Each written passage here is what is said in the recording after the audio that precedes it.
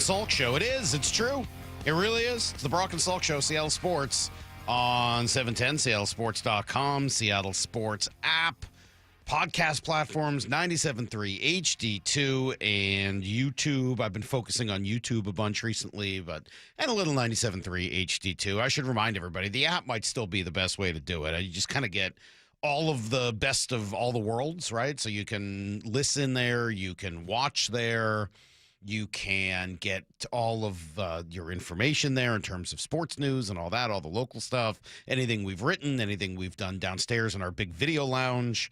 I was down there yesterday doing a little Seahawks video, which was fun. Anybody, I don't know if you got a chance to see it. It kind of got turned into an article, which was cool, up at seattlesports.com or there on the app. And, the point I was making, and I made it a little bit yesterday, but I'll reiterate it again because, it was a rare case where I was right. The Seahawks just don't get here, guys, with the moves they made to bring people in. It wasn't enough. It wasn't enough. Bringing in Mike Macdonald, huge, probably the biggest. Bringing in Sam Darnold, enormous. DeMarcus Lawrence, Grace Zabel, all the draft pick. I mean, you can go on for a while with all the great moves. We did yesterday, 2 days ago, about John Schneider and all the great moves he's made to completely change this whole deal. But none of that, I think, leads to this without the three major subtractions at the end of last year. You had to move on from Ryan Grubb. You had to. I don't know if that was, necessarily controversial. It's not hard to get a fan base to get interested and support firing an offensive coordinator. They tend to be they draw the ire of fan base, especially when the offense is not living up to the billing, and that's obviously what happened last year. So you have to move on from Ryan Grubb, but they did it. They did it after 1 year. It's worth noting, and as much as I love Pete, this is a difference, that, John Schneider insisted. One of the biggest reasons, according to him, that they had to make some of those changes to move on from Pete and to get to where they are now is that he needed the coaching staff to report to him. He needed to have some of that capability and power. And it mattered. A year in, hey, this isn't working. I don't know whether Pete would have made the move that quickly on Ryan Grubb. But it obviously wasn't working internally. It clearly wasn't working in the results. And so before you could hire Clint Kubiak, which was a great hire, you had to fire Ryan Grubb. Okay, fine. So they do that. And then obviously I think you know where I'm going to go with the other two, with Geno and DK. You had to do that. You had to. It was a must. And it almost didn't happen. It almost didn't happen. I will maintain forever and ever, and I don't know how you'll ever get me off this spot, that they had to make those two moves for a whole bunch of different reasons. A whole bunch of different reasons. Leadership. You had to allow the leaders of this team. What does Mike call it? The Leadership Council, which I love. It's not just the captains, it's the Leadership Council. The Leadership Council needed to have full buy-in. One of the big pieces of sound that we'll play a little bit later today, and it's kind of buzzing around the internet after last night, was this montage that the Seahawks put out, and it starts with Mike Macdonald's opening press conference. I'm sorry, his opening meeting with the team, right?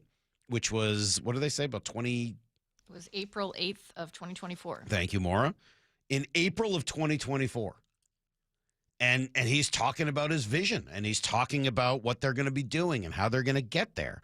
Well, I don't know whether any of that continues this year with a quarterback that every time something went wrong was calling his old boss. I don't know whether he was bought in the same way Sam Darnold is. I don't think DK was, and I don't think Geno was.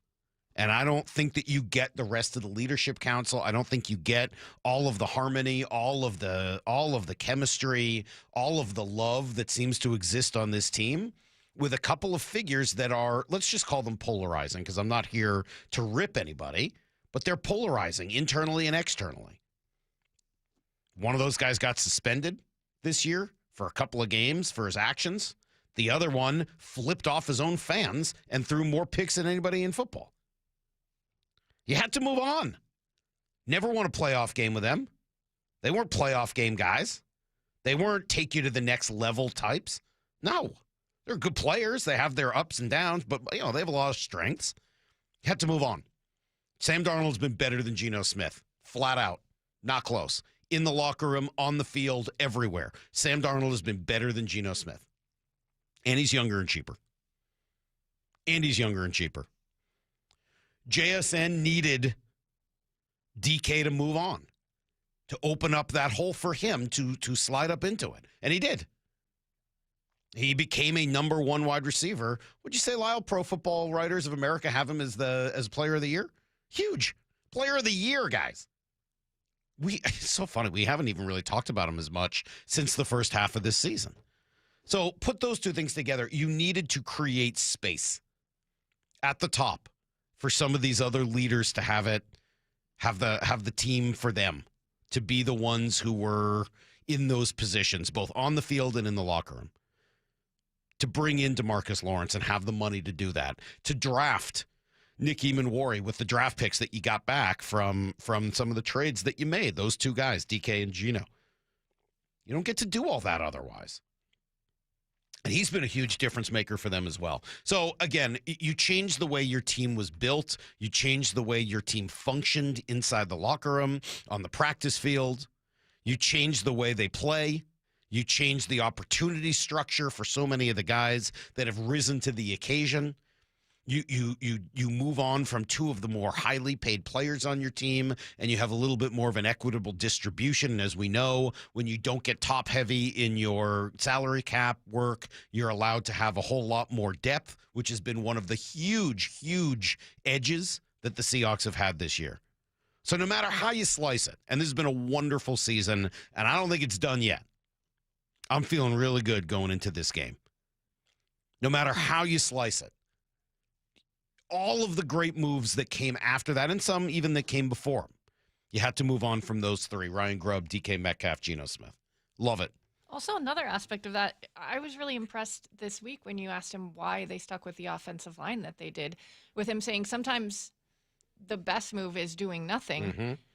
But they have been so, just they barge forward with a lot of like Tyrell Dotson and Jerome Baker. They're not working. Get them out of here. Yep. They've been so decisive with things when they're not working before. It was interesting to hear that there are times where they stick with their convictions. And I feel like it's because this year they kind of felt like they actually had their plan in place, where the first year there were some things they were trying and they're like, this isn't working. This isn't our vision.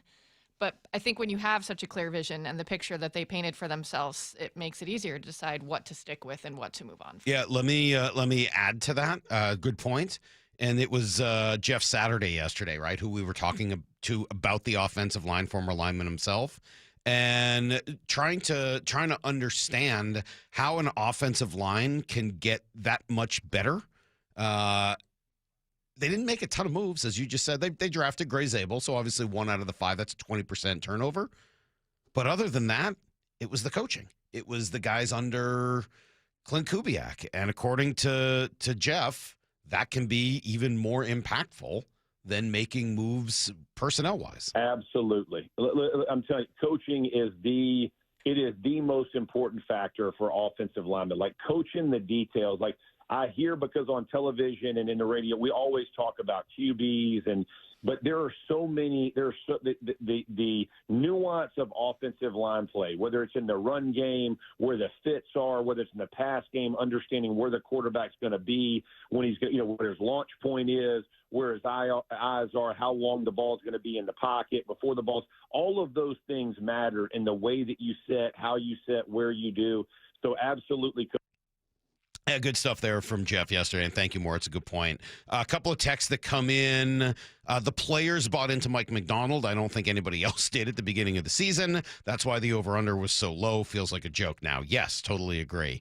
The clip of 206, clip of JSN's reaction to getting headbutted.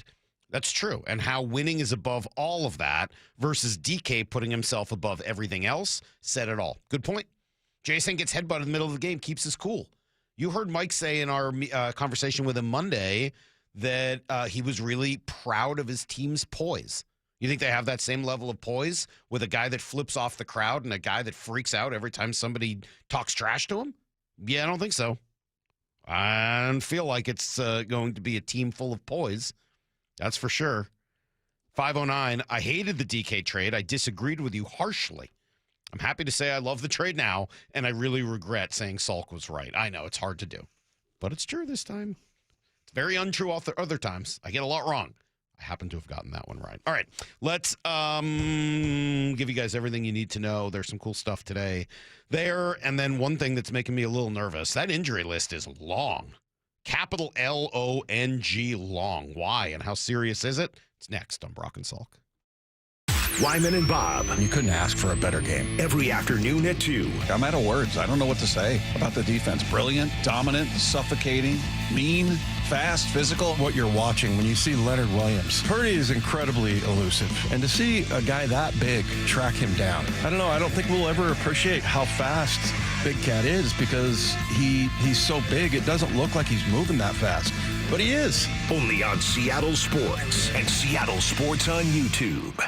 And this week's First Mark Challenge victory goes to Lonnie. Lonnie, why did you call First Mark Insurance? We've been with the same insurance company for over 32 years. And my husband said, come on, let's at least try it. And that was the smartest thing we ever did because we saved thousands, literally thousands a year on our insurance. They improved it. It cost me less, and it was a higher value. You know, I can't say enough good things about Scott because everything that he said he'd do, he did. What do you tell your friends they can expect when they make the call to First Mark? An easy, profitable, and actually pleasant call. They genuinely are trying to help you, and you can't beat that. We were silly to wait so long. A couple other friends that have called, too, they said, why didn't you tell us about this sooner? You see, Lonnie did it. My family did it. You got to do it, and it's totally free. Go take the First Mark Challenge today. See how much they can save you and how much better your coverage will get. Maybe you will be our next First Mark Challenge victory. Go to firstmarkinsurance.com. To me, the LJ way is to provide an experience that people really enjoy being a part of. Lee Johnson Auto Family, the LJ way. Imagine finding your dream home and moving in right away. No waiting to sell your old place first. Sounds perfect, right? That's exactly what Orchard's Move First, Sell Later program lets you do. Buy your new home now and sell the old one later. Here's how it works. Orchard gives you cash so you can buy and move into your new home first on your timeline. No waiting, no showings, no double moves. Then the Orchard experts take it from there. They handle repairs on your old home for you so you attract the right buyers. Once they're done, a local Orchard agent lists and sells your home for top dollar. Orchard's Move First program gives you the freedom to buy and move into your new home first and sell your old home later. Buy before you sell and get top dollar for your home with Orchard. Ready to find out how much your home is worth? Visit Orchard.com to get your free home valuation. That's Orchard.com. Hey Hawk fans, Jake Bobo. Stormy weather is here. How's your roof holding up? Give Techline Roofing a call. With the strongest warranty in the business, Techline has you covered. That's Tekline, roofing.com. Trust Techline. My name is Whitney Allen. I am a widow. My husband, Ryan, died. We never thought in a million years we'd have to use life insurance. The unexpected happened. With Ethos, it is so fast and easy. It's 100% online. You can get a quote in seconds, apply in minutes, and get same-day coverage. No medical exams, and you can get up to $3 million worth of coverage through Ethos. Get your free quote at ethos.com/game. That's ETHOS.com/game. Time spent on application may vary. Online health questions required. This is the story of the one.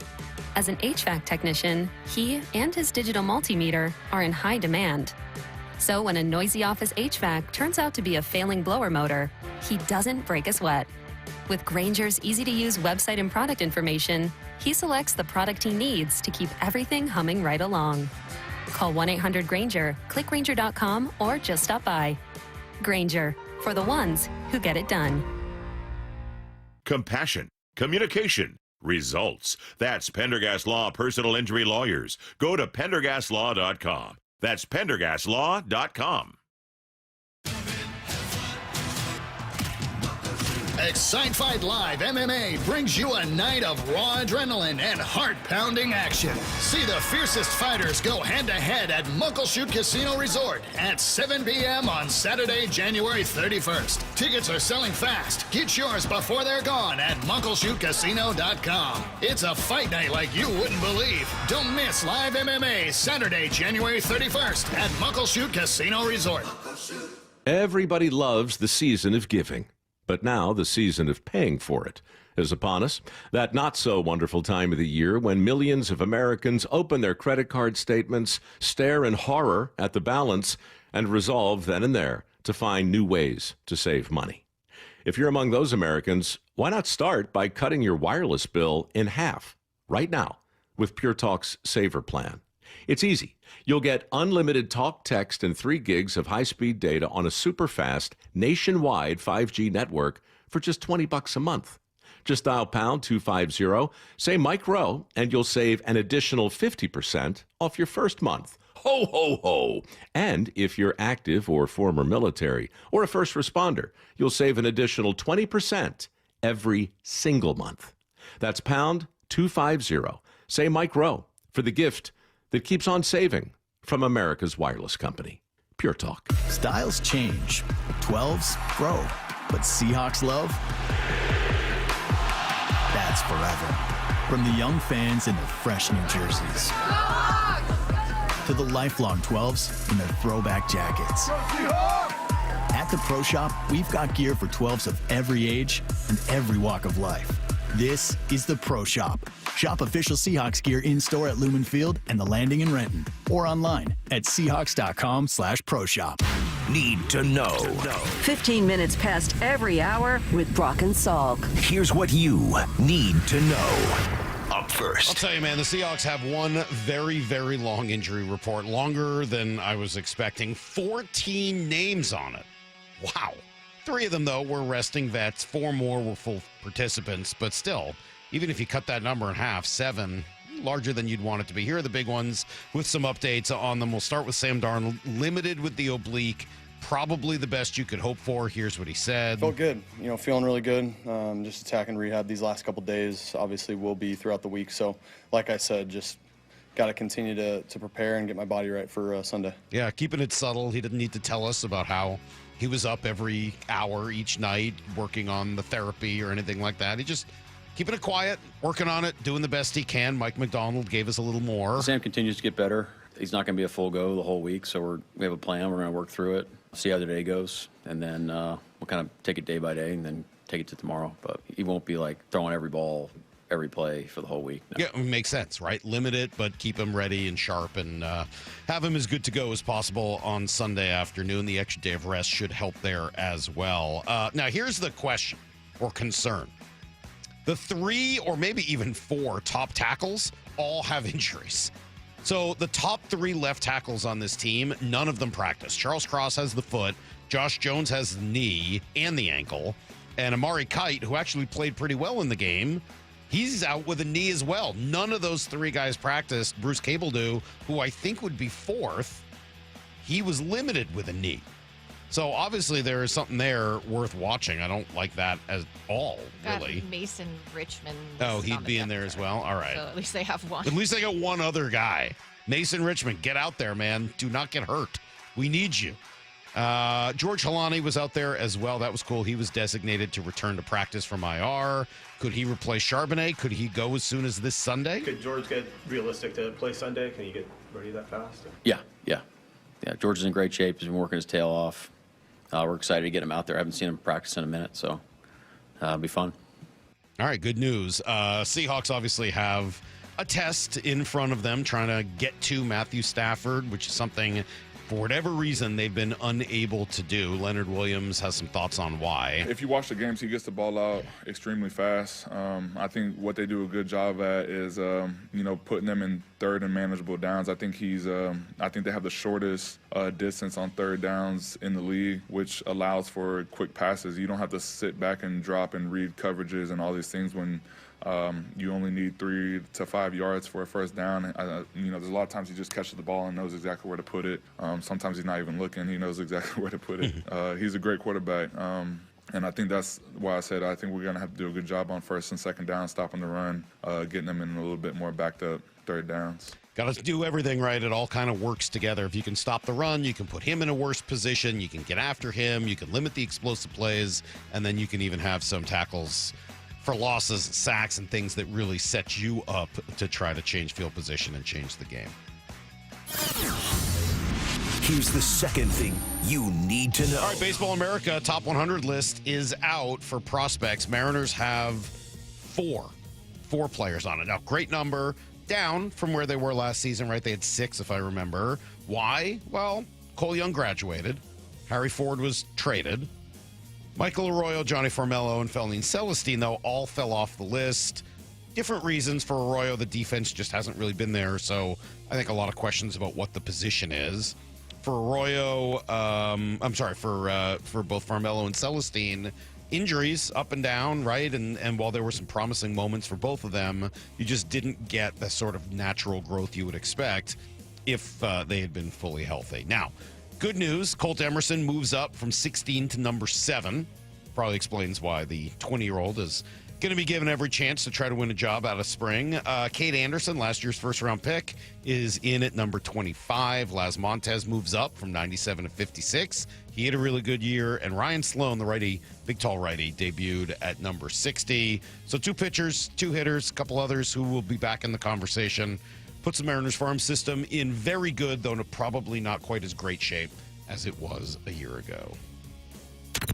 Here's the third thing you need to know. Would have been nice to have seen Saintja pitch his way onto that top 100 list. That was just kind of a bummer. Good clean win for the Kraken last night. They gave up an early goal once again, but this time they bounced back in style. They scored the next 4 and end up winning 4-1. Matty Beniers, Vince Dunn, Capo Caco, Jared McCann all get in on the scoring. But for me, the story was actually Philip Grubauer. He was unbelievable last night. He was really good. This guy, man, a year ago, I'm looking at it going, I can't believe they have to pay him for another season. Now, you're watching him. He looks like a number 1 goalie.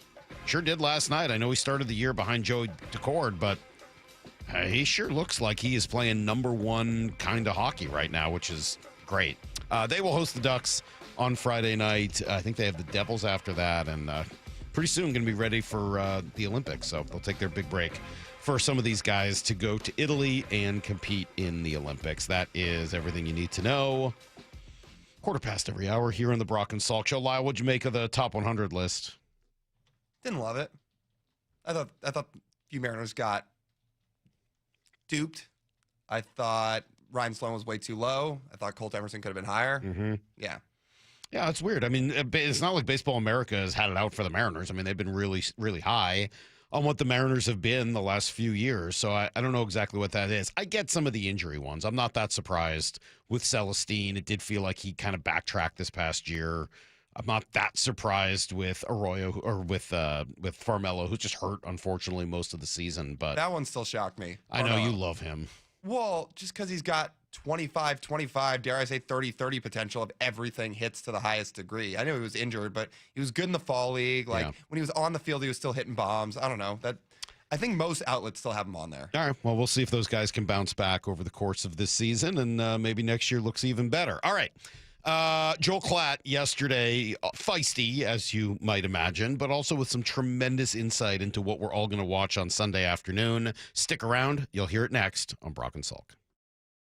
Bump and Stacy, weekdays 10 to 2. The team that got rid of Pete Carroll, let Geno go, DK is out of here, lots of moving parts, are playing to go to the Super Bowl. No one thought this was going down like this. I didn't see this happening for this ball club. It's been the best transition in the league in the past couple of years. No other team has made the major moves that this team has made and gotten to this point. Only on Seattle Sports on 710 and the Seattle Sports app. Yeah, you have an old 401k. Maybe you're not sure what to do with it. It's Mike Salk here, and I know we all want peace of mind in our investment portfolio, right? Money is such a stressor. You start thinking about retirement, the long term. How about just getting a second opinion? You can call Trajan Wealth today and just maybe discuss how to optimize those funds and get that money working for you again. Trajan Wealth's core philosophies include low expenses, manager tenure, and then tax efficiency. So important. There are just a few key qualities that differentiate a Trajan Wealth portfolio from their competitors. Call them today, schedule that complimentary introductory meeting, and just learn maybe a little bit more about them. 206-466-3300 is the phone number. That's 206-466-3300, or go to TrajanWealth.com. Advisory services through Trajan Wealth LLC, an SEC registered investment advisor. Client paid advertisement. Additional disclosures at TrajanWealth.com. Michael is in his 70s, and he was dealing with an injury. I had tears in my rotator cuff. Just the discomfort of going about everyday life. Day-to-day things were not comfortable or almost impossible, but just being inactive was troubling. He was in a great deal of pain. I started trying to learn how to brush my teeth with my left hand, and you can't do it. It was ridiculous. Searching for answers, Michael found Dr. Mark Wagner, MD, at Seattle Sports and Regenerative Medicine, where he underwent stem cell therapy. You know, I played basketball Monday, Wednesday, and Friday, and so I'm getting my shot back. It's not back to where it was, but hey, before I couldn't even do anything. So 100% improvement of what it was. Wow, that's great to hear. Would you recommend stem cell therapy to others? I can share without a doubt that it helped me, and I'm grateful for that. Whether it's a shoulder, hip, or knee, before you choose surgery, consider stem cell therapy with Dr. Mark Wagner, MD, at Seattle Sports and Regenerative Medicine. Schedule your consultation at drmarkwagnermd.com. Texting enrolls you in a recurring automated marketing text messages. Consent not required to purchase. Message and data rates may apply. The team's looking good this season. I think so. Man, I miss playing football. Ever since I turned 40, I just can't find that fire I used to have. Think it could be lower testosterone? What do you mean? I was feeling the same way. After 40, the body has less testosterone, and men lose their edge. That's why I take Nugenix Total T2. That's the testosterone booster, right? Yes, but Total T2 is their brand new formula that skyrockets nitric oxide levels in as little as 3 hours. Since I started taking it, I've been lifting like when we played for Coach Carter. My energy is way up, and it even spiced up things between me and the missus. Are they still giving out complimentary bottles? Yep, just send a text. Text HAWK to 321-321 for your complimentary bottle of Nugenix Total T2, the next generation testosterone booster. Text now and we'll include a bottle of Nugenix Thermo X, our newest, most powerful fat burner ever, absolutely free. Text HAWK to 321-321. That's HAWK to 321-321. These statements have not been evaluated by the FDA. This product is not intended to diagnose, treat, cure, or prevent any disease. Kick off 2026 at Toyota of Kirkland and Toyota of Renton with their New Year's savings on your next car. Like the 2026 Corolla, leasing at just $215 a month for 39 months with $29.99 due at signing. The 2026 Prius, leasing at $280 a month for 39 months with $29.99 due at signing. And the 2026 Camry LE, leasing at $339 a month for 39 months with $29.99 due at signing, or finance at 4.99% APR for 72 months. New Year's savings at ToyotaofKirkland.com and ToyotaofRenton.com. Whether you're in the north or the south, they've got you covered. Offers valid until February 2nd, 2026. Terms available on approved credit through TFS. Excludes taxes, titles, license, dealers, accessories, and a $200 negotiable dealer documentation fee. One win away from the Super Bowl. All teed up. Here's Steve Rabel and Dave Wyman call the NFC Championship game. Sunday kickoff at 3:30. Only on Seattle Sports.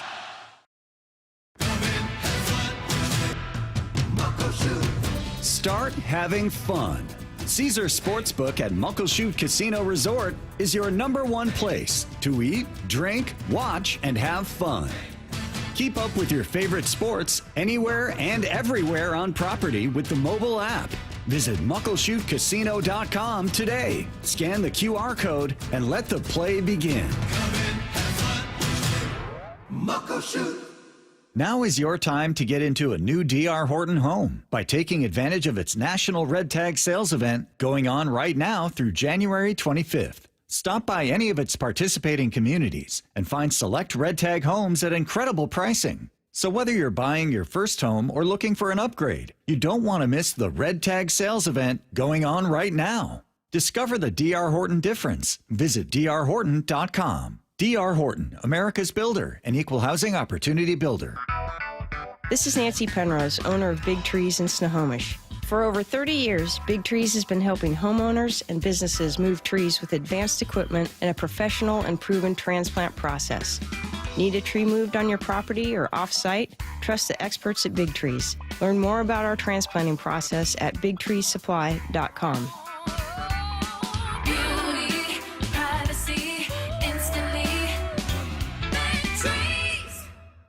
We live here in Washington. I travel all over the state for work. Affordable short-term rentals help us stay together and make Hazel feel at home. Now Olympia is considering a huge tax increase on short-term rentals. Pricing us and other families out. since more than half of short-term rentals here are used by Washingtonians. Costs on everything are going up. Please tell legislators not to make our trips more expensive too. Paid for by Airbnb helps our state thrive. Host Hack. Brock and Salk's Rewind is presented by Toyota of Kirkland and Toyota of Renton. From the Quantum Fiber Studio, you're listening to Brock and Salk. Weekdays 6 to 10. On Seattle Sports and 97.3 FM HD2. All right, good to have Joel Klatt with us today, as we do every Wednesday, Brock. And it's been great to continue this here now through the playoffs as the Seahawks get another win Saturday night and get ready for the NFC Championship game. You guys all know this already. Of course, 3:30 Sunday afternoon. Joel, good morning. Are we getting ready to tee off again today? Where do we find ourselves today? Yeah, it's just a little colder outside, so I didn't want to get my hands cold, so I'm sitting inside this time. All right, well, that's too bad. I enjoyed the. It's the off season for me. Now that the championship game's over, you kind of do whatever. Well, good news is next year the championship game is January 25th. It'll be January. Goodness gracious, in college football. What are we doing? Should they do it in the off week, the NFL off week before the Super Bowl?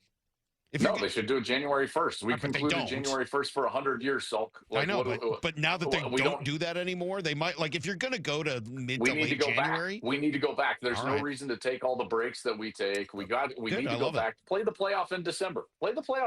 Sweet. Stay out of the NFL playoffs. The NFL playoffs suck all the oxygen out of the room. We're playing a championship game on a Monday night. How stupid.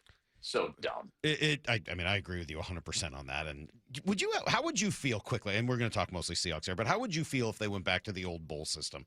Forget the playoffs, forget all of it. Just have the bowls at the end. No, I don't want that. I mean, I think that was even worse, to be honest with you. I love the playoff system. I just wish that we had a destination. We have a national championship. It's like, great. We crowned a national champion in women's platform diving as well. Like, why are we calling it the same thing? Like every other major sport, we have a destination, a tentpole event. It's the World Series, it's the NBA Finals, it's the Stanley Cup, it's the Super Bowl. And then we just play like a national championship in college football. I think that the national championship should be the Rose Bowl. I think it should be at the Rose Bowl every year. I think it should be on January 1st because it's the most iconic venue that we have in sports, and we can own it as a college football community. It could be a tent pole. It can be a run for the roses every single year. That, to me, elevates the sport versus what we do. We stick it in these corporate environments on a Monday night. It doesn't get the ratings that it deserves. We're falling short on ratings by 10, 12, 15 million viewers just because the powers that be have no clue how to do a schedule and actually conclude the sport in any feasible way. The concourses are so small at the Rose Bowl, Joel. And I don't care. I don't care at all. To get in and out of there, Joel. And I've got a tailgate on a golf course, Joel, and there's no suites. I heard. I don't even want to say it's a commissioner, but it might be a commissioner. Say, well, it's really tough to get from the field up to the suites. Yeah. Talk about cutting off your nose to spite your face. That's, all good points. All right, let's get to the Seahawks because we're pretty obsessed here at the moment in Seattle. People are pretty invested. Did you get to watch Saturday night? And if so, what'd you see? Time out. Normally, I get to this point in the season.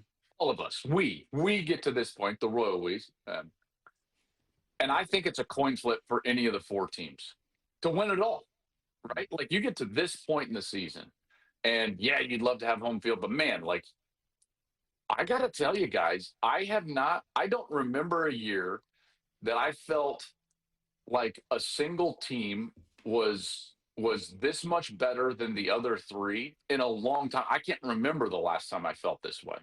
Maybe the undefeated Patriots, but like, I might be selling the Rams short. And I know that they played a great game a couple of times against Seattle during the course of the year.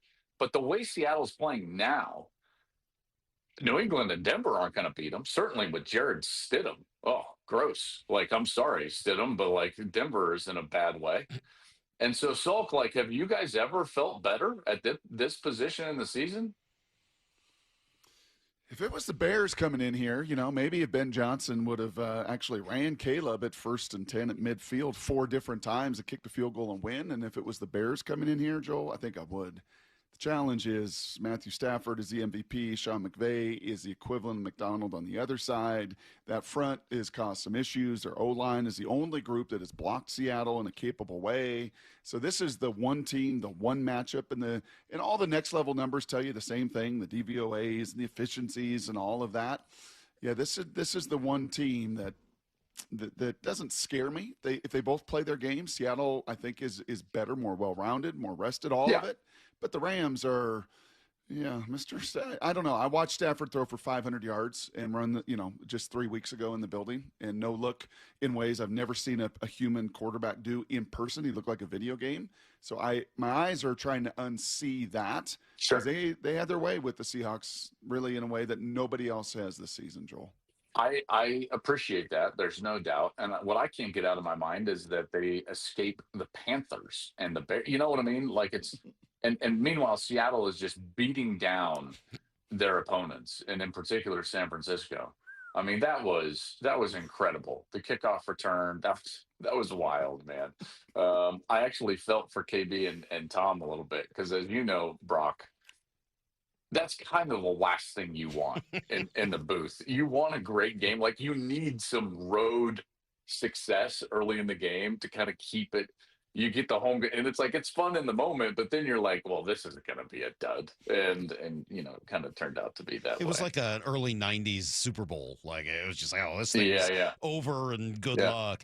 I was thinking about what you just said. That was a shot at me. That was you might not have even known it, but I'm, grew up in Denver. It's like, I get it. Yeah, 3 out of 4 years, Denver, Broncos, 55-10 against Chargers, why don't you just say it? It was like the Broncos against 49ers. Patriots. There's a lot of teams that went through that. I was actually thinking about what you just said and what Brock answered on the Rams, and I think you're both right. Just thinking about the Seahawks are clearly, just looking at the 4 teams and how they're playing, they are playing much better and are a better team than the other 3. The argument that Brock is making is just matchup, and that even if the Seahawks are a much better team, for whatever reason, the Rams seem to match up pretty well against them. So, it's a funky spot where you're like, yeah, this team's better. They should just go out and whoop them because they're more talented and they're playing better football and they're better. The coaching is amazing. The depth is incredible. The health has been tremendous. It's just, how much does matchup matter over talent and how well you're playing? Yeah, I think it matters a lot in the NFL. There's no doubt. This is the only team that I think I would have any amount of pause. If I was Seattle, I think that they're substantially better than almost everybody else. But Stafford gives you that, and in particular, it's McVay's willingness to sit in there with 12 and 13 personnel, Brock, and run the football and run duo. And Corum does a nice job, and like, they will keep you honest enough, and then all of a sudden you've got a Hall of Famer who's playing at an MVP level. And he's throwing to Puka Nacua, and he's got, Devontae Adams. So they've got enough to keep you honest as a defense. This is one of the things that makes Seattle so great, is that Seattle can put you into a position where they know what you need to do and want to do. Obvious down situation. And then they thrive in those obvious down situations. Whereas I think that the Rams can do a good job of staying balanced regardless of those situations because of McVay's willingness to run the football, his willingness to use run action pass, not necessarily just play action, although he'll use that, but the run action, getting Stafford on the move out of the pocket. That neutralizes the pass rush a little bit, which has been very good for Seattle. Like you said, Brock, it allows them, it helps them from a schematic standpoint block that front rather than just sit there and sit and drop back all day long. They're moving the launch point in the pocket, and all of those different things can help slow down the rush. So yeah, matchup certainly matters. I still favor Seattle in this game. I really do. I think that it's going to be incumbent on Seattle to control the game at the line of scrimmage on the offensive side, keep Sam into a situation where he's not throwing in obvious down situations. And if they can do that, then they should win the game. Again, like, they are a better team than the Rams. The Rams have a better quarterback. Okay. And then we all say, like, well, okay. So unless Stafford goes out there and puts up another 400 or 500 bills, I still like Seattle. Joel, you were a rotational athlete. You still are. I watched you work out. You're a man, and you swung a baseball bat, and you threw a football, and now you swing a golf club. Have you ever had an oblique? I have. Did you Debilitating. you see any remnant of that last week with Sam? No. It has to be minor. Okay. It has to be minor. Because if you've got like a I don't want to say real, but like, or they're giving him the good stuff. You know what I mean? You know what I mean. Maybe both are true. Maybe both are true. That's a good point, Salk. I tell you what, you have I'm on it today. He's on his game. Brought your A game. Yep. Yeah, Mora was out of town last week, Joel. When Mora goes out of town, Salk is just. It's like a QB and an OC. Like the OC is sick. He has stroke. Something happened, and the tight end coach gets elevated to play calling. It happens. Right to a stroke. Sure, he has a stroke. So you got a temporary offensive play you caller. never know, Salk. That's true. You got to be prepared for everything. It's a stressful position to be in. You never know what can happen. I lost my bet in Vegas. I thought Tom Moore was going to die on the field, so he's stepping away. He's taking care of Winnie. Yeah, I would have lost that bet. But anywho, Salk is on his P's and Q's now. We're all dialed in. It's title week. You did not see you didn't see any remnant. I didn't see it. Did you see it? I did not. The first hit, he took a hit on a little screen that K9 didn't help, and the safety sacked him, and he got up, and I was like, oh, here's a moment of truth, right? Because you can take that shot, you can feel good. Here's a moment of truth. And then the very next play, they put JSN in the backfield. They run a little flood. JSN's a little hold route, and he throws a 19-yard dart to Cooper Kupp on the sideline. I was like, oh, he's all right. I think that there's two different things going on. And this is a great framing. I love your perspective on this. There is pain that hurts you from a functional standpoint, which normally a severe oblique would hurt you from a functional standpoint. Like, I cannot throw the ball that I want to throw in this situation. And then there is pain that is not hurting your functional ability. And therefore it becomes just an element of, I hate to say it this way, but like grit and courage. Can you fight through that pain? So, okay, it's going to hurt when I get hit. So what? Right? Like, I don't know. Now, granted, I played the game like a clown with sand in the bottom. Like, just got wrecked. And I would just bounce back up and be like, hit me again, boys. I can't run. But like you're gonna have to have some of that. So if it's gonna hurt him when he gets hit, it's like, great. It's championship game weekend and figure it out. But functionally, I didn't see it affect his game. So I don't care if he winces or what happens when he gets hit. He needs to be able to just drop back and throw that ball that you talked about. And in particular, by the way, when he was rolling to his left and he threw that touchdown. Or kind of sliding to his left, I guess you could say. It was more like on a shuffle and sliding and buying time. That was not an easy throw. That was a tight window throw, back corner, anticipatory, right window. And when he made that throw, I was like, he's totally fine, functionally. So after that game, you now trust Sam Darnold on Sunday? I mean, let's not jump to conclusions here. Like, this is, remember that, what movie was that? It's a jump to conclusions. That would be Matt. Office Space. Yeah. Office Space. There you go. Some friends of mine actually ran into that guy, that actor, in a bar in LA and said, hey, it's a jump. And he answered it right away. He was like, two conclusions, Matt. Well, now, buy me a beer. There's Mark, different conclusions that you can jump to. Yes. It's incredible. What an incredible movie. It is. Yes. One of my favorites. All right, so still not all the way there with. So you're like me. He played a great game, but he wasn't really asked to do all the things that are going to lead to trust. There were no whammies. No whammies. Not even close to a whammy. Not even close to it. He only threw it 17 times. Like, he just wasn't asked to do granted, that much. man, listen, if you even think about putting the ball in harm's way after your team takes the opening kickoff back, then, like, someone needs to.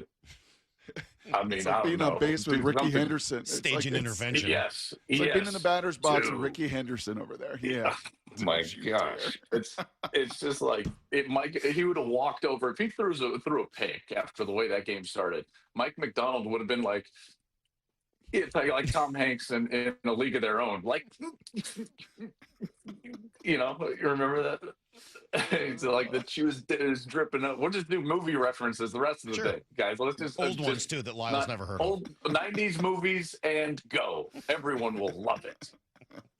All right, so you're kind of with me where he played really well. Credit where it's due, but just not a tremendous amount asked. So let me. I think, listen, Sam is going to have to go win the Super Bowl for us to be like, okay, we're done with all the questions. We're done with all the questions. I think if he has a great game Sunday, he could do that. Like if he has a great game, beats the Rams, it throws for a ton of yards, like they need him. I think he could erase all those questions this weekend. That's a great point. And for who he will likely be playing, listen, I think New England's going to beat Denver with the Stidham-Bo Nix issue.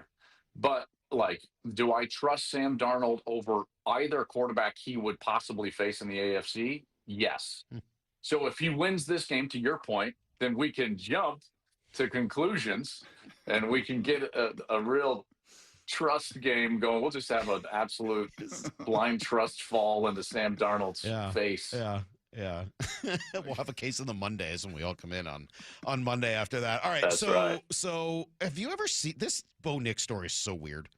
It is one of the weird. I cannot recall a story quite like the Bo Nix thing where he looks totally fine. Everyone in the world thinks he's fine. And then like an hour later, it comes out, oh no, he's actually out for the season. What the heck? So like, are what is going on you there? a conspiracy theorist? Or Sure. Are you he broke it celebrating? Don't say sure. You have to be one or the other. This is not a sure proposition. You either believe he broke it in the locker room. Salk didn't even think about that. I hadn't heard that. That's the theory? Oh, you guys haven't heard that theory? Well, no, but I like it. No. Oh, I thought you had heard the conspiracy theories that there was an accident there we go. in the locker room in the celebration. Yeah, that makes sense. I buy that. I buy that 100%. Look at him. He went right there. He just took it. I mean, it doesn't even surprise. Yeah, like I'm actually kind of mad at myself for not assuming that to begin with. Of Joel, course, that's I've said for years he's a halibut. Okay, halibut are bottom feeders. They sit on the ocean floor, and if you just chum them the right way and you bang that bait right on their forehead, they just inhale it. Lyle, you in on that? You should be in on that story, right? Are you in on that?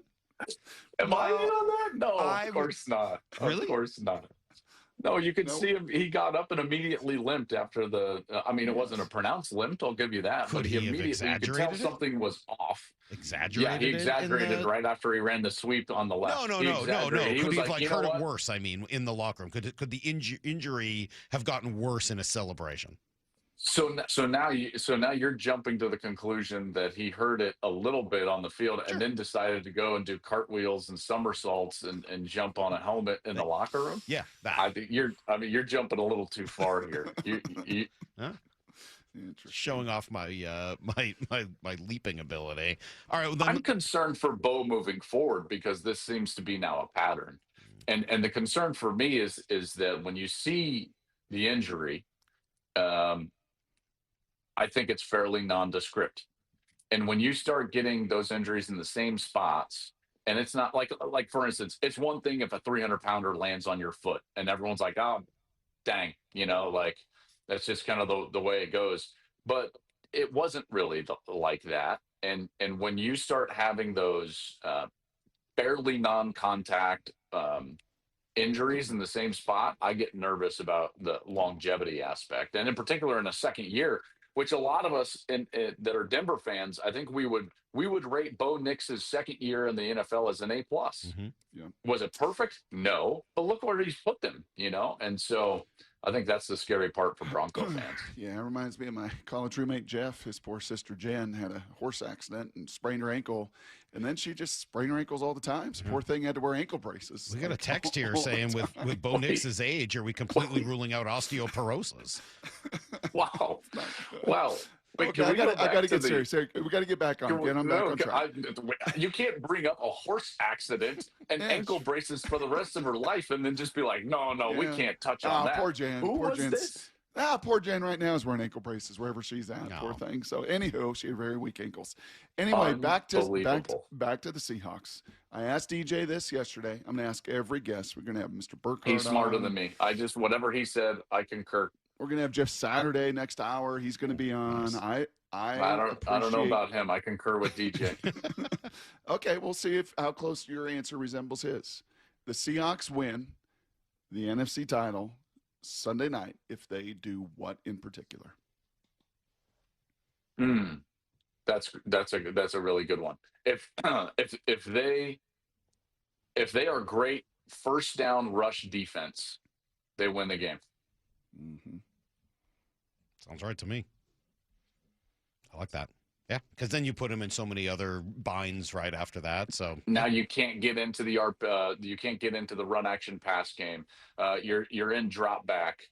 You're forcing them to be where you expect them to be in the launch point. I think conversely on the other side, to me, this is a first down game, not a third down game. I think that each offense will build themselves into success or lack of success on third down based on what happens on first down in particular, and how many times you can run the football and stay on schedule on first down. That's the entire key to me to the game. Seattle needs to do it for Sam Darnold. And as great as Stafford is, you need to put him in a situation where you've got a two-way go, where you can play action and still put defenders in conflict and they buy it.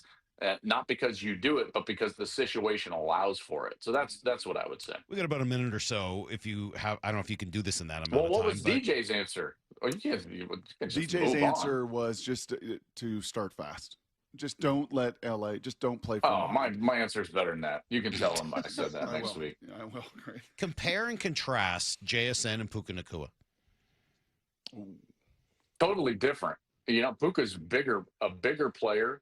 I think that he uses his body and his body leverage more in order to create space, whereas JSN is more naturally explosive in his lower half. And so he can create space utilizing that. They both have an incredible feel for the game and coverages that are run. They're very smart players and reliable with their hands. But again, you put Puka in more 50-50 situations because of his body control and size versus JSN, who's going to win, create space, and in particular, exploit a matchup in particular. I mean, similar, I guess, in that respect, but I think that their styles are a little bit different because of the size difference. This is fun. This is a good little pre-NFC championship game chat with Joel. What a fun week for you guys. You guys are on fire there. I bet the text line is on fire. It is. So good. Yeah, so good. Always is. I know the text line. Anytime you get an osteoporosis on the text line, that's like the listeners are engaged. Just a day in the life here in the Brock and Salk show. You never know where that sucker's going to go. So, hey. Hit him straight, Joel. Hit him straight, my friend. I'm going to try. All right, the great Joel Klatt, who joins us Wednesdays, usually 8:30, sometimes 7:30. Sometimes you got to work around the golf schedule, whatever it is. Good to have Joel and his thoughts, not just on the college world, of course, but here on the NFL and the Seahawks. And look, I love that first point he makes about, generally everyone sort of seems like a coin toss when you get down to 4, but the Seahawks really do seem to have the better team. The question is, do they have the wherewithal to win in this matchup? And I will say, just straight up, as we sit here today, and I'll dig into this a little bit more at 7:30, I'm feeling really good about Sunday. I'm feeling good about Sam. I'm feeling good about Sunday. I'm feeling good about this matchup. I'd like a little more clarity on what's going on at the left tackle position, I'll be honest. That's a little odd. But assuming one of those three guys at least are ready to go, I'm feeling better and better, honestly, by the day. I felt good, not great. Okay, I would say the first time, the Thursday night game against the Rams. I felt great in the first game against the Niners. Felt good last week against the Niners. And this week, I would say I feel really good, man. I really think the Seahawks have an excellent shot to win this game. And I'm not looking past anything. I know that's not what you do, even if, you have no effect on the game whatsoever. But I really do have a good feeling about how this game goes on Sunday. All right. Heard something yesterday. A couple people sent this to me. Not a huge surprise because this is a long-standing Brock and Salk conversation that I think has now finally come to an end next on Brock and Salk. Wyman and Bob. You couldn't ask for a better game. Every afternoon at 2. I'm out of words. I don't know what to say about the defense. Brilliant, dominant, suffocating, mean, fast, physical. What you're watching when you see Leonard Williams. Purdy is incredibly elusive. And to see a guy that big track him down, I don't know. I don't think we'll ever appreciate how fast Big Cat is because he's so big. It doesn't look like he's moving that fast. But he is. Only on Seattle Sports and Seattle Sports on YouTube. Get ready for a winter of winning with $125,000 in cold hard cash. Win your share of this spectacular polar payout every Saturday in January with hourly drawings starting at 6 p.m. The fun snowballs from there into a guaranteed 10 grand giveaway at midnight. Don't forget, your Reef Rewards card can save you up to 25 cents per gallon at Lummi Bay Market next to Silver Reef. Silver Reef Casino Resort, located off I-5 exit 260. Good Dog Auto Glass. When your windshield breaks, the national brands say their fix is safe, but the quality is light. Instead, trust Good Dog Auto Glass for the best in quality auto glass. Don't let the insurance company bully you. When you call, we answer the phone. Visit us online and get more bang for your buck. Our number one thing with them is always like, hey, welcome someone in and assure them that they're in the right place. We're going to take care of them. Lee Johnson Auto Family, the LJ way. Trust and Will is an online estate planning service. Visit trustandwill.com for details. Trust and Will. My dad and I were always close, but some things we just didn't talk about, like his will. After he was gone, we found out he didn't have one, and it created a lot of stress during a time of grief. Creating a will can be hard to think about, but avoiding it can lead to greater difficulty for the people you love. That's why Trust and Will makes estate planning simple. Create a will online in as little as 30 minutes. Now, I have a will in place to make sure my loved ones are protected. With Trust and Will, it was easy and affordable, and I got peace of mind knowing my wishes are clear. Trust and Will. Get 20% off when you visit trustandwill.com/game. That's trustandwill.com/game to get 20% off. Trustandwill.com/GAME. You're still grooving, still connecting, still loving, still turning up, still thriving. You still got it, but your immune system, it weakens as you age. That's where vaccines come in. They help train and strengthen your immune response to fight off respiratory illnesses like flu, pneumococcal pneumonia, RSV, or COVID-19. Ask your doctor or pharmacist which vaccines you need. Book in minutes at vaxassist.com. Sponsored by Pfizer. When your check engine light comes on, do you see a repair bill or do you see peace of mind? For 20 years, CarShield's been the name America trusts to help keep you on the road. While other companies stop covering you when your car gets older, CarShield offers protection plans up to 200,000 miles. With over $1 billion in claims paid, we don't just promise protection, we deliver it. Don't let a breakdown break your budget. Get the flexible month-to-month coverage you deserve. Go to carshield.com. That's carshield.com today. Pizza's here. Oh, great. I'd love some, but I'm worried about my stomach issues. If you're worried about having diarrhea, gas, bloating, stomach pain, or loose, oily stools, it may not just be stomach issues. It could be a condition called exocrine pancreatic insufficiency, or EPI. With EPI, the pancreas doesn't release enough enzymes to break down food, but EPI is manageable. Use the symptom checker on identifyepi.com and talk to your doctor. That's identifyepi.com. Sponsored by AbbVie. This message comes from Viking, committed to exploring the world in comfort. Journey through the heart of Europe on an elegant Viking longship with thoughtful service, destination-focused dining, and cultural enrichment on board and on shore. With small ships that bring travelers closer to the destination, there's more time to explore. And every Viking voyage is all-inclusive, with no children and no casinos. Discover more at Viking.com. Texting enrolls you in a recurring automated marketing text messages. Consent not required to purchase. Message and data rates may apply. The team's looking good this season. I think so.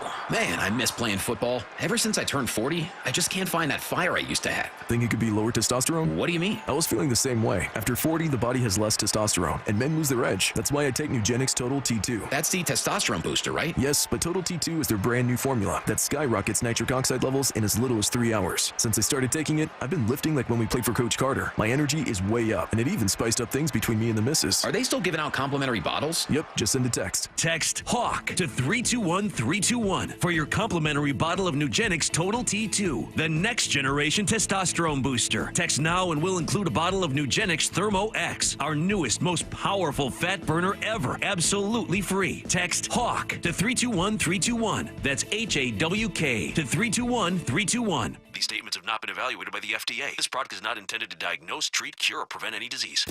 Let's go! This is Seattle Sports. Streaming through the Seattle Sports app. KIRO AM Seattle. KIRO FM HD2 Tacoma. Home of the Seahawks, Mariners, and everything Seattle sports. This hour of the Brock and Salk Show is powered by Star Rentals, preferred supplier to the West's best contractors. Give me a freaking auto! From the Quantum Fiber Studio, this is Brock and Salk on Seattle Sports. Brock Heward and Marcus. Sorry about just Mike. Heward, not exactly Joe Cat there in the pocket. Now here are your hosts, Brock Heward and Mike Salk. You're going to make it through the show today? You're going to be okay? I don't know. I don't know either. Good question. Look, I'm double fisting today. You got tea? Yeah, tea, coffee. Oh, my God. You sound like an old man. Yeah. It's championship week, Salk. I know, but... Talking to a lot of people. There's a lot going on. All right. Well, get close to the microphone or something. Do you remember that? Do you remember the show where you sent me home? Yeah. It was the end. It was the end of a football season. Yeah. And I had Rutgers on Saturday, and I was sitting in there. I was like, man, I don't think I can talk. Like I couldn't even talk. And I started the show, and I was like, and you're like, you're out. You're out. Yeah. You kind of apprenticed me. Yeah. Like you're fired. I can't even understand you. And then I spent the next 2 days, and I had to go to a liquor store in Piscataway, New Jersey, to make a hottie toddy and just try to. I think it's just a hot toddy, but yes, okay, toddy. Yeah. Well, they call hottie toddy. No, they don't. They don't call it a hottie toddy? No. Are you sure? Yeah. No, as a former bartender, I can confirm it's a hot toddy. It's just a hot toddy. There's no reason to go hottie. Well, isn't hottie toddy the old Miss chant? Yes, but it has nothing to do with the. I mean, like the drink is a hot toddy.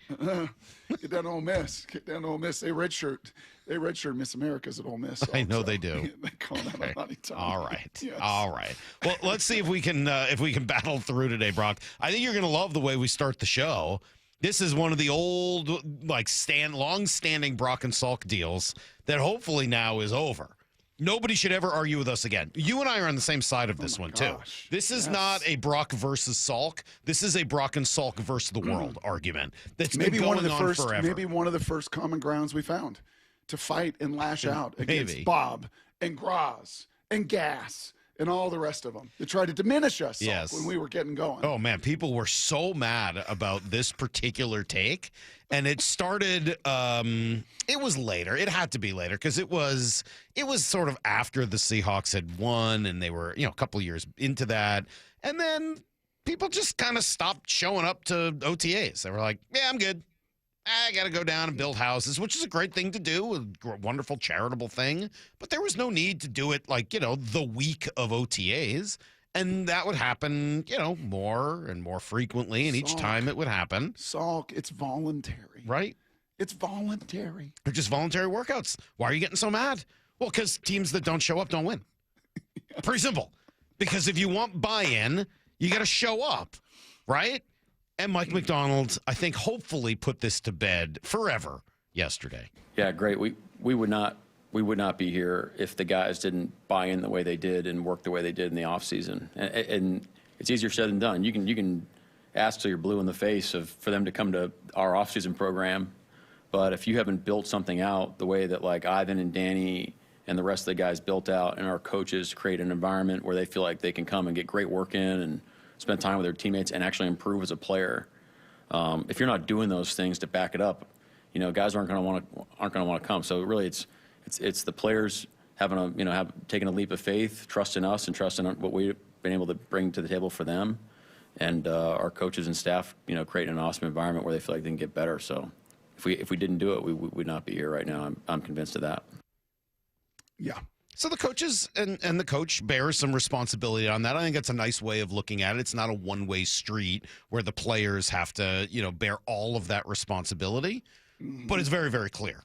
If you want to be a great team, you need to have you need to go beyond the bare minimum. It's really just that simple. If you want to be great, skipping the optional isn't good enough. And I hope everyone out there is enjoying this more than the years where the Seahawks were, quite frankly, underperforming, considering the talent level and considering the guys that they were paying and the amount that they were paying them. I hope for everybody you recognize the difference between what it looks like when everyone's bought in and what it looks like when people would rather go on vacation or whatever else it is during those times. Yeah. It's different. It is, and I would add in, and I think he says it there, Salk, is it's not just the head coach saying it's important to be here, and it's not just Cooper Kupp and DeMarcus Lawrence saying, hey, you guys got to be here. It is the organization committing the resources to, hey, I don't need to go train with my personal trainer. Right. Well, you even see this at the high school level, Salk. We had a coach's clinic the other night, and this is one of the squabbles. And this isn't just Valor Christian. This is a lot of public high schools, private high schools, Washington, California, Colorado, Texas, wherever, Montana, Idaho. Like, oh, I got to have my trainer. Like, I'm going to this place, and this is not to diminish those places at all, because they got really good trainers and they've really helped guys. And Ford Sports there in Bellevue over by Factoria has been a factory helping produce great players. And Bobby Wagner would go there and Sherman would go there and those guys would want to work out with Tracy, and it was awesome. But you know what we need to do? We need to create that same environment of Ford Sports in our facility so they don't have to go anywhere. So they're actually here and they want to be here. And then we provide them breakfast, and then we provide them lunch, and then we got an amazing game room, and then we got they want to be here to build all that camaraderie. And shockingly, there's only 32 organizations in all the world that are in the National Football League. And you know how many of them miss that boat? About half. Yeah. We're not going to do it. Bottom line, you know what's going to cost us to feed these guys breakfast and lunch every day? Yeah, it's a decimal point. That's what it's going to cost you. Like, what are you talking about? So, yeah, that's a good point, Brock. The organization, the coaching staff, the ownership, everybody deserves credit for this. But at the end of the day, it's voluntary. And it's up to the players whether or not they want to come to those. And I hope by now we know it is worth coming to them. We all make fun of this person, right? This person is a joke, right? If you've ever seen Office Space, you know this person is a joke. We need to talk about your flair. Really? I have 15 pieces on. Well, okay, 15 is the minimum. Now, it's up to you whether or not you want to just do the bare minimum or, like Brian, for example, has 37 pieces of flair on today, okay? A terrific smile. Okay, so when you work at Tchotchke's, it's really annoying to be the person with 37 pieces of flair doing more than the bare minimum, and we all laugh at the flair guy. And not to make this like a Colin Cowherd deal, but like, when you're trying to win championships, not just, work at Tchotchke's, you do want the 37 pieces of flair guy.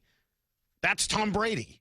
Yep. That's Sam Darnold in this case. That's DeMarcus Lawrence. That's Leonard Williams. Those are the guys who earn the parking space, who come in and win the offseason workout, who do the most. Yeah, they're the 37 pieces of flair guy. It's annoying when you work at Tchotchke's.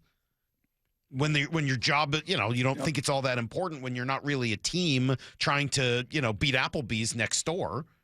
But when you are a football team, and there's, as you said, only 32 of them, yeah, you want to be the pieces of flair guy. And so good on Mike Macdonald for coming out and just saying it yesterday. Like, that stuff's important. Yeah. And honestly, the reality is, we know we've got a bunch of new folks listening, which is awesome, is this team is making a run to a Super Bowl and all of it. But you all work in different environments.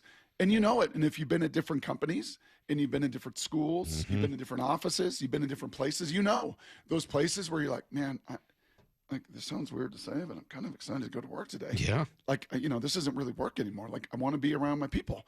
I want to educate. I want to make money. I want to do well for the business. I want to grow. I like my coworkers. And all that stuff.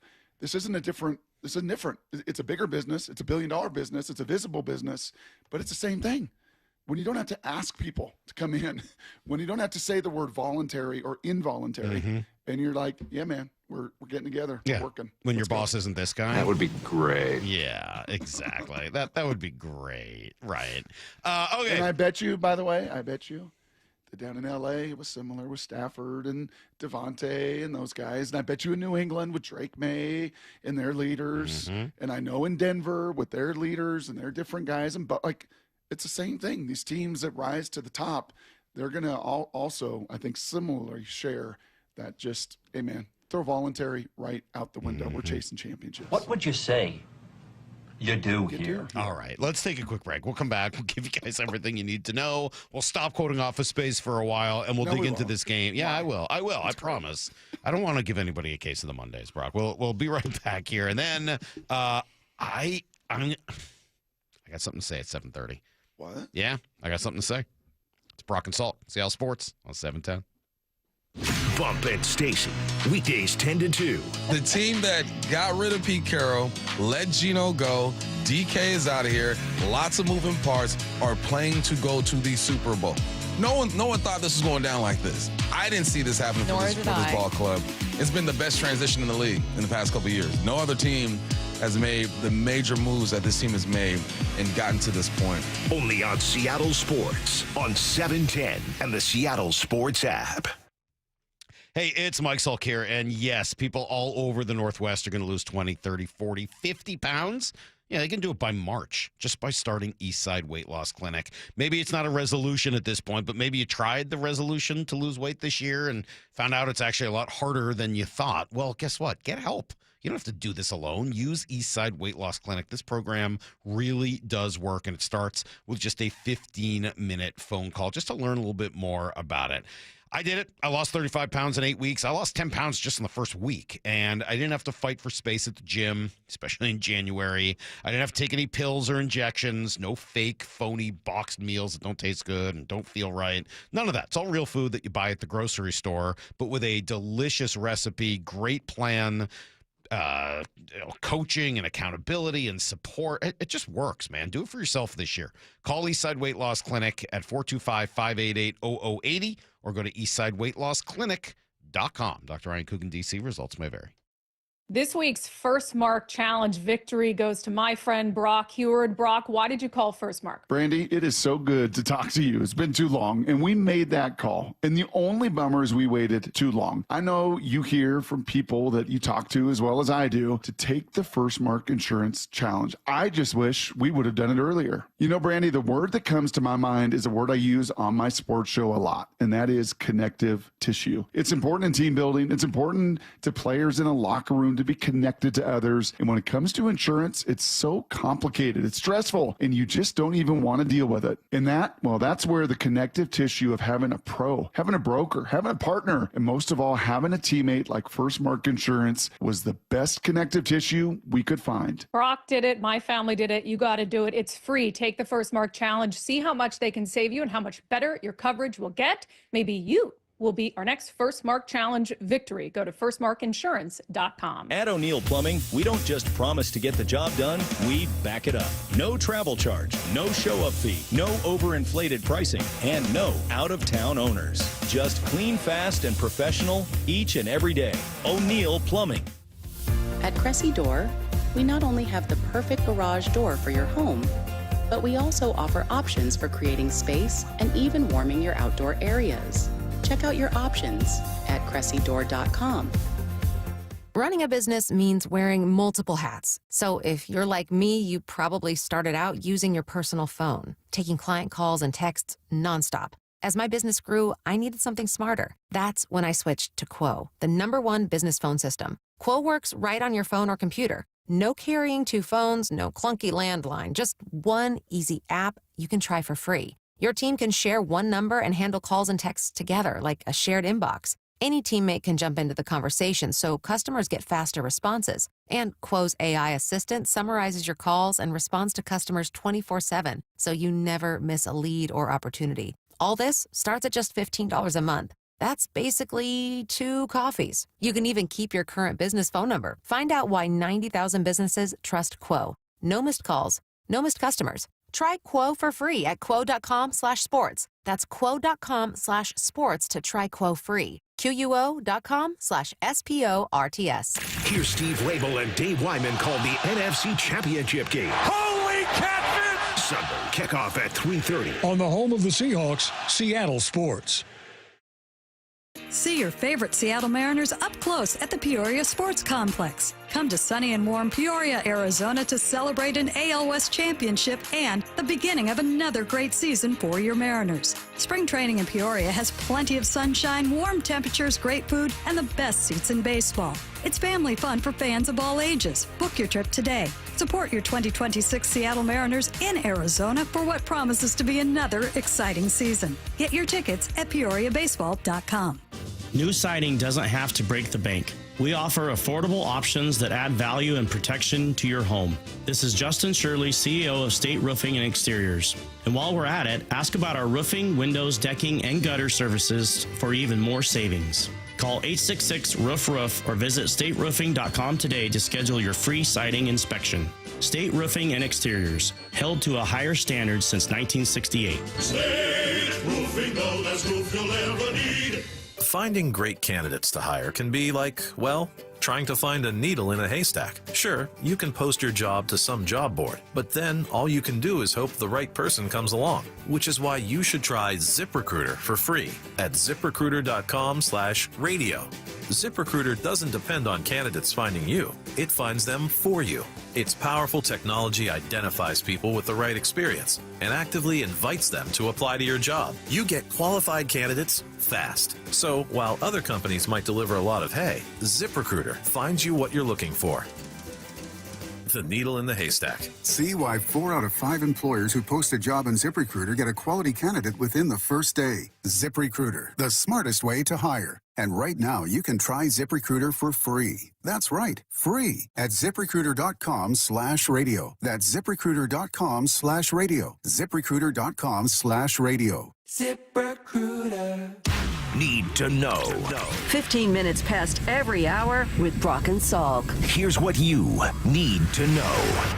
Up first. All right, if there was an injury report for a sports radio host, Brock would be on it with a sore throat and a little bit of an issue. Probable, but still on the injury report. Some we're going to have to just fight through. Like I know. With his oblique. These things happen. The Seahawks injury reports are really long. 14 names on that sucker yesterday, Brock. A lot more than you would want to see. Now, to be clear, a bunch of those were resting vets, 3 of them. 4 more of them were full participants, so not freaking out about all of these things, but the top 3 left tackles all missed practice. Top 3, Charles Cross, foot, Josh Jones, knee and ankle, Amari Kite, who just started playing, knee. All 3 of those guys were non-participants yesterday. I'd feel a lot better if at least one of them were going to be in there, no? So who lined up at left tackle yesterday? I think Mason Richmond. Because I think Cabledew was also limited. He was limited. I said he's next, right? Cabledew? Cabledew or Richmond, one of the 2. Yeah. Well, Richmond was there, so we may be looking at a Mason Richmond situation. I don't know. That seems a little nerve-wracking with Jared Verse sitting there on the other side. Hopefully this is just, we'll know a little bit more today and see if some of these guys are able to get out there. Sam Darnold, not surprising, was a limited participant with the oblique. But he's feeling pretty good. Felt good, feeling really good. Just attacking rehab these last couple days. Obviously, will be throughout the week. So, like I said, just got to continue to prepare and get my body right for Sunday. Wonder if he threw yesterday. I think just a little was the idea, is that he was just going to throw a little bit. Here's Mike on Sam. Sam continues to get better. He's not going to be a full go the whole week, so we have a plan. We're going to work through it, see how the day goes, and then we'll kind of take it day by day and then take it to tomorrow. But he won't be like throwing every ball, every play for the whole week, no. Does that explain it? Like, he's taken some reps, it sounds like, but not all of them. Yeah, maybe the run reps, maybe the shorter check down. I'd just kind of be curious. Or maybe there's going to be an Adam Schefter report. Sam Darnold's not thrown a pass since Sunday. It's going to come out Friday. He's going to be questionable, all that good stuff. But they will be, and he will be, rightfully, as he should be. He's going to be very guarded, make sure this thing ramps up. They'll have a plan. And come Sunday afternoon, with vitamin T in them, should not be an issue once again. But some of the prep will be affected, and not having any of your tackles, and like you can say, we just spent the opening segment talking about the offseason and work and practice, and you think, does it really matter? week 20 of the season. No, you'd like to get some work in. You'd like to get your tackles, who are going to be a real focal point against Verse and Young and their crew, to make sure those guys get some work in before Sunday afternoon. Now, it does sound like good news on George Halani. He was reinstated yesterday from IR, practiced, and Mike said that he could absolutely be a possibility on Sunday. So maybe some good news there. We're kind of going back and forth on what this game looks like. I like this cut here from Devin Witherspoon. He was asked, all right, playing the Rams a third time, a little extra intensity? No, it's just another game. You treat every game like it is, like everybody else. It's just another game on the schedule. We got to go out there. We got to go out there and execute and win. I mean, obviously, they know us. We know them. We know it's going to be a tough battle and everything like that. Of course, all the extra stuff is on the line as well, but we don't look at it like that, man. We look at it as another game. We got to go out there and execute. You believe that? I do. I do too. Because I think so much of their messaging is stacking our process, right? That video, and I think hopefully at some point we can play today. Maybe you played it last hour, right? The 90-second clip that the Seahawks put out going back to Mike's very first team meeting there in April of 2024. Like, no, man, this is we do what we do, right? That whole process and results thing. The results take care of themselves as long as we follow the same process building up to that kickoff come Sunday. Here's the second thing you need to know. AP Award finalists, Brock, are out, and the Seahawks have a couple of people who are finalists. So Mike Macdonald, Coach of the Year, he is one of 5. Clint Kubiak is on the list for Assistant Coach of the Year. JSN is a finalist for Offensive Player of the Year. Nick Eamon-Wari is up for Defensive Rookie of the Year. Wow. Which of those do you think has the best shot of winning? JSN, because I think he won the Pro Football Writers Award yesterday for Offensive Player of the Year. So I think he's going to win that. I think Mike will probably fall a little bit short. That does not include Executive of the Year, right? No. I don't think that is. No. They don't do a 4. There's not one, recognized Executive of the Year. Yeah. So I would say JSN, I would say Schneider, and then I would say everybody else is going to be a long shot. Yeah, I think that's probably accurate. Mariners standpoint, Brock, Baseball America also has its rankings out, top 100. Mariners down from 6 to 4. Good reasons for the most part. Cole Young graduated, so he's not in there anymore. Harry Ford was traded, so he's not a part of the Mariners anymore. And then a couple guys did fall out. Michael Arroyo, Johnny Farmello, and Felnine Celestine, who were all on the list last year, fall off the list this year. 2 of those guys were hurt a lot, and Arroyo, unfortunately, just still hasn't really developed a position. So we'll see where that goes. Now, good news on the other side of it, Colt Emerson up to number 7 from 16 last year. Cade Anderson, last year's first-round pick, is number 25. And then Las Montes moves up from 97 to 56, Ryan Sloan, big tall righty, debuts at number 60. Yeah, I will say, too, one last thing on those awards. Did you see who the 5 finalists were for MVP? No. Christian McCaffrey. Lame.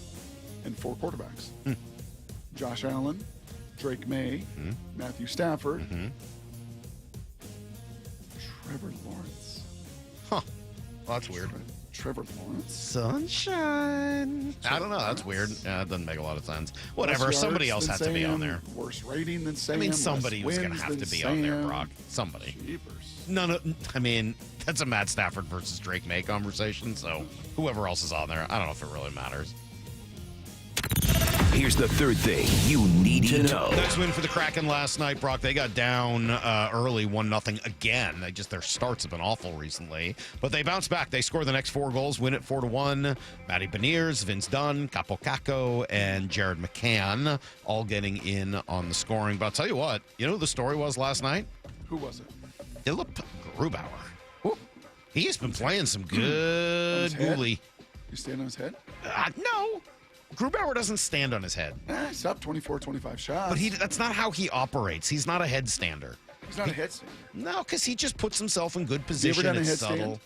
Subtle. When was the last time you did a headstand? I mean, a while. It's been a while. What with me not being a toddler, that's not something I do all that often. You do it in yoga, too. Yeah. Okay. You can do it with. I don't do it in yoga, so I don't. It's not. It's good shoulder development work. Not a big part of my life. Hey, Maura. Standing on your head, you think is a good shoulder development? Oh, and then you do press. Oh, so that's standing on your hands. Sure. Like a handstand. Yeah. Oh, I thought you meant a headstand. Well, and your head's also hitting the ground, but yeah. Oh, That's just a different. pure headstand? That's what I thought you were talking about. Well, it seems like pretty hard on my neck. Nobody said the goalie stands on his hands. He stands on his head. And Grubauer is, he's more of a positional guy. Anyway, that's everything you need to know. Lyle Amora. That's everything you need to know. Lyle Amora, question for you. Did or did not Mike Salk unsubscribe from a text stream this morning? Yeah, I did.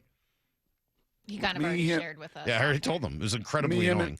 Me, him, and G. We're all, we've had this text stream. And It sounds like you guys turned it into a workout, bro. Yeah, you and G are just talking about your workouts. I don't care. I don't want to be a part of it. You text each other. Why do I need to be a part of you and G sharing your workouts? Why do you have to? I don't think I've ever unsubscribed from anything. Okay, Bruh. so maybe I don't love it. Maybe that's not. I unsubscribed from a conversation between you and G about the two of you talking but I still about your show an Stairmaster. interest in others. I don't have an interest in this. Even if I'm not terribly interested. I'm not interested. I'm just a friend. I would that's like cool. to. I don't want to be a I think friend most for that. people aren't terribly Lyle and I go to the gym too, but we don't text about our workouts. Yeah, I don't want to hear about We it. don't do a lot of it either, Maura. Yeah, but You you're just doing sent it a picture now. today. You have each other's number. Why do I have to be a part of this? Why can't you just be a friend and be like, okay, maybe I'm not that interested, but I'll just stick around for it because this is not going to be a whole text stream of workout It might stuff. be. It's not what we do. It might be. It might be. I think I was trying to tell you, go text yourselves about this without me. I don't need to be a part of this. Just don't be You two don't need me anymore. You can be friends on your own. You don't need me to be an intermediary between the two of you. All right. I've actually got something here, Brock, that I need to get off my chest. Yeah. And I think it's a good thing. I think it's next on Brock and Salk. Wyman and Bob. You couldn't ask for a better game. Every afternoon at 2. I'm out of words. I don't know what to say about the defense. Brilliant, dominant, suffocating, mean, fast, physical. What you're watching when you see Leonard Williams. Purdy is incredibly elusive. And to see a guy that big track him down, I don't know. I don't think we'll ever appreciate how fast Big Cat is because he's so big, it doesn't look like he's moving that fast. But he is. Only on Seattle Sports and Seattle Sports on YouTube. Hey, it's Mike Salk here, and the all-new Snoqualmie Casino and Hotel is open. Has been since August. Destination spa, the non-smoking space, the whole deal, the breathtaking views of the Cascade. But right now, you got to be focused on Hawks Peak. 66 televisions, perfect place to watch the game, whether it's this Sunday or anytime, and all the fun that comes from doing that at Snoqualmie Casino and Hotel. Book now, snocasino.com. Seattle's closest is now Snoqualmie Casino and Hotel. At Uline, they know firsthand the road to success is an uphill climb. Uline started in the family basement and through hard work is now North America's most trusted shipping and industrial supplier. They get what it means to have the support of reliable, hardworking partners. So they keep 41,000 items ready to ship. Whether your company is still in a basement office or expanding cross-country, Uline will be there on your road to success. Visit uline.com. Jewelry Graham. Hi, I'm Brian, your friend and jeweler at Shane Company. We have just the right gift for your sweetheart this Valentine's Day. Any style, any budget. Like heart-shaped necklaces, birthstones, or hand-matched diamond studs.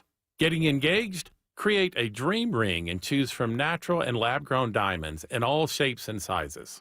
Come see us in store or at shaneco.com because a friend wants you to win Valentine's Day. Shane Company, your friend and jeweler. Hey Hawk fans, Jake Bobo. Stormy weather is here. How's your roof holding up? Give Techline Roofing a call. With the strongest warranty in the business, Techline has you covered. That's Tekline, roofing.com. Trust Techline. How about a simple New Year's resolution, one that even I was able to achieve? Reverse the clock on hair loss with Advanced Hair's simple one-day FUE treatment. You'll feel more confident and more youthful when you witness your own natural hair growing into those places that have been balding or thinning for years. I'm surprised and relieved every time I look in the mirror. You need to know what that feels like.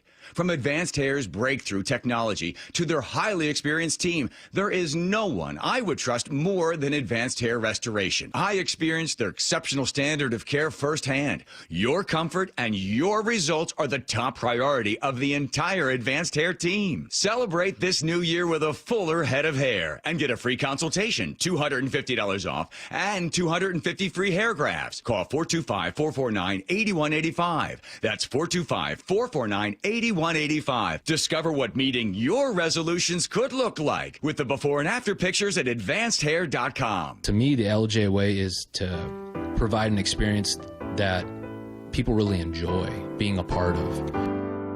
Lee Johnson Auto Family, the LJ way. Now is your time to get into a new D.R. Horton home by taking advantage of its National Red Tag Sales event going on right now through January 25th. Stop by any of its participating communities and find select Red Tag homes at incredible pricing. So whether you're buying your first home or looking for an upgrade, you don't want to miss the Red Tag Sales event going on right now. Discover the D.R. Horton difference. Visit drhorton.com. D.R. Horton, America's builder and equal housing opportunity builder. One win away from the Super Bowl. All teed up. Here's Steve Rabel and Dave Wyman call the NFC Championship game. Sunday kickoff at 3:30.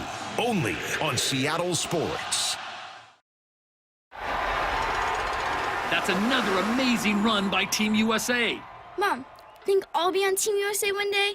Well, I'll take this one. What?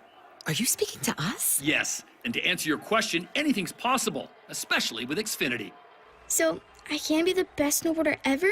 Well, I can't guarantee that, but Xfinity can guarantee that your internet price won't change for 5 years. Okay. What if I practice every day? Then maybe you'll be snowboarding for Team USA at the next Olympic Winter Games. And Mom, you'll still be paying the same price for Wi-Fi. Ooh, really stuck the landing there. It's the Xfinity Gold Medal Celebration. Now through February 22nd, get our best price on gig Wi-Fi for 5 years guaranteed, just $50 a month. Plus, get Peacock Premium included for 2 years. That's a $10.99 value per month. Xfinity. Imagine that. Proud partner of Team USA. Restrictions apply. Requires paperless billing and auto pay with stored bank account. Taxes and fees extra. Actual speeds vary. Trust and Will is an online estate planning service. Visit trustandwill.com for details. Trust and Will. My dad and I were always close, but some things we just didn't talk about, like his will. After he was gone, we found out he didn't have one, and it created a lot of stress during a time of grief. Creating a will can be hard to think about, but avoiding it can lead to greater difficulty for the people you love. That's why Trust and Will makes estate planning simple. Create a will online in as little as 30 minutes. Now, I have a will in place to make sure my loved ones are protected. With Trust and Will, it was easy and affordable, and I got peace of mind knowing my wishes are clear. Trust and Will. Get 20% off when you visit trustandwill.com/game. That's trustandwill.com/game to get 20% off. trustandwill.com/GAME. From the Quantum Fiber Studio, you're listening to Brock and Salk. Weekdays 6 to 10. On Seattle Sports and 97.3 FM HD2. Brock, I think I have something to say, and it's not about leaving your text thread, although this is funny with Brock. 425 says, I'm with Brock on this one. Leaving a group chat is childish behavior. Just mute the chat and carry on with your day. I didn't leave it. I just told them to leave me alone. I said unsubscribe. All right, but what I G really and I meant have was... G was in the backup studio. He just said the same thing. Never. Of all the things in his life and all the people and relationships he has, nobody's ever done that to him. Well, I'm just trying to kicking the little bird out of the nest. It's time for you guys to form your own text thread. Just the two of you. We can text about other things. Before, when G and I have come a long way. Back to back during a baseball game. Absolutely, yeah. So G and I have come a long way. Right. Do you think we're ready for that? I don't care, honestly. If you're not, then that's on you two. You don't need me to be your moderator anymore for your conversations. Right. I feel like the two of you can just kind of go out and form your own. What do you got? What do you want? What's weighing on you? What do I want to talk about? Yeah, what's weighing on you? I think this is Sam's week. I'm feeling, for whatever reason, maybe it's just gut. I don't have a good reason for it. I'm feeling really good about Sam this week. I just think he knows this is the week they're going to need him. Last week, they didn't really need him. He did his thing, which was great. No problems with it at all. He had a couple of really nice throws. He, as Joe Klatt said yesterday, don't turn the ball over. Don't even think about turning the ball over when you're in a situation where you're up and starting to get up big and you're just the better, more dominant team. I don't know if they're going to be in that situation this week. And I think he's going to have to do some of that. I think he's going to have to, as he said, let it rip. I got some sound on it, and Joel said this yesterday regarding Sam. If you even think about putting the ball in harm's way after your team takes the opening kickoff back, then like someone needs to.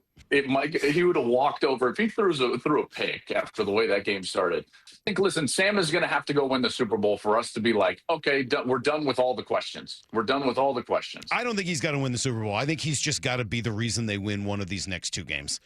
And if he does it here against the Rams, where I think it's going to come up, I think that's going to end a lot of the conversation, a lot of the question marks about Sam. Will it always be lurking out there? Yeah, maybe. I don't know. Maybe the guy's got to win 5 Super Bowls before it all disappears. But I think they're going to need him more in this game, and I think that he rises to that occasion. Now, why? Well, 2 reasons. Well, one mostly, and this has really jumped out to me. Have you heard any of this from Jordan Palmer, Brock? He was on yesterday with Rich Eisen. And if I'm talking a little bit more than normal, it's just to help you give your voice a rest today. I'm just trying to help you. I'm fine. Well, the audience doesn't think so. The text line disagrees, Brock. Yeah. They're very concerned. They want to know why on such a busy week Sean McVay is here hosting the show with me. I think that was a rough one there. Wow. There is a concern that you may end up with some sort of a Ricola ad sponsorship by the end of the day here, an endorsement.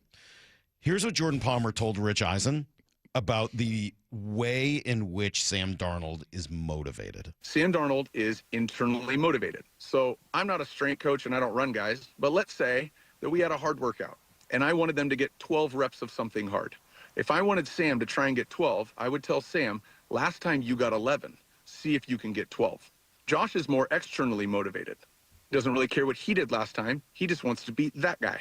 So I would tell Josh, Sam just got 11, okay? Neither is right or wrong, by the way. Right. Neither is good or bad. Sure. But it's important as a coach, and I would say all the way down to my 1st and 2nd grade flag team, to understand what motivates guys. Sam is incredibly internally motivated. So he is motivated, I think, to get to the Super Bowl and win it because of how hard he's worked, because of his teammates, because of the sacrifice his family, and all the cliche things that's true of everybody. But other guys, and it's not wrong, would want to be the first and would want to win before that guy and would want to have more success than that guy. So that's why my answer is, what would it mean for him to be the first guy of that draft class? I think nothing. What did he say? His 1st and 2nd grade flag team? You know what motivates them generally? Like a cookie.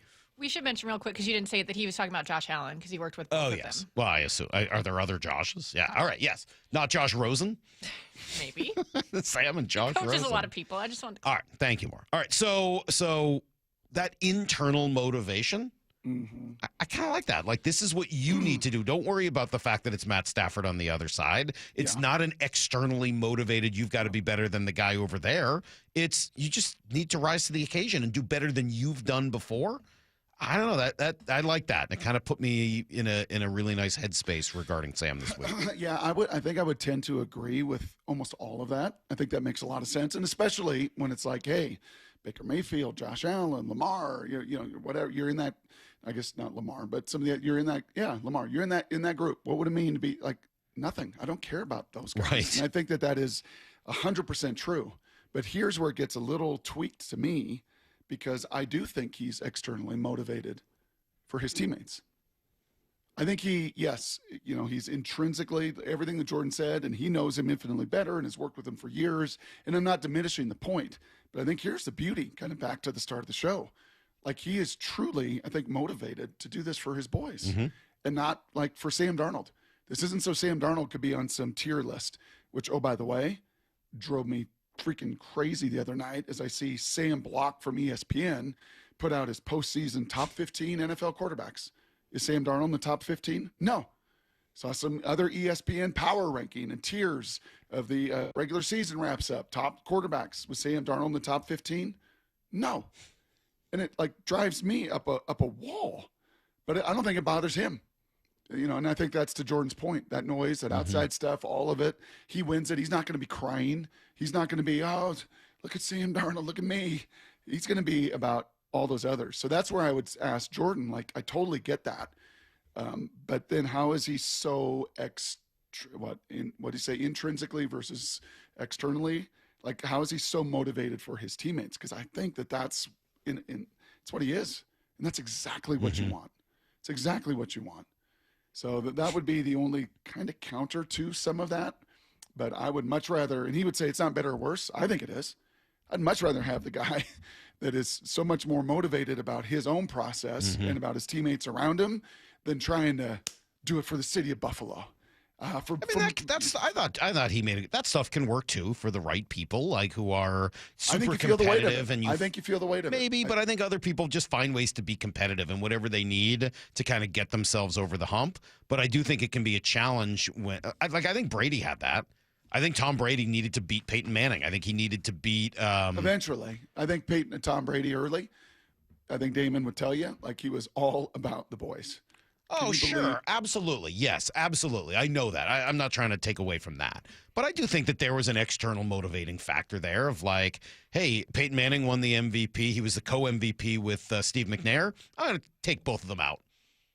On the way to winning another Super. Like he had the motivating factor of never feeling like he was enough. He kept getting benched in college. He was a 6th-round draft pick. He constantly wanted to prove that he was something. And then how motivated is Brock going to be today? These text messages. What is Doc Rivers doing on 710 this morning? Brock, your voice sounds like RFK Jr. I mean, you're just getting destroyed. This one says it sounds like someone possessed in a horror movie. Demons are battling for control of his voice. I think Brock did the Tom Moore impression too many times with Jeff Saturday, and now it's affecting his throat. He's starting to sound like Tom Moore. Yeah, I just tuned in. Did Brock start smoking? Salk, get that man a nicotine patch. Yeah, Brock, you're really getting crushed here. All right, well, since we're talking Mannings. Championship week, suck it up. Since we're talking Mannings, Eli said this about what he thinks is going to go on this weekend with Sam. I think they're going to let him rip. They're going to run the ball. They're going to play action. And he's figured out how to play really well these last few weeks. And you got to assume your defense is going to play great, but you don't know. I mean, LA, they know this team. They play them twice a year. They put up 40 points on them a few weeks ago at the end of the year. So, you got to assume, hey, we got to go out there. We got to score. I got to do my part. If guys are open, I'm trusted. We're going to throw plays to push it down the field. And if they're open, I'm going to rip it. If not, I'll take my check downs and just play the game. I think that's probably right, and it's kind of what Sam said. I've been saying it all year. Like I'm going to turn it loose, and I'm going to, if it's there and we get the coverage for the right play, and I feel like it's there, I'm going to let it rip. But yeah, just being smart with the football is always at a premium. Like I gotta take care of the football at the end of the day, and that's where my mind's at. But if we get the right coverage and the right play and I feel like the guy's open, I'm going to let it rip. Those two cuts are so similar to each other that it makes me think Eli just got that straight from Sam. Like, no, I'm not even joking. Like, they're that similar that I'm sure it makes me think Eli and Sam texted or talked or whatever, and he's just essentially saying the same thing. When we comped Sam Darnold, was Eli ever in that conversation? He was. Because don't you think that's a pretty good comp? Physically, Sam, I think, moves a little bit better than Eli. In some ways, I mean, like the downfield accuracy, what Eli did best was pushing the ball down the field. Yeah, not the narrative around them though, right? Because the narrative around Eli is struggled in the regular season but always won the big games, and the narrative around Sam is kind of 180 degrees the opposite. But other than that, I see what you're saying in terms of the type of quarterback they are. But both of them let it rip. Both of them will. They're not going to play with this risk governor that, oh gosh, I got to be checked down, Charlie. I can't screw this thing up. Both of them are like, nope, I'm gonna let it rip, and I may throw some picks, but I'm gonna throw enough touchdowns to help us win.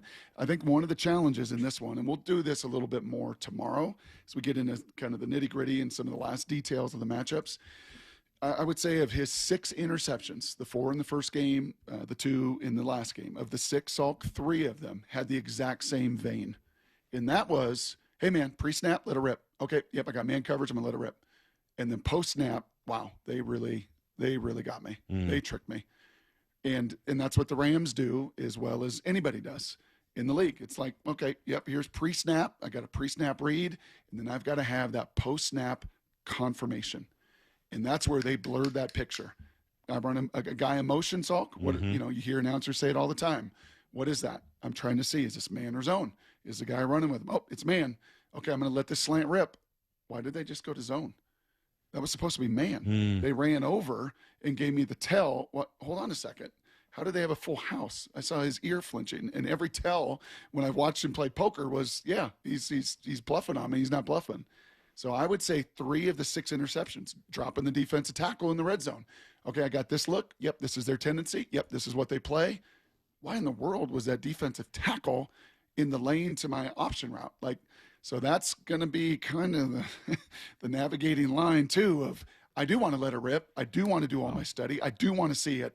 But I better darn well make sure once that ball is snapped that picture has not changed. And the answer to all of that, I think, actually has nothing to do with Sam Darnold. The answer to all of that, he knows what it is. Run the ball. Whenever you get the run game going the way it has been, it's huge. It opens up the pass game, and we can play action off of it. Run keepers, all those things. So it's great whenever the run game gets going. Do that, and it doesn't open up so many of those other options for Sam to feel that confidence. So much more. And if your gut is like, oh, Sam's, do you know where my gut? And I was talking at length with somebody yesterday about this. And maybe part of the reason I've overdone my vocal cords, but I don't care. It's championship week. No excuses, no explanations. You know who I think is due for a big-time game Sunday afternoon? Rashid Shaheed. I think, he's impacted in the so many of game. these games. Yeah, in the passing game. And maybe the run game. Right? He had a big carry in the first matchup against him. I think this is a game that I would go into this and say, obviously we don't go in and make him. JSN is still our guy, right? He's still going to be the offensive player of the year and everything else. Cooper Kupp last game, 5 catches, 60 yards. Awesome. And he may have some third down conversions. But you know what I don't want to do, Salk? I don't want to leave Lumen Field Sunday without giving Rashid Shaheed 3 or 4 full-speed running opportunities. Shallow cross, deep over, end around, slant. That guy is faster than anybody on that defense, especially at their second and third level. They got nobody that can run in space with that guy. And I got to make sure he gets 3, 4, 5 touches where it's not, a little curl route. It's not a hitch route. I'm talking getting him on the move, because that could be some big chunks, big explosives against these Carter guys. from Tacoma saying, why is Marge Simpson's brother telling me about football? Is this Large Simpson? You know what? If folks are trying to get in my head, it ain't working. I am Seattle's #1 sports show, Sandpaper and Salk. Somebody else calling it Broken Salk this morning. Is that what this is? Another episode of Broken Salk? Let's ask Broke 3 good football questions. We call Blue 88. This is Brock and Salk's Blue 88, powered by Xfinity. We're going to go red, right, tight, close, sprint left, G, U corner, halfback, flat, on one. Ready? Brock Heward tackles 3 football questions as only he can. Blue 88. Now here's your hosts, Brock Heward and Mike Salk. Thank you, Zach. Yes, I am also loving Al Bundy as the new co-host of the show. Tony Robbins. This just goes on and on and on. You want me to just leave? No, I love having you no, here. I'll check it out. It's just what the people are saying. I think my favorite one is when Brock got told this morning to pull an AJ Hawk the rest of the show. Get paid all this money to just sit there and say nothing. That's good. That's good. All right, Brock, what word do Sean McVay, who you sound like this morning, and Mike Macdonald both use a lot? Can I hear cut number 10, please? This was a really good 90-second montage for those of you in social media realms. I'm sure you saw this somewhere. It's just Facebook, a short Instagram. clip of it, though. We'll get to the whole montage later. Yep, it's about 10 seconds of it. Okay. And Hold he on. says it here.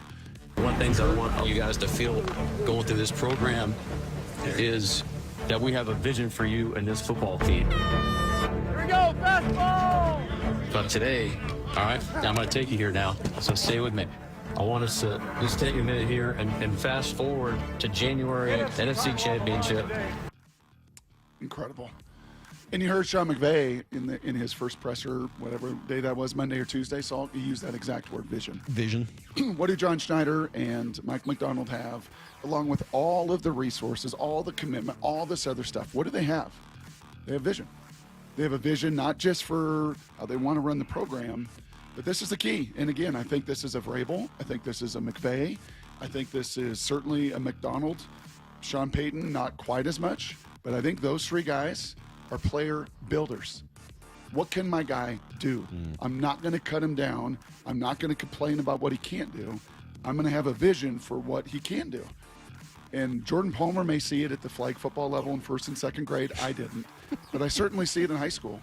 I certainly see it with the kids that I'm coaching in my position group. I saw it early this morning at a workout that we had in conversations with Jarrett and Austin and say, listen, this is my vision for you. I want to see you get from 205 to 220. I want to see you get from being an 11.8 100-meter to 11.5. And the difference that will make for you on this football field will be extraordinary. But truly laying it out and giving guys a vision. And McVay says it, Macdonald says it. We have heard from a lot of people. We'll hear it from Burkhardt in 40 minutes. These two are the mirror images of each other. One just happens to be an offensive guru. One happens to be a defensive guru, but they both are extraordinary with the vision of their program. All right, question number 2. Joel Klatt yesterday, Brock, you had asked him, how did Seattle win this game? Here was his answer. If they are great first down rush defense, they win the game. Now you can't get into the run action pass game. You're in drop back.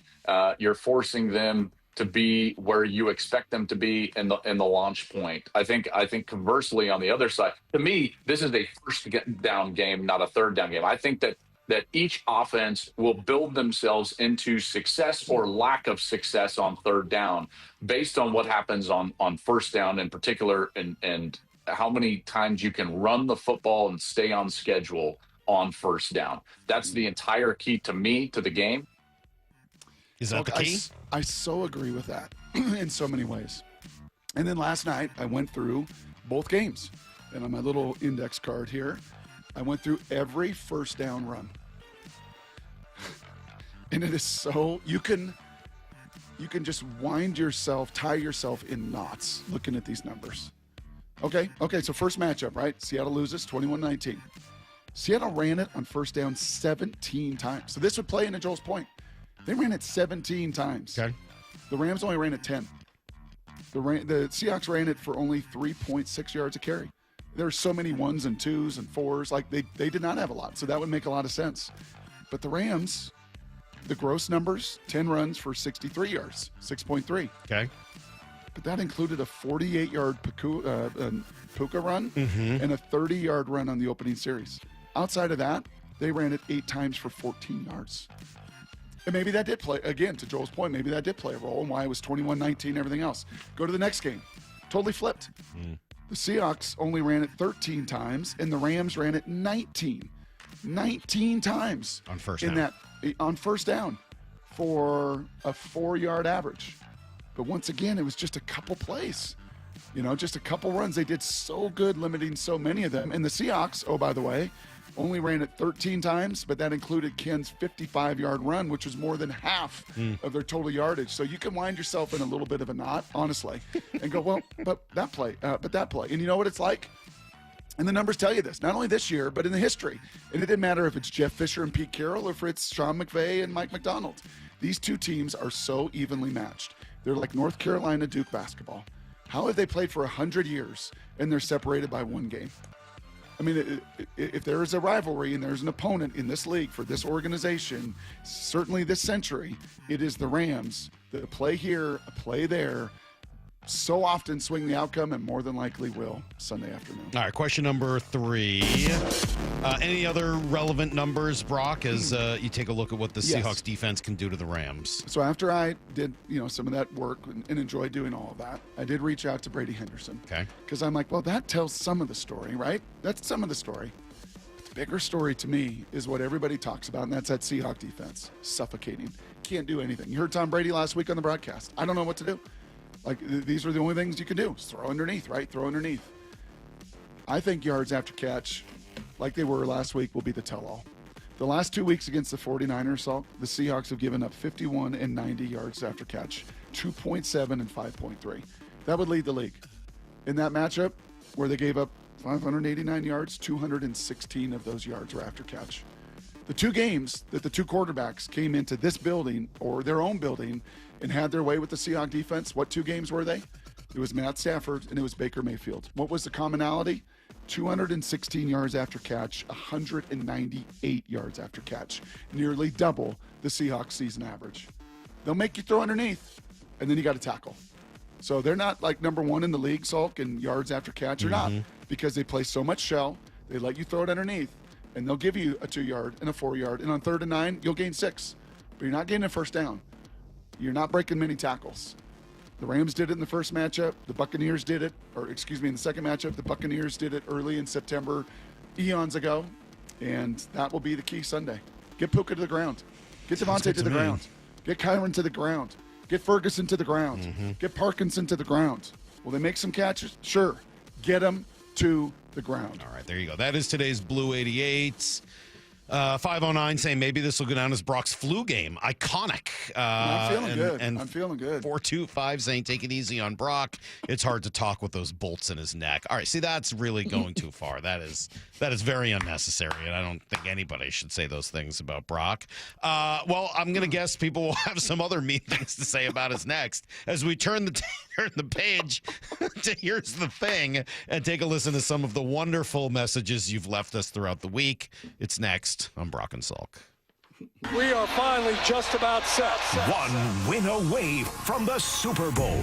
Touchdown, Seahawks! A perfect pass by Darnold. Here's Steve Rabel and Dave Wyman call the NFC Championship game. These guys, they take it very seriously. Seahawks, Rams, Sunday at Lumen Field. Kickoff at 3:30. We're really having a hard time hearing thanks to the 12s. The road to the Super Bowl runs through Seattle and the home of the Seahawks. Seattle Sports.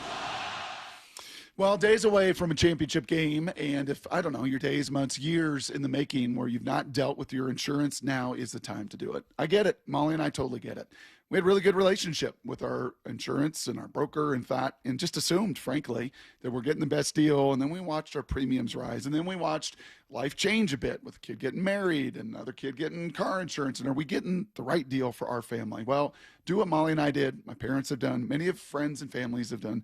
Take the First Mark Insurance Challenge and go see how they will work for you. They will analyze your current coverage, making sure you're not overpaying for the wrong coverage.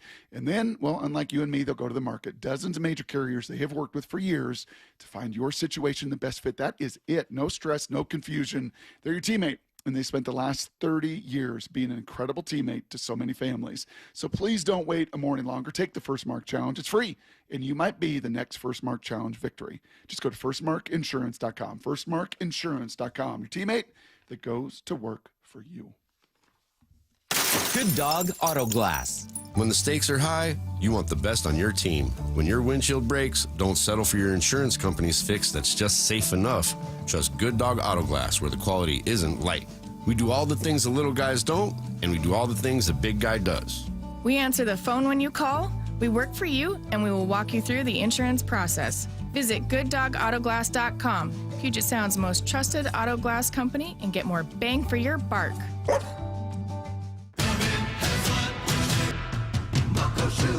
Start having fun. Caesar Sportsbook at Muckleshoot Casino Resort is your #1 place to eat, drink, watch, and have fun. Keep up with your favorite sports anywhere and everywhere on property with the mobile app. Visit muckleshootcasino.com today. Scan the QR code and let the play begin. Muckleshoot. Hey, it's Mike Salk here, and I did used to wonder, do I have enough to retire? Am I missing something?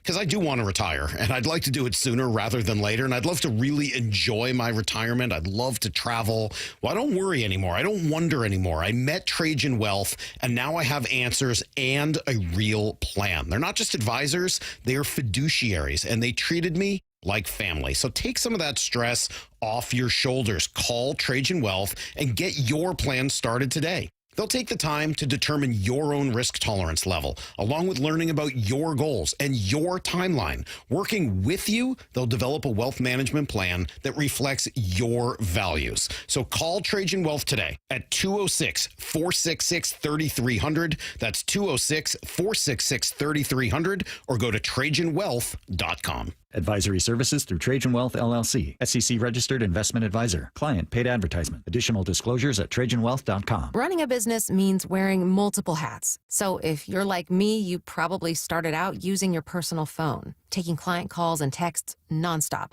As my business grew, I needed something smarter. That's when I switched to Quo, the #1 business phone system. Quo works right on your phone or computer. No carrying 2 phones, no clunky landline, just one easy app you can try for free. Your team can share one number and handle calls and texts together like a shared inbox. Any teammate can jump into the conversation, so customers get faster responses. And Quo's AI assistant summarizes your calls and responds to customers 24/7, so you never miss a lead or opportunity. All this starts at just $15 a month. That's basically 2 coffees. You can even keep your current business phone number. Find out why 90,000 businesses trust Quo. No missed calls, no missed customers. Try Quo for free at quo.com/sports. That's quo.com/sports to try Quo free. QUO.com/SPORTS. Happy New Year, Susan. I really appreciate you picking up the bill for lunch. I'm happy to. One of my New Year's resolutions is being better with money. So I've started using Upside, the free app that pays you cash back for buying gas. Wait a minute. Are you saying you actually get paid cash when you buy gas with the Upside app? Yes, I earn cash back just for buying the gas I was already buying. Does that actually add up to anything? I'll make $200 to $300 this year. Wow, that's serious extra cash. I'm downloading the Upside app now. Download the free Upside app now in the App Store or Google Play and start earning cash back on everyday gas purchases. Use promo code RIDER for a 25 cents per gallon bonus on your first tank. That's up to 50 cents per gallon on your next fill up. You can cash out anytime, right to your bank account or a gift card for Amazon and other brands. Just download the free Upside app and use promo code RIDER for a 25 cents per gallon bonus on your first tank. That's code RIDER. Code RIDER. Offers vary by user and location. Go to upside.com for terms and conditions. Let's go! This is Seattle Sports. Streaming through the Seattle Sports app. KIRO AM Seattle. KIRO FM HD2 Tacoma. Home of the Seahawks, Mariners, and everything Seattle sports. Get his freaking auto! From the Quantum Fiber Studio, this is Brock and Salk on Seattle Sports. Brock Heward is my hero. Jade Buhner just punched me in the kidney. Who's going to accuse you of murder? Doesn't really work that way, Sherm. This is a show that has my name on it. It kind of does, though. Now here are your hosts, Brock Heward and Mike Salk. Maura, you were a little worried we wouldn't have Here's the Thing messages, but looks like we're sitting pretty. We got all kinds of good stuff coming in here. Quite a few in there that I don't know, maybe they were for other shows, or maybe people are forgetting that didn't say Here's the Thing. Okay. Messages. All right. Well, we'll get to these here in just a sec. Just a reminder, you can, download the Seattle Sports app. I mentioned that earlier this morning. Great way to stay in touch with the show in any number of ways, and the station. You get the video, you get the audio, you get all the news, you get columns that have been written, videos that have been recorded, all of it, news alerts, it's all there through the Seattle Sports app. And if you have it, you can leave us messages like these. Brock Heward doesn't just hate one kid. I am so disappointed in Michael Salk. You don't know what you're talking about. You're mindless. Love you, bye. It's time for Brock and Salk's Here's the Thing. Okay, here's the thing. All right, Brock, you're in the crosshairs for the first one here. This is from Kelly. Hey, Brock, proud of you, man. I was checking out Madden 26. I haven't played since, like, Madden 94, and then all of a sudden you're on there, which is amazing. And then I turn on YouTube and you're on Move the Sticks. You're crushing it, bro. I'm super proud of you. And you can handle Salk. That's just amazing, man. Shout out to you, bro. Y'all boy in the house. That's unnecessary. I think some would say, maybe Boss Lady and Kyle would say, selfish. Selfish. You're doing Madden. I did a taping yesterday. Like, selfish. Yeah. Listen to your voice. You're over. I mean, I might say that, yeah. I mean, we're supposed to be a team, and you've gone out and ruined your voice doing something else. Cheating on you left and right. Well, I mean, like, I go to these games. I try to keep my voice quiet. I try not to yell and scream too much. I know we got a job to do. It's important. We got a song. Now, all the people on the Seahawks, I don't know that I was expecting a song about this particular player who's not had, like, a major contribution to this season. But this is from Stan and Nancy. Not Sid and Nancy, but Stan. Here's the thing. This is Stan and Nancy from Victoria. This is a little ode to the unheralded Seahawks wide receiver who does his job on special teams and in the run game, and who is always there to make the big play whenever it's needed. P.O., P.O., More bobo, B-O-B-O. More bobo, my O-B-O.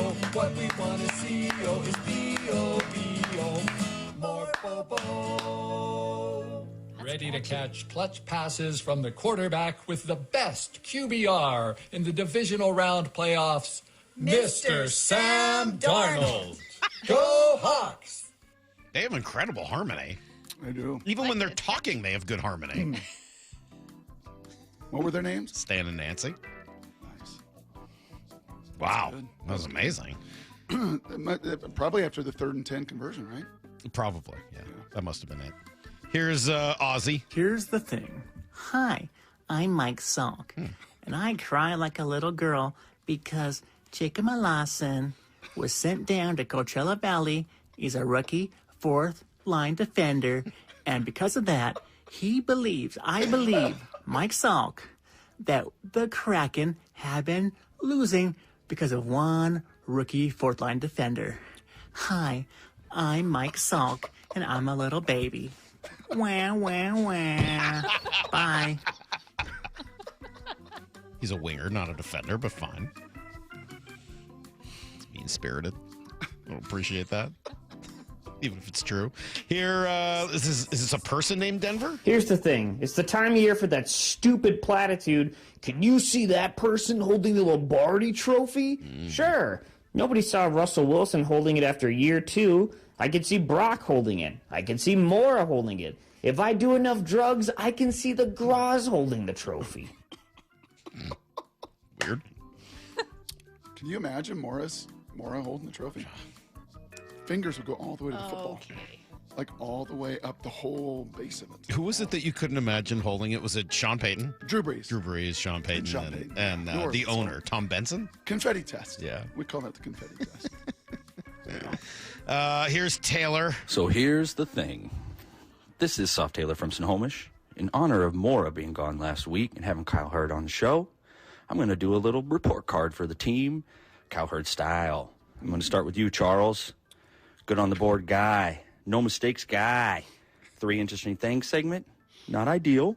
Lyle, you're next. Ping pong guy. Stats guy. Not knowing who Chris Farley was. Not ideal. Brock, you're up next. UW guy. Puyallup guy.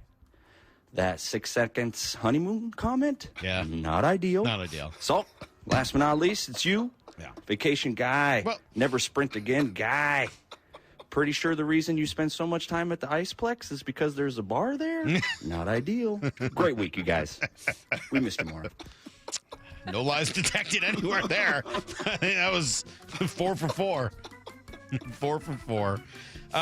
Here's our friend James from Ireland. Okay, here's the thing. I am shocked. Shocked, as Salk would say. Dumbfounded. Without breath, as he says, that he had Jeff Saturday on, a man who was a centre for his most hated human of all time in Aaron Rodgers, and secondly, his most hated quarterback of all time, mostly because he's from Boston, and Boston people hate Peyton Manning, and everyone else hates Boston, but whatever. That he actually was able to go through that interview with Jeff Saturday without a snarky comment or anything for those two quarterbacks is amazing. Amazing. So I'm glad you brought that up, James. Thank you. You're right. If you don't think that there were about 100 snarky comments that came into my mind about both of those guys during the 20 minutes we had Jeff on, you're crazy. But out of deference to my co-host, who I love and respect and has been so great about getting all these guests on, I shut my mouth. I kept it quiet. Only for the first time we had him on, right? You're still planning. I'm hoping to forge a relationship, and if so, there might be some other questions. But look, no center's going to rip his quarterbacks. That would be like no center should do that ever, no matter what those quarterbacks have done. That's right. Right? Were you nervous? Relationship. Were you nervous? No, because he was so good and such a good storyteller. I could tell you were kind of smitten. Yeah. You were like, oh, I'm not even going to be snarky. Yeah. Although I think you did get a 5-head Peyton reference on there. No. Well, a little bit. Just a comment. I mean, that's pretty you could watch film on though. You could watch the film on He said that. He said that, not me. Oh, you did? Yeah, I didn't say that. He made the comment about watching film on it. That was all him. I just teed him up for it a little bit. That was gentle ribbing. That's different from legitimate snarky commentary. Here's Tyler. Hey guys, this is Tyler in Northwest Arkansas, just here to pitch a new segment. Bum, bum, bum, bum. This is Brock and Salk's Blue Line 88. Bum, bum, bum. Michael Salky Salk answers 3 questions about bum, bum, bum, the Kraken Ice Complex as only he can. Bum, bum, bum. What's the tastiest item at the concession stand? Bum, bum. Popcorn. The toilet paper. Is it 1 or 2 ply? 1 ply. Bum, bum, bum. How many hours has he daydreamed about some private ice time with his personal heartthrob, Jacob Melanson? Bum, bum, bum. Thanks, guys. Love the show. Go Hawks. That last one, 2 or 3 hours at least, I can say. We probably should have just ended it there, but we'll give Jake a shot. Hopefully this wasn't a mistake to give it one more. Here's the thing. Sean McVay, Matthew Stafford, and Puka Nacua have no idea of the destruction that awaits them at Lumen Field this Sunday. Although I suppose they have played the Seahawks twice this year, and they did put up 37 points and 581 yards in Seattle, but no matter. This is the playoffs, and only days from now the Los Angeles Rams will surely be utterly destroyed by the power of the dark side. Bro, should have probably went one too many on that. Should have quit while we were ahead. All right. Good stuff this week from everybody. You ever a Star Wars face? No, I am not a Star Wars person. I've seen them. I'm not a fan. Lyle, you a Star Wars? This is why we don't connect on stuff. I love Star Wars. You want to talk about old movies? Like the originals? Yeah, all of them. You've seen like the 3 original Star Wars and like them? 1,000,000 times. You never cease to confound me, man. You are a mystery wrapped in an enigma, wrapped in a puzzle. You are quite the mystery to me, man. That's amazing. All right. Yeah, not a Star Wars guy. Kind of cheesy. Yeah. No, they're not. Yeah, they're not. Kinda. It's like the best movie series ever. It's fine. Kind of cheesy. All right, let's give you everything you need to know. And then Kevin Burkhardt, truly, always one of my favorite guests we ever have. He's got the game this Sunday. He'll join us in 20. It's Brock and Salk, Seattle Sports on 710. Bump and Stacy, weekdays 10 to 2. The team that got rid of Pete Carroll, let Geno go, DK is out of here, lots of moving parts, are playing to go to the Super Bowl. No one thought this was going down like this. I didn't see this happening for this ball club. It's been the best transition in the league in the past couple of years. No other team has made the major moves that this team has made and gotten to this point. Only on Seattle Sports on 710 and the Seattle Sports app. Yeah, hey, Mike Salk here. Look, people are all over this area going to be losing a lot of weight this year, 20, 30, 40. How about 50 pounds? You could do it by March with Eastside Weight Loss Clinic's help. Yeah, maybe you set a resolution this year at New Year's, and you're like, I'm going to lose the weight this year, and now you're 3 weeks in, and you're like, oh, that's actually really hard to do by myself. Get help. There's no shame in that. That's what Eastside Weight Loss Clinic does. They help people like me lose weight. I dropped 10 pounds in a week. I dropped 35 pounds after 8 weeks, and you can as well without fighting for space at the gym. No, none of that. No pills, no box meals, no injections, certainly. Just real food that you buy at the grocery store, the right recipes, and a group to offer support, coaching, and accountability. Call Eastside Weight Loss Clinic at 425-588-0080 or go to eastsideweightlossclinic.com. Dr. Ryan Coogan, D.C. Results may vary. How about a simple New Year's resolution, one that even I was able to achieve? Reverse the clock on hair loss with Advanced Hair's simple one-day FUE treatment. You'll feel more confident and more youthful when you witness your own natural hair growing into those places that have been balding or thinning for years. I'm surprised and relieved every time I look in the mirror. You need to know what that feels like. From Advanced Hair's breakthrough technology to their highly experienced team, there is no one I would trust more than Advanced Hair Restoration. I experienced their exceptional standard of care firsthand. Your comfort and your results are the top priority of the entire Advanced Hair team. Celebrate this new year with a fuller head of hair and get a free consultation, $250 off, and 250 free hair grafts. Call 425-449-8185. That's 425-449-8185. Discover what meeting your resolutions could look like with the before and after pictures at advancedhair.com. Hey, Brock Ewart here for my friends at People Come First, or PCF Construction Group. Are you tired of grilling in the cold and rain every winter? Well, with a patio cover, heater, and fireplace from PCF, you can enjoy your outdoor deck or patio all year long, staying warm and dry, even in the cold winter. Take advantage of off-season savings through February 15th, and you can get up to 10% off your entire project, plus 12 months with no payments and no interest. You see, most people don't consider building a deck in the winter, but if you want yours ready by next spring and summer, contact PCF right now to start planning. Spend the winter dreaming and designing your project so you're ready to build by spring. Planning and permits, they take a little time, so get started now.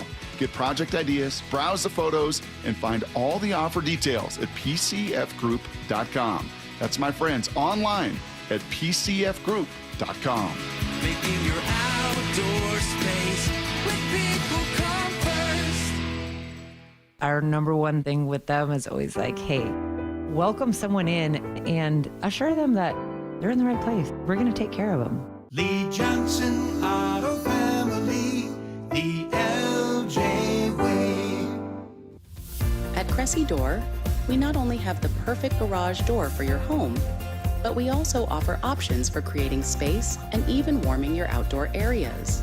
Check out your options at cressydoor.com. Here's Steve Label and Dave Wyman call the NFC Championship game. Holy catfish! Sunday, kickoff at 3:30. On the home of the Seahawks, Seattle Sports. For over 50 years, Bucky's Complete Auto Repair has been the one locals trust for honest pricing, expert service, and guaranteed repairs. This dedication has earned them a Carfax Preferred designation. At Bucky's, every customer gets detailed Carfax updates, timely service reminders, and a full service history, all at your fingertips. With 16 family-owned locations, no appointment needed, and easy financing, Bucky's makes auto care simple. Visit Bucky's.com today and drive with confidence. Bucky's.com.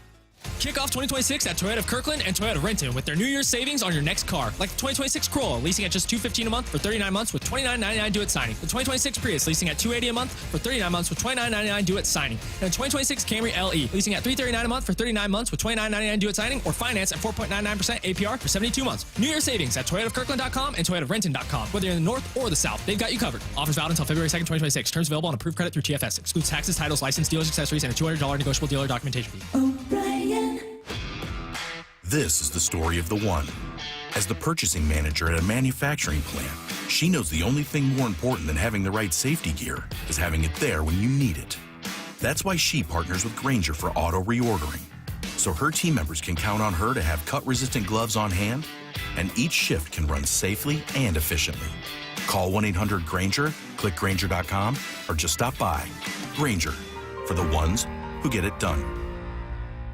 Finding great candidates to hire can be like, well, trying to find a needle in a haystack, but not with ZipRecruiter. Its powerful technology actively finds and invites qualified candidates to apply to your job. So while other companies might deliver a lot of hay, ZipRecruiter finds you the needle in the haystack. See why 4 out of 5 employers who post a job on ZipRecruiter get a quality candidate within the first day. Try ZipRecruiter for free at ZipRecruiter.com/free. That's ZipRecruiter.com/free. ZipRecruiter. Need to know. 15 minutes past every hour with Brock and Salk. Here's what you need to know. Up first. I'd feel a little better, Brock, if the Seahawks injury list is a little shorter today than it was yesterday. I'm not going to bet on it, but it would sure be nice if there were fewer injured guys. Sam Darnold, obviously, is right at the heart of this. He is dealing with that oblique injury, but the good news is, while he was limited yesterday, it really doesn't sound too serious. Sam continues to get better.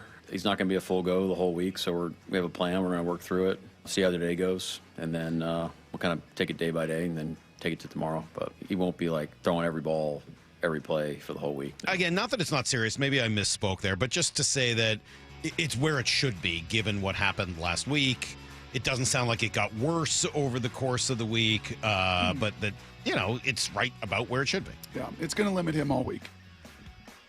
And I don't think come 3:30 Sunday afternoon, he'll be limited at all. If he wasn't last week and he got through that, he will. He'll protect himself all week. They'll have a plan. He'll rehab the heck out of it. And maybe this is a positive, Salk, actually spinning it that it's the Rams and not the Bears. You know these guys. You know them inside and out. You saw them in a playoff game. You saw them twice. You've seen them now for 4 times in the last almost calendar year. Whereas the Bears would have been a totally different scheme, and Dennis Allen and the way they do it. Like, I think that there is some, honestly, even though the Rams, the familiarity of it. Yeah, the Rams are a better team, but I think there is some inherent advantage when you look across and you know the guys you're facing. I just appreciate that he's not milking this thing, that we're not getting any of that quarterback, like, oh, everybody focus on me and my injury. Like, felt good, feeling really good. Just attacking rehab these last couple days. Obviously, will be throughout the week. So, like I said, just got to continue to prepare and get my body right for Sunday. I like that. That's just exactly how to handle. Very matter of fact. Like, you don't deny it. Just like, look, yeah, I got to rehab it. It hurts, but I think I'm going to be okay. Great. I love it. Thank you. Just another window into why everybody in that building loves him. Yeah, and they did in Minnesota too, and I think they did in San Francisco before that, and maybe even in Carolina. Like, but Brock, because he's a good dude. What's going on with the left tackles? Charles Cross out with a foot, Josh Jones out with his knee and his ankle, Amari Kite out with a knee. What's going on? Don't at me. Like, how serious is this? 2 of those 3 will be active and be ready to play Sunday. Do you know I don't which know about 2? Josh Jones. Probably Josh Jones. And, kudos to him. Like, honestly, if this thing goes the way we all want it to go for the 60-minute affair Sunday and then the 60-minute affair 2 weeks from Sunday and they win this whole thing, like, there's going to be so many flowers to throw at so many people. But for Josh Jones to suck it up and play significantly injured as he did in that, winner-take-all final regular season game against the 49ers, kudos to him. Big deal. Because you can see now afterwards that was a real deal. Here's the second thing you need to know. Baseball America Brock top 100 list, and the Mariners kind of took a little step back from 6 to 4. I don't think it's actually a big deal when you kind of go through it. There's some good and some bad news in here. The good news is Cole Young isn't on there anymore because he graduates. He's a player now, not considered to be a prospect. And then obviously they traded Harry Ford.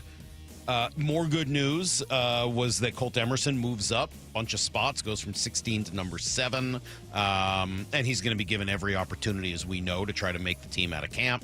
Kate Anderson, last year's first-round pick, slots in at number 25 without having ever thrown a pitch in the minor leagues. Laz Montez moves up from 97 to 56, and then you got Ryan Sloan, who I think will continue to rise on this list, at number 60. So that's all the really good news.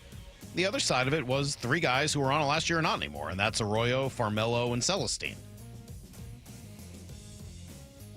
2 of those guys are hurt a lot, Farmelo and Celestine, so that probably explains it.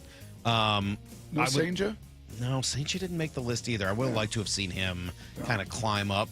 Yeah, and maybe there will be a time where it's like, hey, man, you're just going to have to be a righty if you want to start climbing up and getting closer. We'll see what that looks like. But that's it is a remarkable snapshot of how, like, when we saw Celestine a couple years ago and the things that we heard and the comps that we heard, and you're like, whoa. You just see that it is really difficult, man. Injuries, just growth, projections, right? What do they always say about potential? Potential is gets coach fired. Yep. Like, you just don't know. You just don't know the path. No matter how skilled or talented they may look at 17 or 18 or 20. Arroyo, another guy, that last year at camp and through the spring training games, you're like, man, that dude just looks like a big leaguer.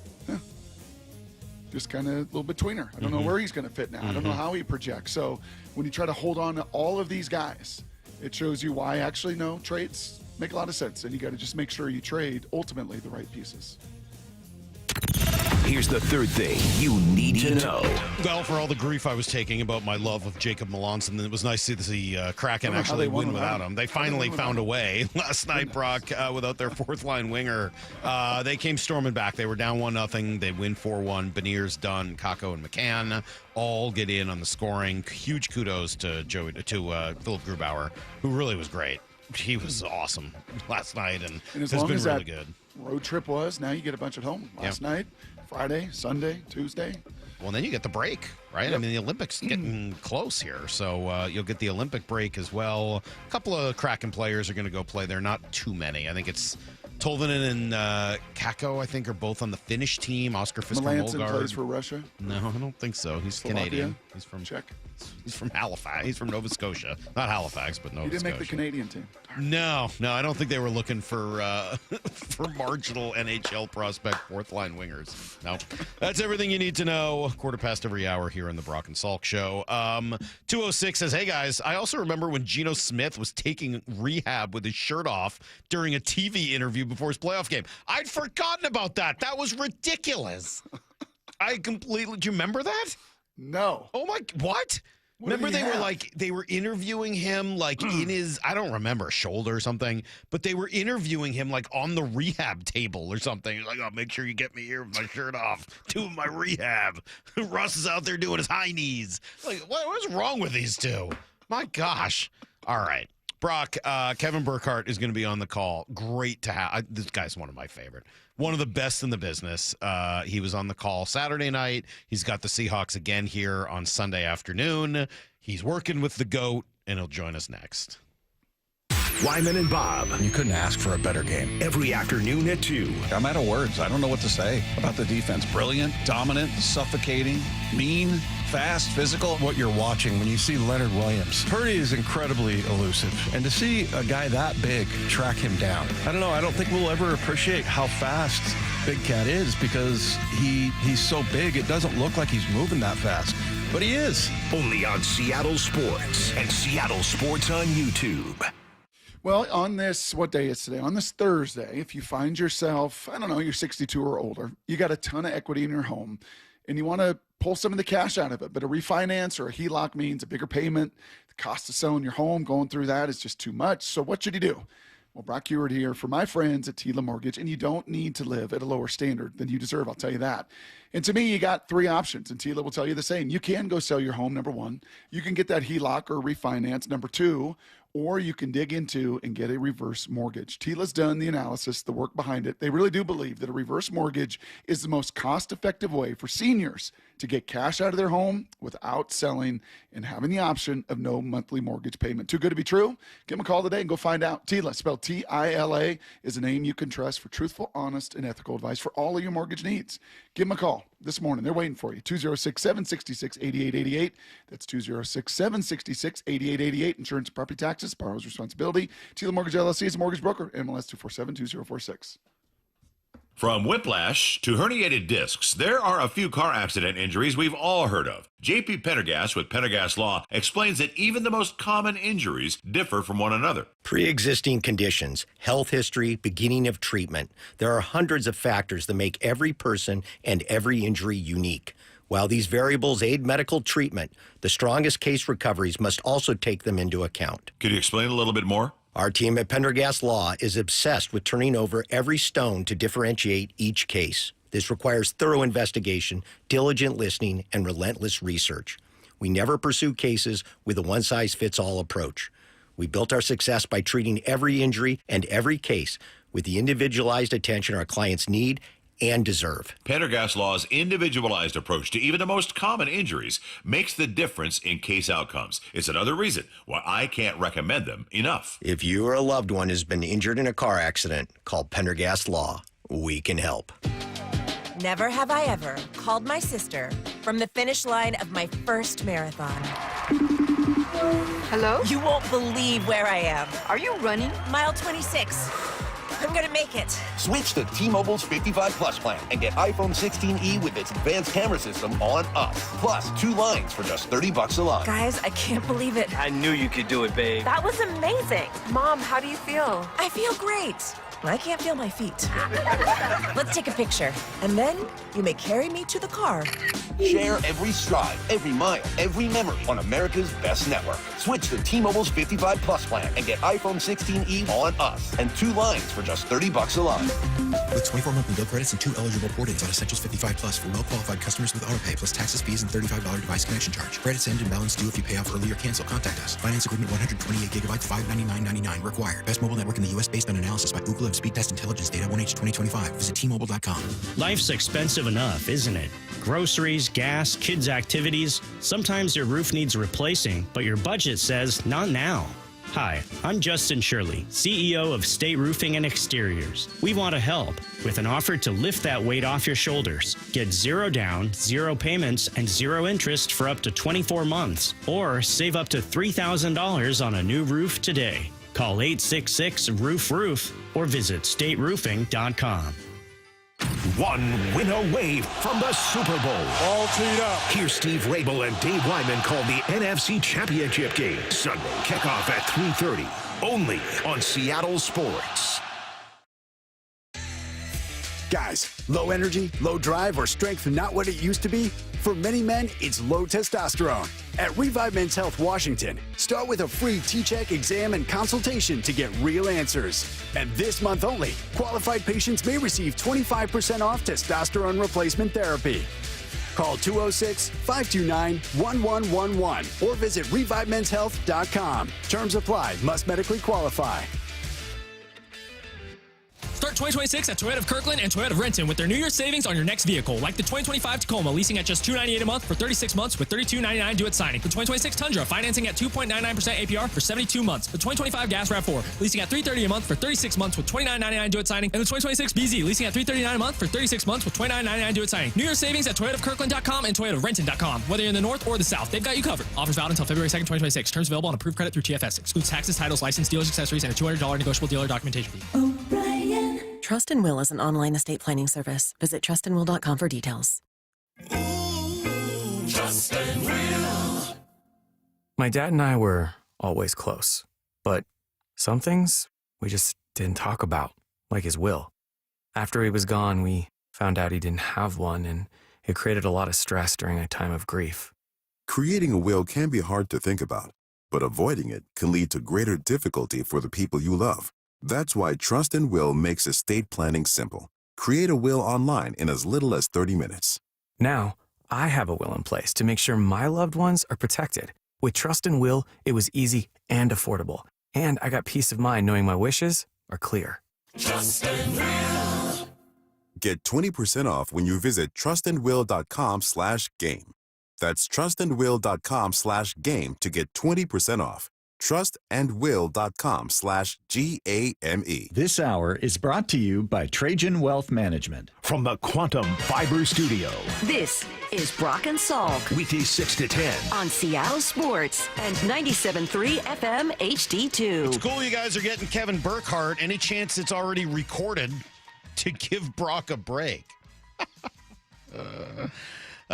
No, it's not recorded. In fact, we're waiting on Kevin. We had a little voicemail with things, so we'll get him here in just a moment. Brock, do you know how to spell phlegm? PHLEGM. There you go. Nice job. I don't know why that would be relevant today or anything like that. Yeah, it goes on and on from here, Brock. Everybody is. That's okay. I mean, they're being sympathetic, kind of, but they're also being kind of mean to you about the whole voice thing. Do you think that you will you be able to get it back over the course of the day? Will you be able to just kind of chill for a little bit today? You know, I could take the criticism. It comes with the territory, right? But I do appreciate and one of the kind listeners sent in a recipe of hot water, lemon, honey, apple cider vinegar. So here we go. A toast to you and to me and to our wonderful listeners. It is terrible when these things happen, man. When this is the job where you got to, like, if this happens to Kevin Burkhardt, right? Like, what does he have to do? Does he not do the game on? Like, if he can't talk, you should have seen Joe Davis, right? So especially the guys like Kevin and Joe and Benetti that do baseball and football, right, and basketball. Like Joe Davis had something like this come on, and he pulled out a briefcase. It wasn't yellow or green like it was in Mexico. It was, I can't even tell you the level of zinc capsules. I'm sure. In this steroid. And like you can't lose your voice if you're in those guys' position. Right. And then remember, Salk, in the way, way, way back machine, it was when Craig James lost his voice that I actually got the opportunity to go over with Mike Patrick. And I remember that. And I got my big break at ESPN. I kind of remember that, yeah. Yeah. That was really early. Like I was doing a Pete Carroll, USC, Nick Foles, Arizona, a bad loss for Pete, kind of the end. I think it was maybe his last regular season game. Yeah. And I was doing on radio with Struzen, end of the year. And they called and were like, Craig James cannot talk. He just cannot talk. So go down the hallway there at Memorial Stadium at USC. And yeah, man, that was kind of the big opportunity and break I got. I wonder if that were happening to Kevin Burkhardt, if they'd have somebody like, who's their second guy? Who is it who works with Greg Olson now? Like if he's like waiting in the wings, if they send him to LA to just like be prepared and be ready at this point. Oh, that is a good question. Just in case they need somebody. I mean, Kevin's fine. I mean, we're now just creating a made-up hypothetical about Kevin Burkhardt being sick. No, you know who it would be? It would be Kurt Menefee. He would go from pre-game. Right. He'd just go upstairs and he's like ready to go. Yeah, that makes sense. Yeah. Okay, maybe he'd take the rest of the crew with him. All right. We got Kevin Burkhardt. Let's just talk to him about it instead of making up these ridiculous scenarios. Kevin, good morning. Thank you so much for being with us today. And glad you're going to be in Seattle again this weekend. How cool is this?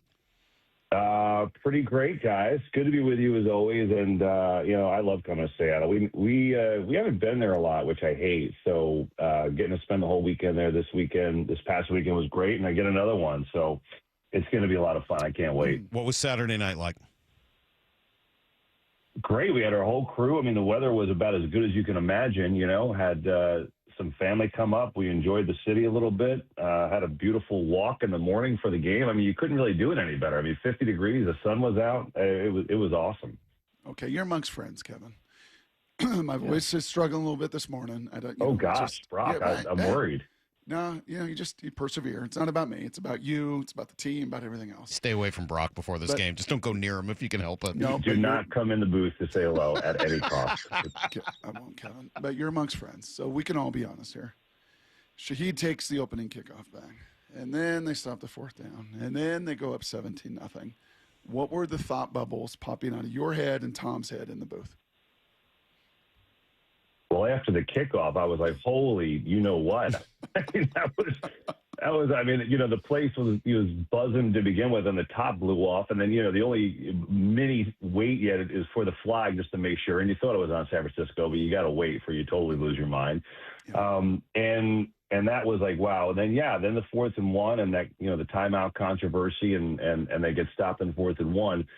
And it kind of felt like an avalanche. But, I give the 49ers credit. They kind of stabilized the game there. Like they found a way to hold the ball and get back in a little bit, kick a couple field goals, and then Seattle answered right away. So when it was 17-6, it was still a pretty big mountain to climb. But it was like, okay, well, they got back in. It was just too much. I mean, those are a couple of haymakers to start the game. I mean, that's about as good as you can imagine starting a playoff game with a 100-yard kickoff return, by Shaheed. That set the tone, really. And I'm not sure that San Francisco had enough at the end of the day anyway, but that was going to be pretty hard to overcome. What was the vibe, energy, noise level early in that game?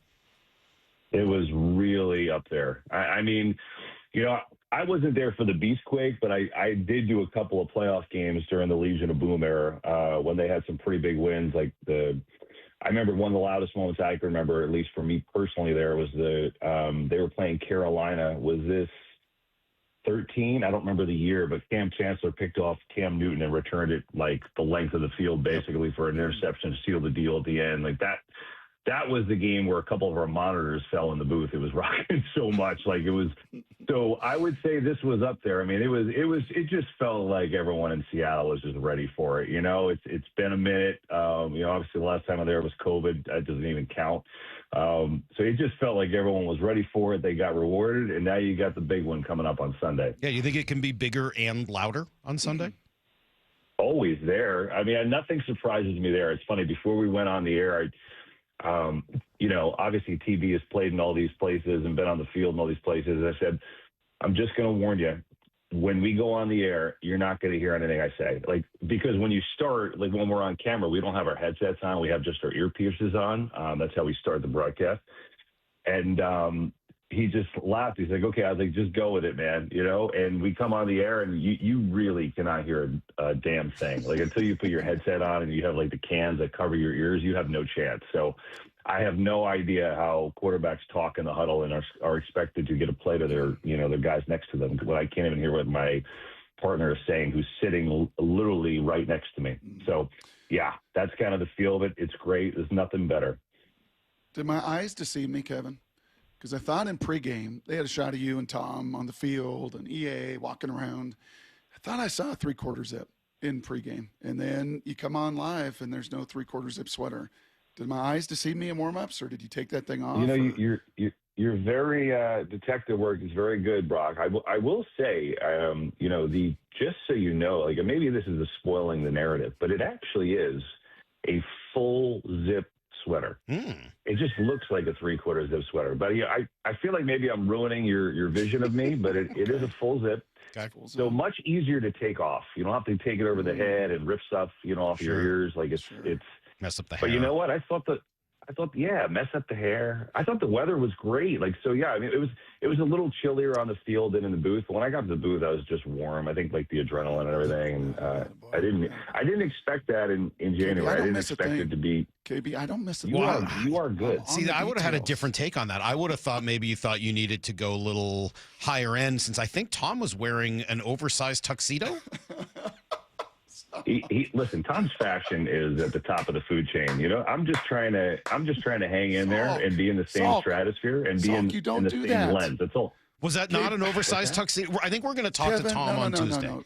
Kevin, don't let him do that. What? We have Jeff Saturday on yesterday. Jeff is great. He Salk doesn't tell any of these jokes about Peyton or A-Rod or these guys he has issues with. He has a filter. And now we're talking about Tom Brady. He's going to join us next week. And I'm an unabashed Brady fan, though. I mean, the man is partly responsible for my marriage. Like, Brock, no one's ripping Tom Brady, but I think he was wearing an oversized tuxedo. It was just surprising to see during the broadcast. That's all.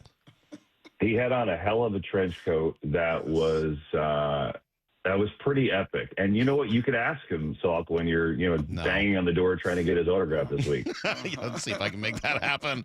All right, so that's hilarious. You watch this. You watch the game on Saturday. Who jumps out when you watch? Get to see the Seahawks team in person.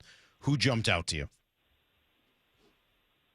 Well, look, there's a lot, right? And, we hadn't had them all year. Obviously, I had watched their games during the year, and I went back and watched a few more during the week just to get a feel. And, I think so many people defensively do. I just think every time I've watched them this year, two guys that have jumped out to me are Leonard Williams and DeMarcus Lawrence. And Leonard Williams never gets love, and it's probably just because he plays in the Pacific Northwest. Because, when he was Northeast with the Giants and Jets, the Jets, obviously, they traded him away. And the Giants, he was a good player. And for some reason, they traded him away. I still don't understand that. And he's been as good as anyone in the interior of a line in the NFL for the last few years and doesn't get any love. And he is in the middle of everything. And then I just think, like, DeMarcus Lawrence, I always loved him in Dallas. And he is just the perfect addition to that defensive line because they're just fierce and physical, and they're just throwing people out of the way. And that's what stands out. It's just like everything is so hard because they're so physical and they're so fast and they're so long. Look, I could have picked a million guys, but to me, watching that game and just watching those guys just destroy every block, that was pretty sensational. The voice, you heard it last Saturday night. You'll hear it Sunday night with the NFC title game, and our friends at Fox will have it, and it'll be fun to have Kurt and the whole crew pre and post, and you and Tom and EA and Mr. Rinaldi during the game. Let's peel it back here just a little bit, KB. Let's go back to the Fox seminar 2 years ago, and you guys on the NFL side get a chance to, I believe, kind of do like a teleconference, a video with almost all the head coaches in the NFL. It's kind of a tee up to the season or something along those lines. And I'm curious if you could compare your initial meeting of Mike Macdonald in that kind of setting via video, listening to him, taking him in, versus sitting down with him last week. Compare and contrast the rookie Mike Macdonald to what you sat with on Friday. Yeah, I mean, I think it's hard to do from that setting because we're just watching, some of the coaches in a big group setting, and they're kind of giving us just a, kind of almost like a preseason pep talk to our group, which is cool, and it's really neat, like behind the scenes thing. I would just go back to last year. We only had the Seahawks one time, and we're on the field talking with Mike, and we know how smart he is. He just seems so, in control, but also, new, right? He's first-time head coach, and I think, talking to him this past week and just where he is, I think he's in complete control and command of where he is in this timeline, right? And for a guy like that, a young head coach who has already had so much success, really, you could have, they obviously easily could have made the playoffs last year. I just think he is in the perfect place with the perfect general manager and, is the guy that you want leading your team. So, I think, I think just from then to now, Brock, he knows who he is. I'll say that. He knows who he is, and he's the perfect guy to lead this team. He gets compared to Sean McVay a lot, or, sort of a defensive version of Sean McVay. You'll talk with both of them this week, and I'm sure you've had, Sean a couple of times this year. Do you see similarities there, or do you think that they're actually not that similar? They just are both really good at what they do. I guess it depends on how you're looking at similarities. Just because they're young, because, Mike's 38 years old and Sean's, going to be 40, I think, on Saturday. And they're exceptionally smart. I think those are pretty fair comparisons. Are they the same as people and as leaders? I'm not sure of that. I'm not in the locker room, but my sense is that they're different in how they go about their business. So I just think it's funny, when you look at the NFC, like when the playoffs started, Salk, the oldest head coach was Matt LaFleur. Matt LaFleur is in his mid-40s. It's just kind of where we are right now. The league has transitioned to a lot of younger guys, a lot of really smart guys who, I think 20 years ago weren't getting these opportunities. And I think there are similarities there. I think the fun part and really the matchup of this game is you have essentially, and it's more than this, these guys are more than that, but just to stick with what their roots are, you have Sean and his genius offense led by the Hall of Fame quarterback against Mike and his genius, ferocious defense in Seattle trying to get back to the Super Bowl. That's as good as it gets to me. Two guys at the top of their craft who are two of the best young head coaches, and you take their units going against each other, who will decide the game. Obviously, there's more than that will decide the game, but that is the number one attraction for me this week. Just quickly then, just because you mentioned that, which of the matchups do you think ends up being bigger? The Rams offense against Seahawks defense, or Sam Darnold and the Seahawks offense against that Rams defense?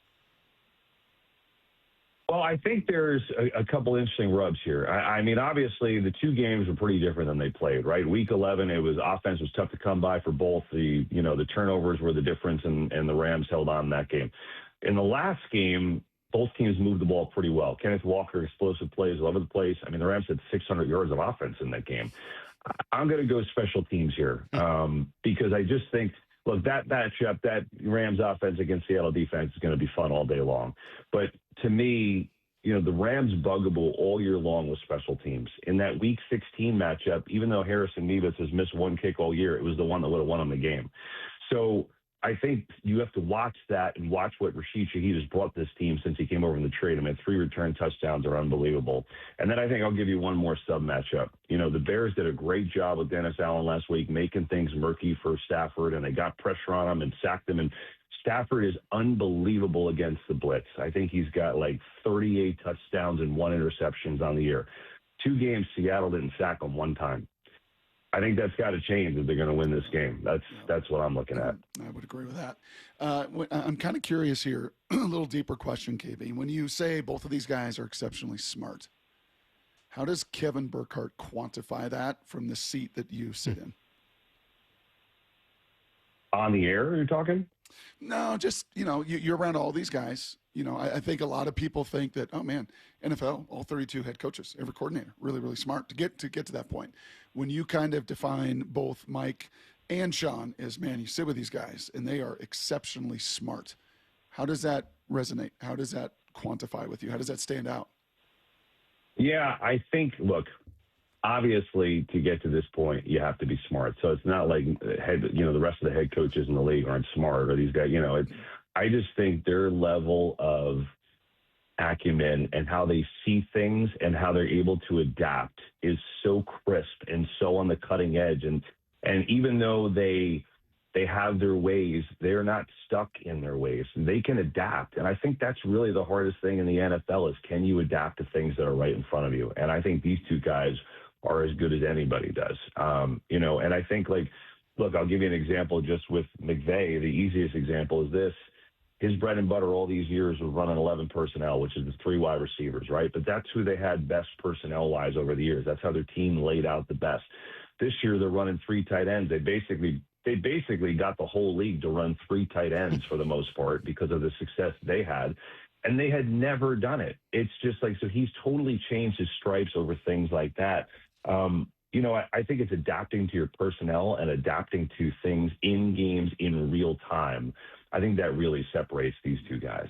Awesome. I think we all really liked Tom talking about the difference between stars and champions during the broadcast. I thought that was super interesting. What did you take from that and sort of what it means to be a star versus a champion? Yeah, well, we've had lengthy conversations about that at, dinners and such about that. And I think it's pretty obvious why he won so much, because there is a level of buy-in that you have to achieve to, go on and win the whole thing. And not everyone is as intent on that as you may think, right? I think that's really what it comes down to. And I think through his experience and through how he got all of his teammates to buy in for all the years, I think it's not something that the normal fan would think about. And it's not saying that every player doesn't want to win, but it's kind of the old, okay, what is the cost or the price of winning versus the price of stats and getting paid? And somewhere in there's a mix, and it's hard, right? I mean, it's a hard thing because obviously players want to take care of their families, but not every player and every team has that same balance. So when you listen to something like that from him, as we have done, and he's had many conversations with our group about it, I think it's just a fascinating topic, right? I think there is definitely a next level of, buying in and doing stuff for the team that makes these teams winners, these certain teams winners. And not everyone has it. Not everyone's able to have it. So I just love the insight that he brings and stuff like that, because there are so many moments in these games, 2-minute offense, these big picture, talks about champions versus stars. There's no one else on earth that could talk about it as rightfully as Tom can. That's why it's so cool being next to him every week. Well, you do an incredible job of setting all that up. We love listening to you every time you jump on with us, KB. Super, super appreciative. You also are a smart guy, so I'm just kind of curious to go in the Wayback Machine. We don't want this game to speed up on Mike Macdonald. We don't think it will. No game really over 2 years, right, Salk? Have we ever left it and gone, oh, man, felt like that game just sped up on coach, and, he was reactive and he wasn't ahead of it. He's always been ahead of it. So if you could go back in the Wayback Machine to October, should the Mariners have brought Mooney in the 7th inning instead of Bizzardo? Would we have had you for the World Series, KB, if they had just gone with the closer in the 7th inning? I hated it. I hate it every time it happens. And I would say this. It obviously goes back. I really think this started when it was the Orioles, and I'm blanking because my brain is not in baseball mode.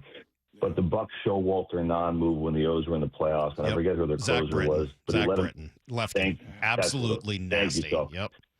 So they played this game, and Britton didn't get in the game, and Buck got killed for not. And so after that, we ventured in the place where I'm not anti-closer in a max spot, right? I'm not anti-closer. Let's say 8th inning, bases loaded, Ohtani's up. I'm not against that. But I think the problem is, and I'm going to defer to my superstar guys I sit next to, with A-Rod and Poppy and Jeter, and it's you're now in a shorter series, and these guys are seeing these guys every single game. And then so number one, it's familiarity. Number two, they're a little gassed. And it's I feel like you get to the 7th inning, even we've seen some of the 6th inning. It's okay, now what? Who the hell is finishing the game?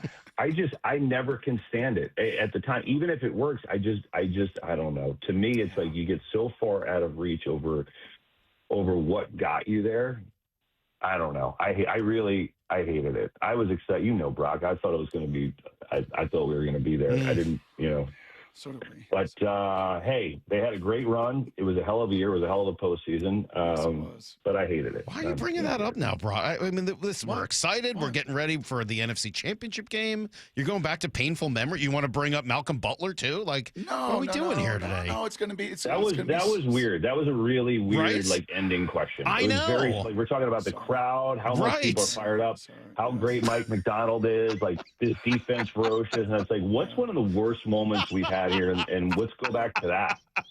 Very surprising. Maybe it's because he's sick. His voice isn't right, and might be the cold medicine. I know. Yeah, all these things. All right, guys, if you just invite Brock to your tailgate if you want to be so depressed going into the game, it'll be great. All right. Well, we had, we had Menifee on yesterday. He was asking us about whether or not people in Seattle still want to see the shots of the fish market and people throwing fish. Yeah. Are you involved in this debate? Because he said there was a debate among the production crew, and we just wanted to weigh in adamantly. Enough with the fish. There are so many other great things and great views and cool spots around here. No more fish. I will say this. I understand that, and I've watched many games where it's like, okay, we get it. They throw the fish at the Pike Place Market. I get it. Been there, seen it. It's cool. We did it for the All-Star game. Same type of thing. I was like, hasn't this been done? Right. The one thing was perspective on how hard it was to catch the fish, and watching like my Gold Glovers trying to hang on to it was incredible. Now that's funny. Yeah. Yes. So that was, and by the way, the guy that did it best was Ortiz, the DH, who caught it with no problem, which was the best. But I understand it. I understand. Like, listen, there are you like to see, the city is so beautiful and there's so many cool nooks and crannies. You like to see different, but I mean, that drone shot behind the Space Needle looking back down at the bay is pretty great. It's pretty good. The fish shot going to break is pretty cool for people that have never been. It's true. Listen, for people that have never been to Seattle and have never been close to Seattle, it's a cool visual. I will tell you that. If you live there, are you sick and tired of it? I'm sure you are. Well, here's what fair? joke. Yes, very actually. Thank you. This is so great to have you on, and so great that you've got the Seahawks in the NFC Championship game.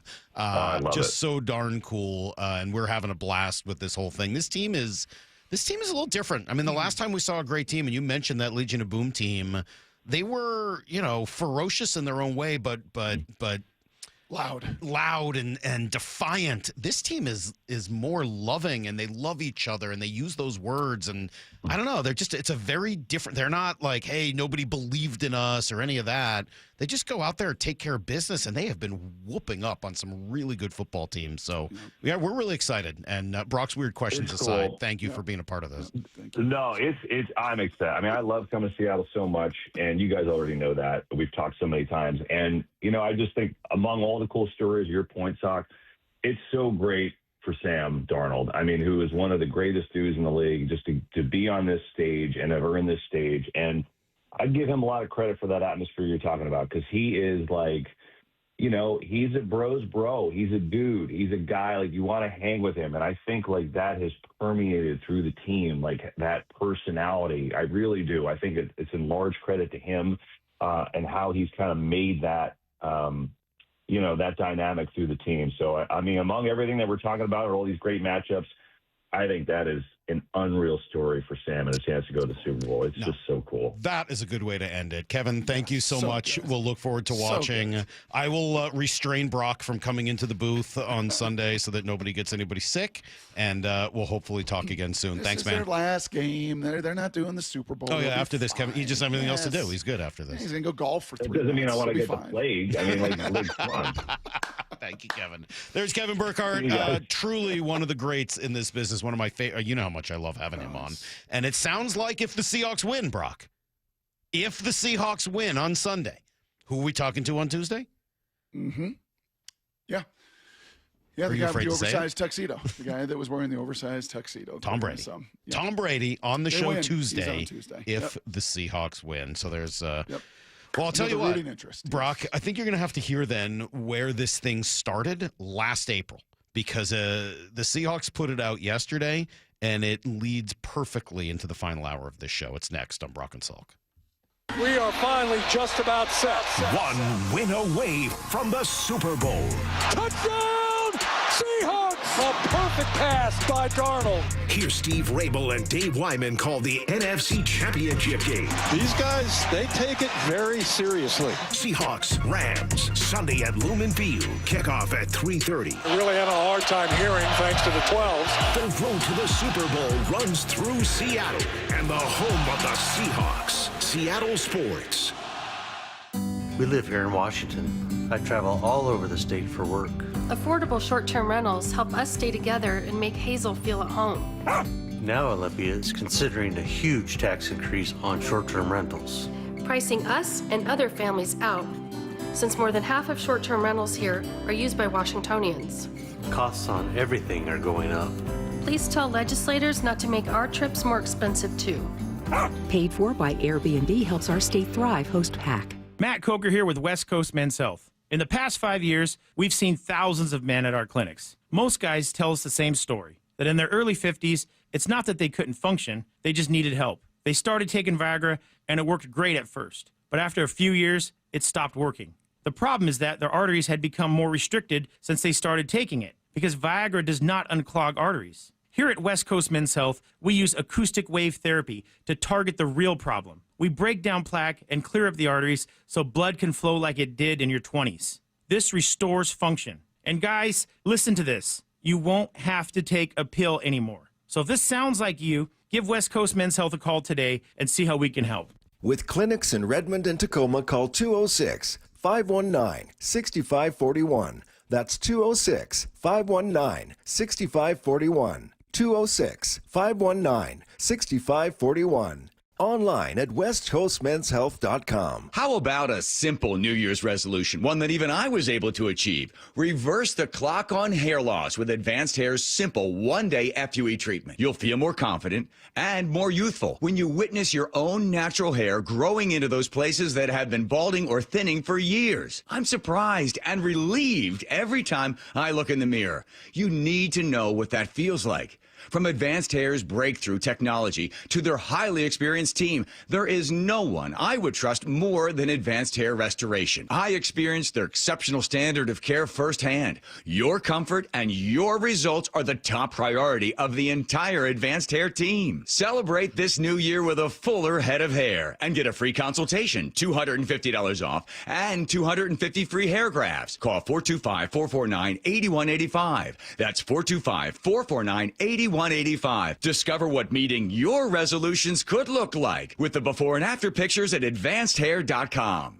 Good Dog Auto Glass. When the stakes are high, you want the best on your team. When your windshield breaks, don't settle for your insurance company's fix that's just safe enough. Trust Good Dog Auto Glass, where the quality isn't light.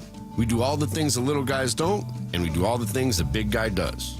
We answer the phone when you call, we work for you, and we will walk you through the insurance process. Visit GoodDogAutoGlass.com, Puget Sound's most trusted auto glass company, and get more bang for your bark.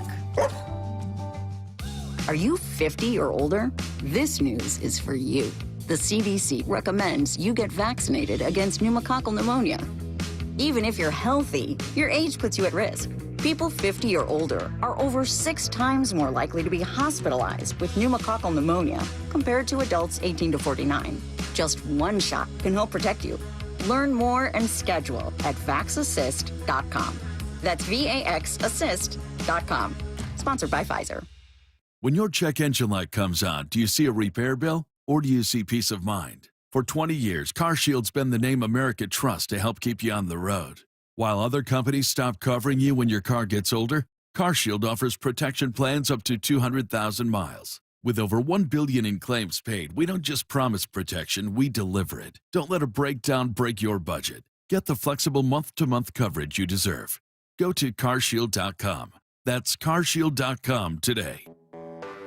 When you're hiring, have you ever felt like you're missing out on meeting truly great candidates for your roles? It seems impossible to find them, but they have to be out there somewhere, right? Well, they're not hard to find when you know where to go, and that place is ZipRecruiter. And right now, you can try ZipRecruiter for free at ZipRecruiter.com/radio. ZipRecruiter helps 10 million people with their job search every day. And because these people are actively looking for jobs just like yours, it's easy to find the right person right away. In fact, 4 out of 5 employers who post on ZipRecruiter get a quality candidate within the first day. But if you're not using ZipRecruiter, you're missing out. So see what it's like when the impossible is easy. When you go to ZipRecruiter.com/radio right now to try ZipRecruiter for free. Once again, that's ZipRecruiter.com/radio. ZipRecruiter.com/radio. Never miss out on great candidates with ZipRecruiter. This is Seattle Sports. Streaming through the Seattle Sports app. KIRO AM Seattle. KIRO FM HD2 Tacoma. Home of the Seahawks, Mariners, and everything Seattle sports. This hour is brought to you by Davis Law Group. Give me a freaking auto! From the Quantum Fiber Studio, this is Brock and Salk on Seattle Sports. I don't read the internet, guys. Take the bull by the hands. And Burkhardt, you are. And Brooke Heward. Now here are your hosts, Brock Heward and Mike Salk. Yeah, again, huge thanks to Kevin Burkhardt. He's great. Really enjoy him. Rich in Auburn saying, hey, could you guys tell the person outside to stop revving their car into the microphone? No, that's just Brock. He's just clearing his throat. He's doing the best he can. I don't see why it's necessary to take shots at my poor co-host. He's doing the best he can over there. Hey, can I answer the question I asked him? And I know you want to play this Sam Sure. from the Seahawks. When I asked him to quantify, and I'll ask you, and then I'll answer it myself because I'm curious where your mind goes with this. Because it's a huge storyline of this game Sunday. You're going to hear it all pregame. You're going to hear the comparisons to McVay and Macdonald. You're going to hear about these boy geniuses, and they're young and they're innovative, and all the things they do that McVay does offensively, Salk, with personnel, tip of the spear, what Mike does defensively, right, with Eamon Worry and all that he's able to. So you're going to hear it a lot. So I am curious how you would answer that question, because I've got an answer. About feeling smart? About what makes them smart, quantify their smartness? How would you quantify their smartness? Well, I think, first of all, they've heard of Sigmund Freud, which I think is a nice start for both of those guys. And, they can find continents on a map. And, some of those things I think are a part of it. Are you sure about that? Have you asked them? I haven't, and yet I feel reasonably confident in it. Although with Mike Macdonald, sometimes he doesn't know anything going on in the world other than football. So, sorry, Lyle. There's no need to take a cheap shot. Why you got to do well, that? Brock, Who said I can't identify continents on a map? I'm just guessing based on some of your other issues you had with you told us you couldn't know the capital of Denmark because you've never been to Europe. Well, there's a difference between getting continents and cities in certain countries. All right, Lyle, we'll lay off. Sorry. Brock, it's a good question. Maybe I can answer it after playing this montage that the Seahawks put together, because I think that I think it does actually lead into the answer a little bit. All right, we got everybody. Man, this is pretty awesome, huh, guys? You know what? Let me start that over, because I'm not that smart. I should say this takes you back to Mike Macdonald's first ever team meeting with the group last April. So April 2024, before last year's season, and then kind of takes you up to today. All right, we got everybody. Man, this is pretty awesome, huh, guys? This is awesome. We got a hell of a program ready for you guys. One of the things I want you guys to feel going through this program is that we have a vision for you and this football team. Here we go, fastball! But today, all right, I'm going to take you here now, so stay with me. I want us to just take a minute here and fast forward to January, NFC Championship. It's 30-something degrees. All right, it's wet, it's windy. All right, for them, okay, but it's just right for us. We're loose. We're focused. All right, we're confident.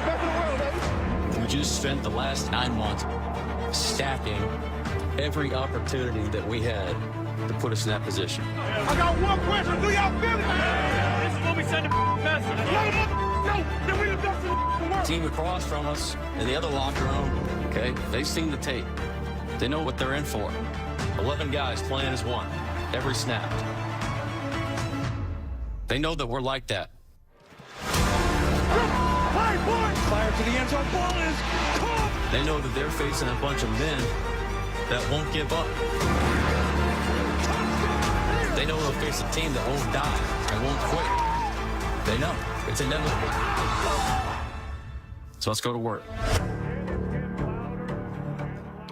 So, great. I mean, the Seahawks did a great job with that, and the visuals even better. So if you get a chance to watch that on any of their social accounts, I recommend it. Brock, my answer to the question is that I think Mike's intelligence and it comes out in the complete nature of what he's doing, of how thoroughly he's looked at everything and has considered everything. It's a fully formed, he used the word vision there. It involves the scheme. It involves the players to fit the scheme. It involves some of the sayings that he uses over and over again and the consistent nature in which he uses them. It's the way the game doesn't speed up on him, which we've talked about quite a bit. There's no one thing that you point to and say, okay, this is why I think this guy's a smart dude. Yeah. To me, it's the way everything fits together, jigsaw pieces into the puzzle. He seems to have a sense of all of it, and nothing is forgotten. It's a very, again, he uses the words complementary and complete almost interchangeably, but I'll use the word complete here. It's a complete view of everything in the organization and how they all complement each other. That's what I would point to. That's good. That's good. I would add two other things, just kind of football specific to this. And I may be wrong. I tried to count them, and every time it was said, I tried to write it down. I had 12 we's and us and one I. 12 different times it was we. And even the last line, they know we are like that. And there was one I in that whole minute and a half. And for young coaches, and he's about the same age or a couple years older than some of those guys in that room, to have that emotional intelligence and understanding. Like, it is from the jump going to be about we and not about me. And that's how you went over a locker room. That's how you build all the neat stuff in this culture we've talked about. I would say the other thing in my life experience, being around football coaches, other bright people in the business world, communications world, and everything else, the brightest people, the most intelligent people to me are those that make the complex simple. And then in football can turn around and make the simple feel complex in the actual game. And I think these two are wizards at it. I think Vrabel's excellent. I think Sean Payton does it in his own little different way. But I think these two kind of stand alone and stand on this kind of mountaintop in the NFC right now, because I think they share a lot of those attributes. Yeah, the one thing Mike is missing that those guys have is just some tenure. Obviously, McVay and Payton have a lot of it. Vrabel's got some of it.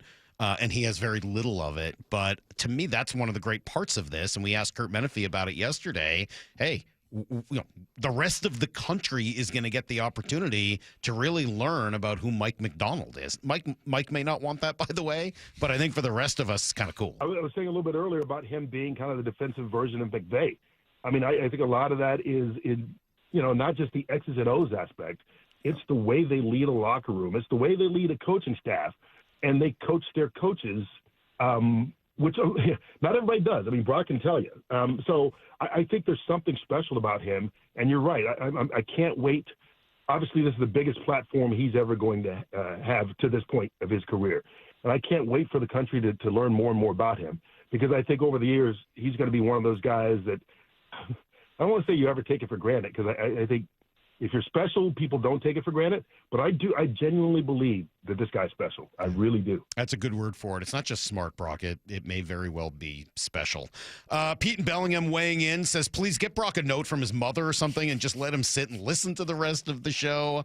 Man, you guys are just ruthless today. Just ruthless. Hey, man, it's championship time. Is that what it is? Yes. No. Wait till tomorrow. Wait till tomorrow. Everybody's going to be so on edge. Is that a lozenge? All right. No, I was hearing chewing into. Okay, fine. Thought you were eating chips or something. All right. Take a breath. We'll give you a couple minutes. We'll come back. We'll do everything you need to know. And then you've arranged a guest at 9:30, thinking that we know each other. We don't. But George Sedano from L.A. Sedano. It's Sedano. I thought it was Sedano. Sedano. It is? Sedano. Sedano? I thought it was Sedano and Sedano. We're going to scrap, because he is all L.A. this and that. He is on his high horse. He's a basketball guy, though. All right, we'll see where this goes. It's all coming up on Brock and Salt. Bump and Stacy. Weekdays 10 to 2. The team that got rid of Pete Carroll, let Geno go, DK is out of here, lots of moving parts, are playing to go to the Super Bowl. No one thought this was going down like this. I didn't see this happening for this ball club. It's been the best transition in the league in the past couple of years. No other team has made the major moves that this team has made and gotten to this point. Only on Seattle Sports on 710 and the Seattle Sports app. Okay, you know what I'm a fan of? And maybe, health specialists are going to tell me I'm way wrong on this, but my life experience is if I got a little sore throat, cold, I'm going to sweat it out. And I'm going to sweat it out today on my Top Fitness step mill that I got over the holidays. It is incredible. 2026 is here. And I want to resolve to be in great health and great shape. And I may not sound like it right now, but I'm going to sweat this sucker out, and I'm going to be in good shape tomorrow because of my friends at Top Fitness. They sell brands like Precor, True Octane, Inspire, and High Rocks. You can come in now, and you can check out the deal of all deals on their treadmills, too. I'm talking about their 885 treadmills. They got lease returns, and these normally sell for over $13,000. Now you can get it for less than $4,000, $36.99, and that includes a 3-year warranty. In every new treadmill, elliptical, and home gym, they're all on sale. Got the largest selection of home fitness equipment in the state, and their staff really will show you why. It's no secret that everyone from personal trainers to pro athletes to ex-pro athletes love their stuff. Locations in Tukwila, Linwood, or Bellevue, or visit topfitness.com for more info. That's Top Fitness, your best place for home fitness equipment. For over 50 years, Bucky's Complete Auto Repair has been the one locals trust for honest pricing, expert service, and guaranteed repairs. This dedication has earned them a Carfax Preferred designation. At Bucky's, every customer gets detailed Carfax updates, timely service reminders, and a full service history, all at your fingertips. With 16 family-owned locations, no appointment needed, and easy financing, Bucky's makes auto care simple. Visit Bucky's.com today and drive with confidence. Bucky's.com. Happy New Year, Susan. I really appreciate you picking up the bill for lunch. I'm happy to. One of my New Year's resolutions is being better with money. So I've started using Upside, the free app that pays you cash back for buying gas. Wait a minute. Are you saying you actually get paid cash when you buy gas with the Upside app? Yes, I earn cash back just for buying the gas I was already buying. Does that actually add up to anything? I'll make $200 to $300 this year. Wow, that's serious extra cash. I'm downloading the Upside app now. Download the free Upside app now in the App Store or Google Play and start earning cash back on everyday gas purchases. Use promo code RIDER for a 25 cents per gallon bonus on your first tank. That's up to 50 cents per gallon on your next fill up. You can cash out anytime, right to your bank account or a gift card for Amazon and other brands. Just download the free Upside app and use promo code RIDER for a 25 cents per gallon bonus on your first tank. That's code RIDER. Code RIDER. Offers vary by user and location. Go to upside.com for terms and conditions. Wesley Financial Group is not a law firm. Ask yourself this question. Is it really worth holding on to that timeshare that you know you need to get rid of? Here's the truth. The average maintenance fee just went up over 17%. That could have been 117%, and there's nothing you can do about it. When you buy a timeshare, you give them a blank check for annual maintenance and assessment fees. I'm Chuck McDowell, founder of Wesley Financial Group. For 15 years, I've helped over 50,000 families cancel their timeshare. Not sell it, not transfer it, cancel it. Did you buy a timeshare because they told you it was a great investment and your maintenance fees would never go up? That's a lie. Are you ready to get rid of your timeshare once and for all? Simply call us and I'll send you our timeshare exit kit that explains all your options for cancellation. Call Wesley now for your timeshare exit kit. 800-568-3344. 800-568-3344. 800-568-3344. Here's Steve Label and Dave Wyman call the NFC Championship game. Holy catfish! Sunday, kickoff at 3:30. On the home of the Seahawks, Seattle Sports. That's another amazing run by Team USA. Mom, think I'll be on Team USA one day? Well, I'll take this one. What? Are you speaking to us? Yes, and to answer your question, anything's possible, especially with Xfinity. So, I can be the best snowboarder ever? Well, I can't guarantee that, but Xfinity can guarantee that your internet price won't change for 5 years. Okay. What if I practice every day? Then maybe you'll be snowboarding for Team USA at the next Olympic Winter Games. And Mom, you'll still be paying the same price for Wi-Fi. Ooh, really stuck the landing there. It's the Xfinity Gold Medal Celebration. Now through February 22nd, get our best price on gig Wi-Fi for 5 years guaranteed, just $50 a month. Plus, get Peacock Premium included for 2 years. That's a $10.99 value per month. Xfinity. Imagine that. Proud partner of Team USA. Restrictions apply. Requires paperless billing and auto pay with stored bank account. Taxes and fees extra. Actual speeds vary. Have you considered surgery or even joint replacement? Hey, it's Dave Wyman, and before you make that decision, see Dr. Mark Wagner, MD, at Seattle Sports and Regenerative Medicine. Why? Because he gives it to you straight. Dr. Wagner said my right knee needs replacement, and I appreciate his honesty and expertise. My left knee is fine right now, but the minute it isn't, I'm heading to Dr. Wagner for his expert opinion.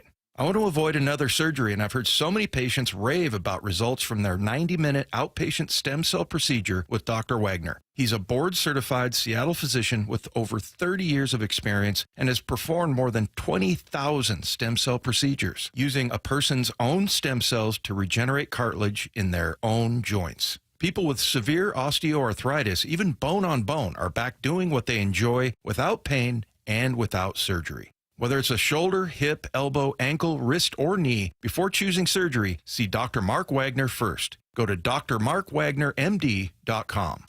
Need to know. 15 minutes past every hour with Brock and Salk. Here's what you need to know. Up first. People think you're starting a 1-900 number now, Brock. Jeez. Come on. You guys are being very hard on Are those Brock. still around? I don't think so. How do I know? What do you mean? What do I know about that world? Well, Brock, if there was an injury report, you'd be on it, and you'd be joining most of the Seahawks. 14 names on the injury list yesterday. Some were resting vets, some were full participants, but you know, one is Sam Darnold, who's still limited with the oblique. It doesn't sound like it's going to affect him any more than it did a week ago, which is good, but I just like the way he's handling the whole thing. Felt good, feeling really good. Just attacking rehab these last couple days. Obviously will be throughout the week, so like I said, just got to continue to prepare and get my body right for Sunday. Simple. Just keep it simple. Don't overshare. Don't make it seem like you're doing more than you are. Just keep it very simple. Just a normal dude. Just a normal dude. Just rehabbing an oblique. Okay, great. Sam continues to get better. He's not going to be a full go the whole week, so we have a plan. We're going to work through it, see how the day goes, and then we'll kind of take it day by day and then take it to tomorrow. Good. All right. Now, let me just bring this one up because the bad news, of course, is the left tackle situation. Charles Cross out with a foot. Josh Jones out with a knee and ankle. Amari Kite out with a knee as well. He's the third option. None of those guys practiced yesterday. I'd really like to hope that at least one of those guys can go today. At least in a limited, right? Kind of build up and maybe tomorrow be full participant. And, I think Mike said to us and said Sunday after the game, it was kind of precautionary with Charles, right? The game was out of hand, chance to play somebody else. I don't remember any play in the game where Kite even limped or got up slow out of his 17, 18 snaps, but yeah, you would like to see those guys get their legs underneath them a little bit. Yeah. I just anticipate, this is no inside information, it's just my gut. I would anticipate that Josh Jones has got some real stuff going. Mm-hmm.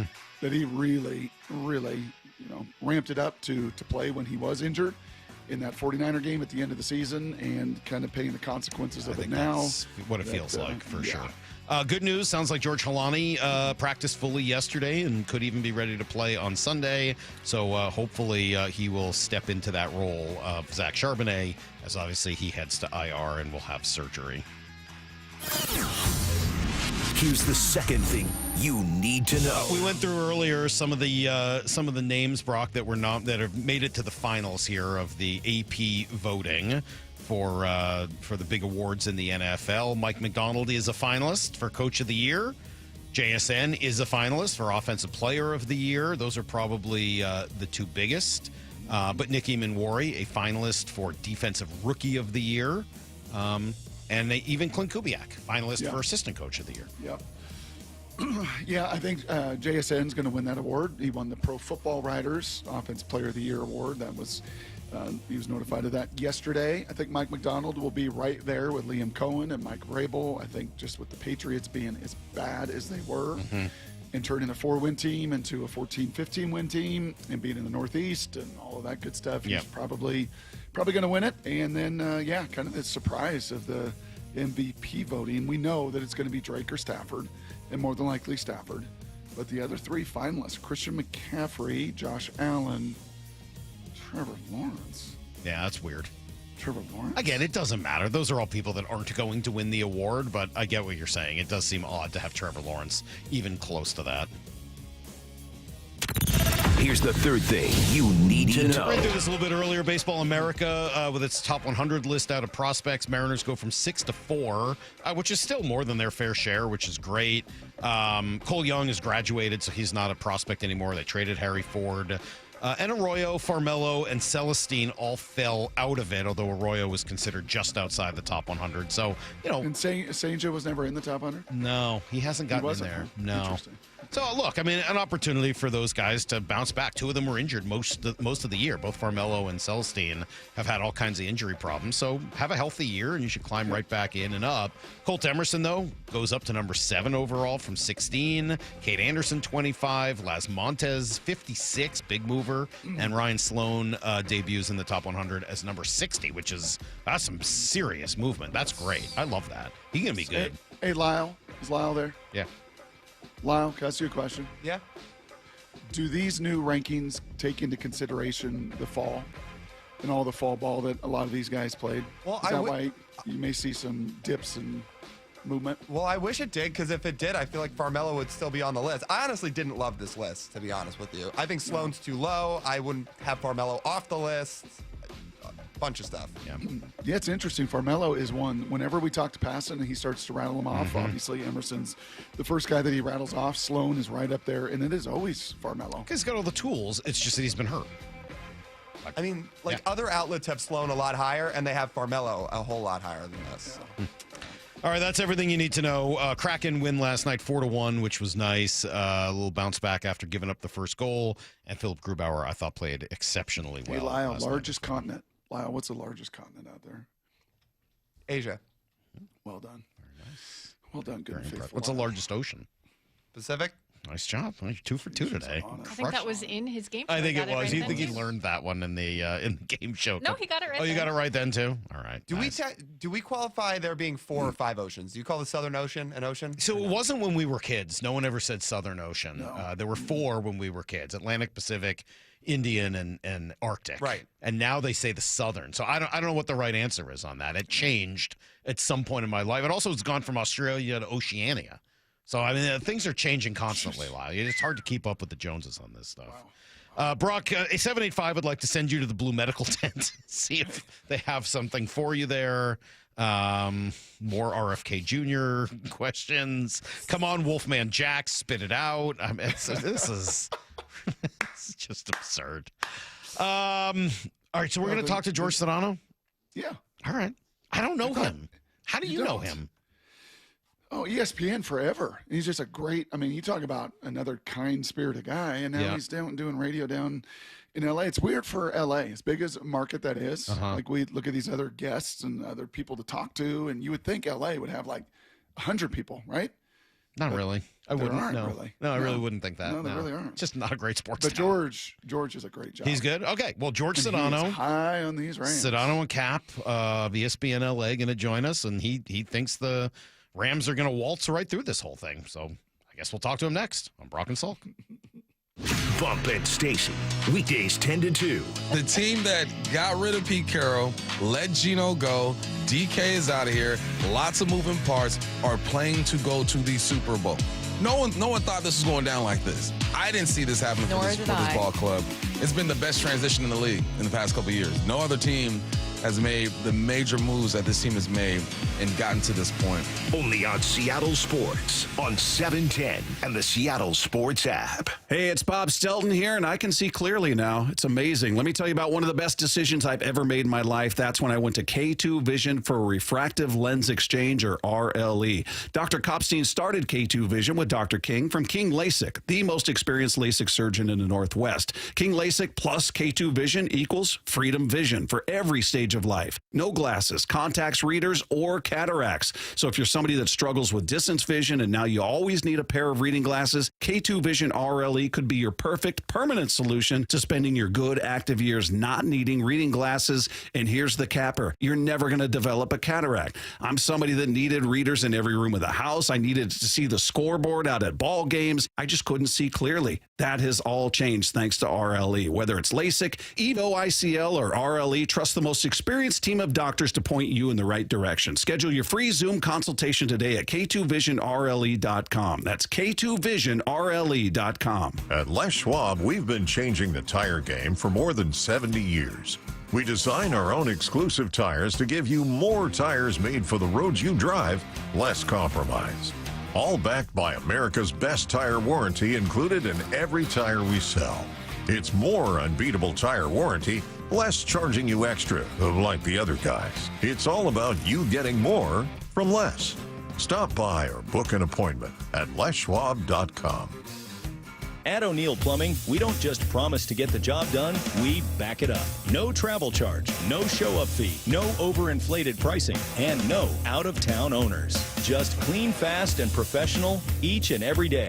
O'Neill Plumbing. Take the next step to becoming a Seahawks season ticket holder. Join the season ticket holder notification list to secure your spot in line. By signing up, you'll be the first to know when space becomes available on the official Blue Pride wait list. Plus, receive team news, special ticket offers, and more. Visit Seahawks.com/season tickets and sign up today. Trust and Will is an online estate planning service. Visit trustandwill.com for details.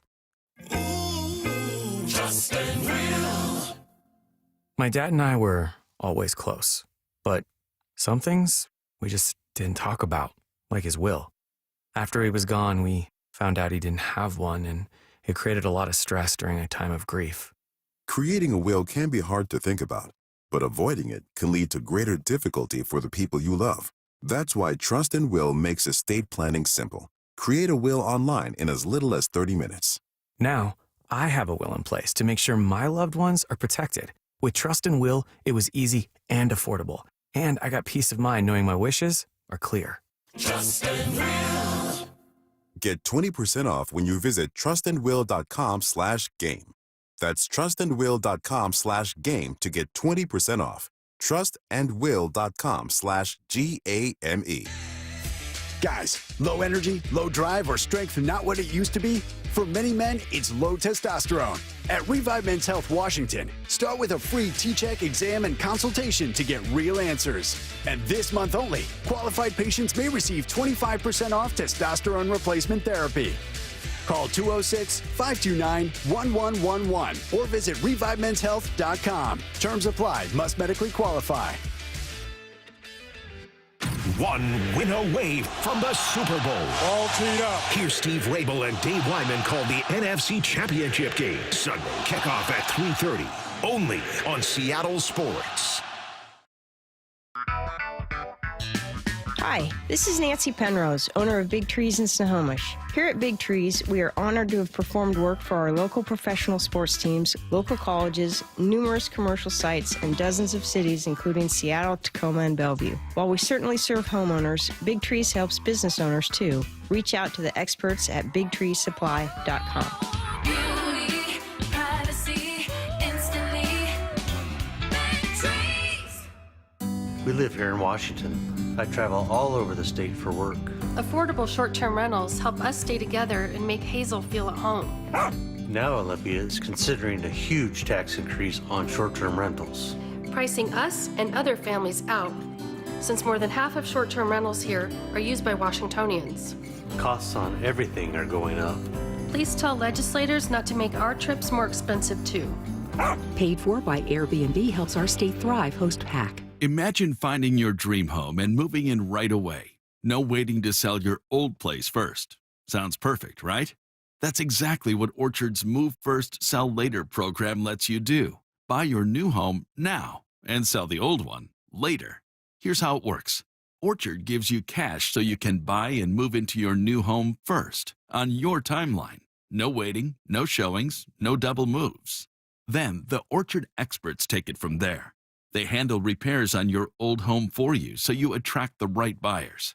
Once they're done, a local Orchard agent lists and sells your home for top dollar. Orchard's Move First program gives you the freedom to buy and move into your new home first and sell your old home later. Buy before you sell and get top dollar for your home with Orchard. Ready to find out how much your home is worth? Visit Orchard.com to get your free home valuation. That's Orchard.com. From the Quantum Fiber Studio. This is Brock and Salk. Weekdays 6 to 10. On Seattle Sports and 97.3 FM HD2. Well, sounds like Sedano's not available, Brock. I don't know, maybe scared to come on. I can't tell what's going on. Maybe feeling embarrassed after how excited he was about the Rams the other day. It sounds like, so they... What, no, he said he just wrapped up a call. Oh, okay. Try again. All right. He's a busy man. I'm sure he is. I'm sure he is. A big week. Anybody whose team is in the NFC Championship we're all game. busy. That's why my voice is shot. Yeah. Someone's been talking to a lot of people. No one's asked me to go on any show. I do give great guests, but I haven't. Just been napping all afternoon. For whatever reason. Staying fresh. Yeah, nobody's asked me. So I just kind of sit here and hang out. It's too bad. I do give great guests. I don't know. So I guess Sedano and Cap is the show on ESPN LA, and they've been very confident about the Rams. And I guess some Seahawks fans got after them about that. And here's what they said: the Seahawks fans are pissed at you and me for having the audacity to be confident that the Rams are going to go win this game. By the way, I picked the Seahawks to win the second game. So, I don't care what the Seahawks fans on social media say. I don't care. Sounds like you care a little bit. I don't know. George Sedano and Cap joining us now. George, do you care? No, not really. I just, I'm like you guys, I'm sure. I'm a hardened old guy that doesn't care enough about social media. Maybe if I was like 10 or 15 years younger, I would care more, but I don't care. George, be careful. I mean, Jeff Passan tried to do this. You can ask others. Who was it in the last Super Bowl run, Salk, that called the Seahawks a bunch of pedestrian receivers? He felt it. Feel the wrath. The wrath of the Seattle sports fan, George. It would surprise you a little bit. It's surprising. Be careful. Yeah, I mean, look, all I said was I'm confident the Rams are going to win. And I have picked against the Rams plenty, including that second game. But I do think 3 times, you play the same team 3 times. These teams are clearly very close. But I'm going to bet on the guys who've won a Super Bowl before together, and I don't think that's a crazy notion. Well, the nice thing for us, Brock, is if we, say anything super confident about the Seahawks or against the Rams, we don't have to worry about the LA fans coming after us because there aren't any. So we should be fine. There are a small group, that's for sure, much smaller. I will say this, though. I mean, it's not like the Lakers and Dodgers by any stretch of the imagination. But they have done a decent job considering football was not there for 20 years. So in that regard, I will give them plenty of credit that they've actually cultivated a smaller fan base that's not the size of those other 2 franchises who have been there a lot longer, but they're doing all right for themselves. I am actually a little curious. I lived in LA for a while, but during the time where there were no teams there. So, every other fan base from America had a bar. There was the Giants bar, and there was the Patriots bar, and the Eagles bar. And you could kind of go from the Shack to all of them. They all had their bar. The Steelers bar in Manhattan or in Hermosa Beach. What have the Rams done to actually cultivate that fan base? Well, I think what they've done is they've done just a really good job, in the community with kids, right? The grassroots stuff. To me, that's always the smartest way to go. And I think the fact that they built, probably the nicest stadium in the world is a good selling point, too, to just get people in the door. Because if you lived in L.A., you know this. People want to go to the place that's new and fancy and nice and shiny.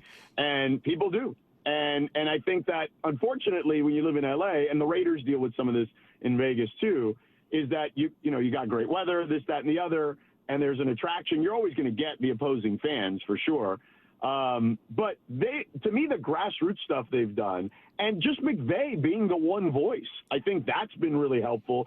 The success, obviously, is the most important factor of it. But I think a combination of all those things, they've just done a really good job of ingratiating themselves into a community that's hard to break through because it's so sprawling, it's so big, and there's already allegiances there, to your point. George, what have you learned being in the market? What have you learned about Mr. McVay? Oh, I love the guy, man. So it's funny.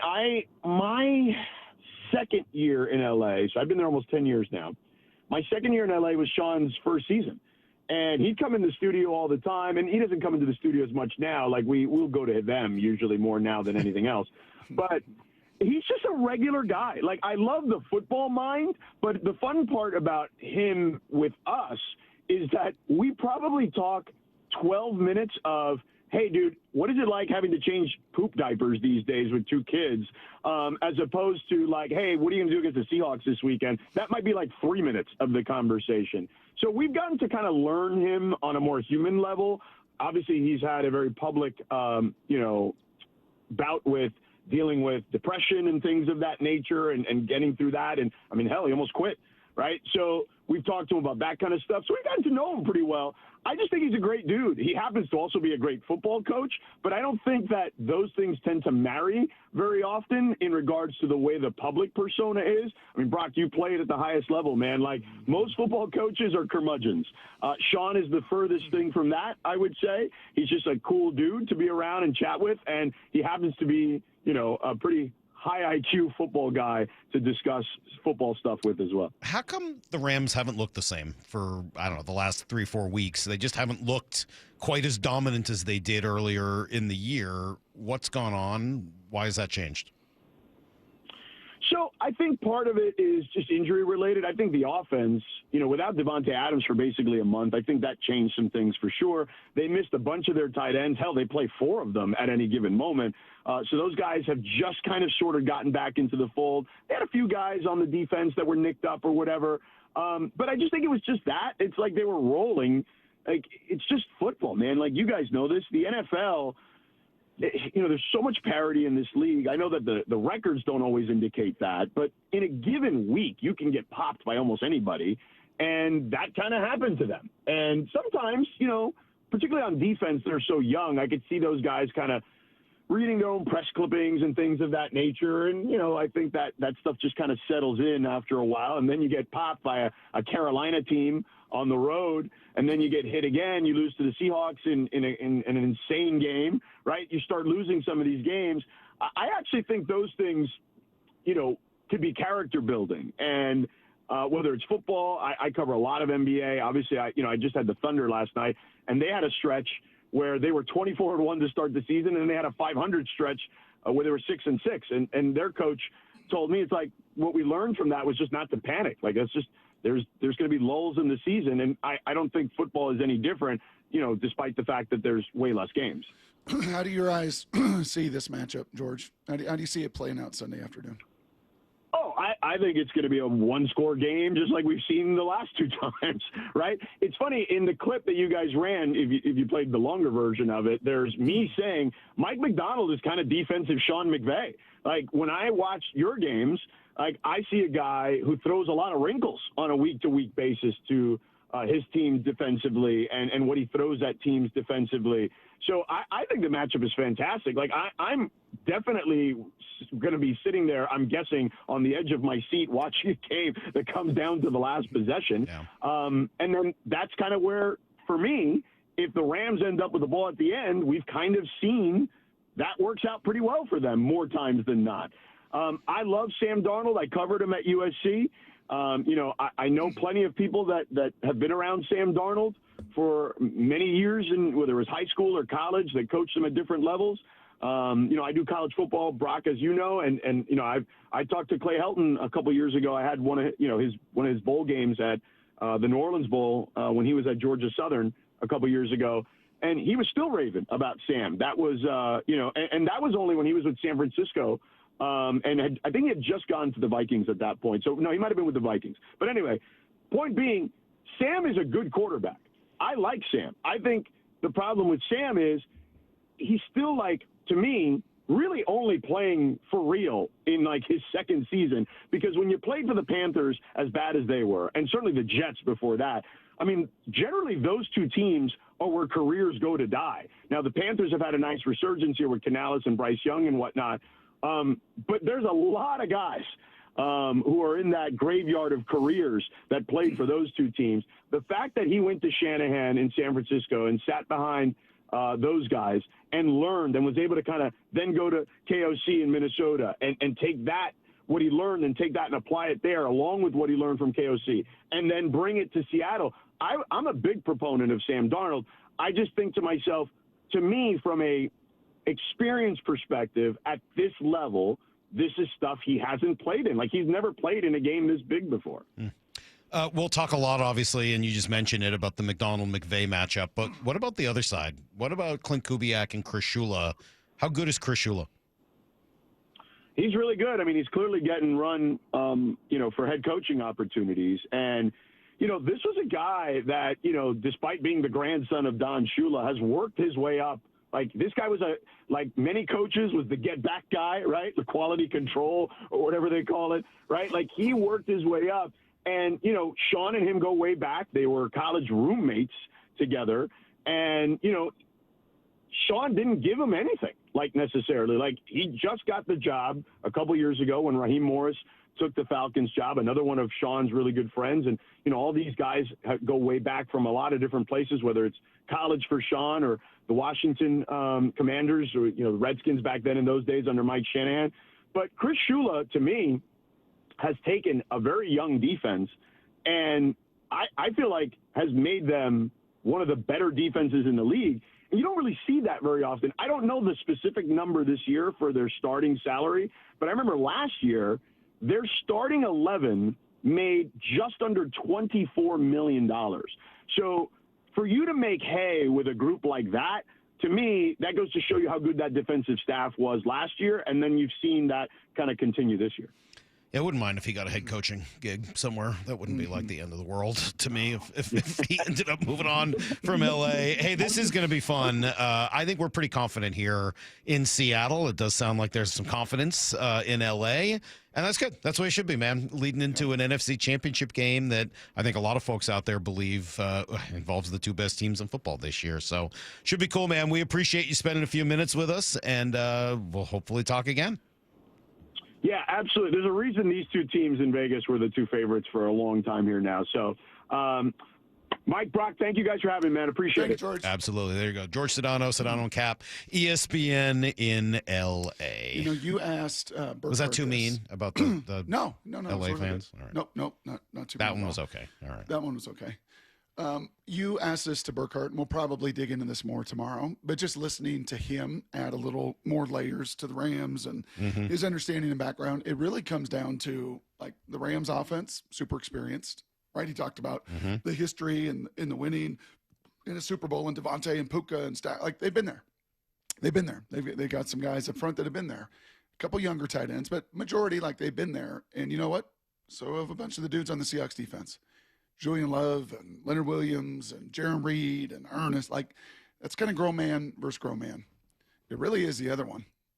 It really is just the way he lays that out. And I think that's fair. Like, yeah, man, Sam incubated in some poor places and didn't really have these kind of games and this kind of cachet and these kind of opportunities. And either is JSN and either is K9 and either is this really young offensive for me, though, line. like, that's a hard one for me. Like, hey, well, the first few years of his career don't count. He's just a second-year guy. Okay, well, then he's won 29 games in 2 years.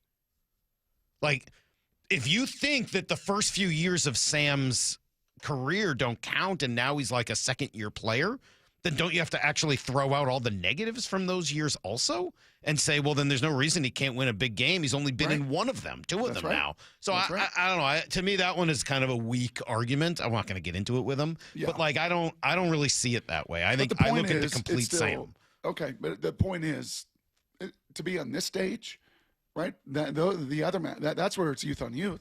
These Rams guys, Landman, he wasn't there for the Super Bowl. Verse and Young and the corners, like, none of those guys, as he just said. I mean, they went dirt cheap. They had to. Right. When you're paying what you're paying offensively, and Stafford's making $50 million, and Puka, and right. I mean, Devontae, all the money's there. So it's like youth on that side. Right, where it's kind of iron sharpening iron, good on good. With the other one, this is kind of like, okay, boys, all right, Verse, all right, Young, all right, Landman, all right, y'all, you didn't win the Super Bowl. None of you were part of that. All right, Seahawks, all right, Charles, all right, Gray, all right, K9, all right, AJ, all right, JSN.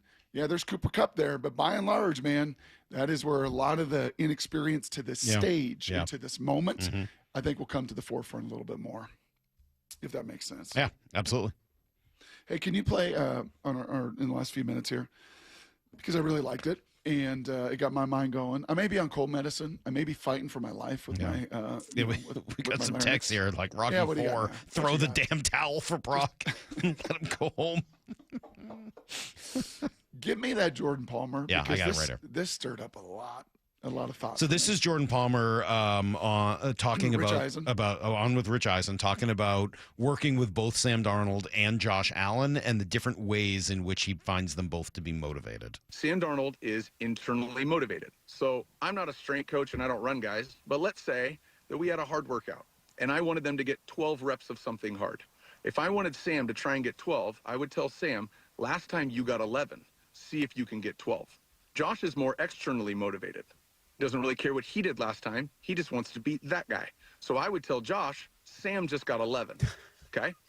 Neither is right or wrong, by the way. Right. Neither is good or bad. Sure. But it's important as a coach, and I would say all the way down to my first and second grade flag team, to understand what motivates guys. Sam is incredibly internally motivated. So he is motivated, I think, to get to the Super Bowl and win it because of how hard he's worked, because of his teammates, because of the sacrifice his family, and all the cliche things that's true of everybody.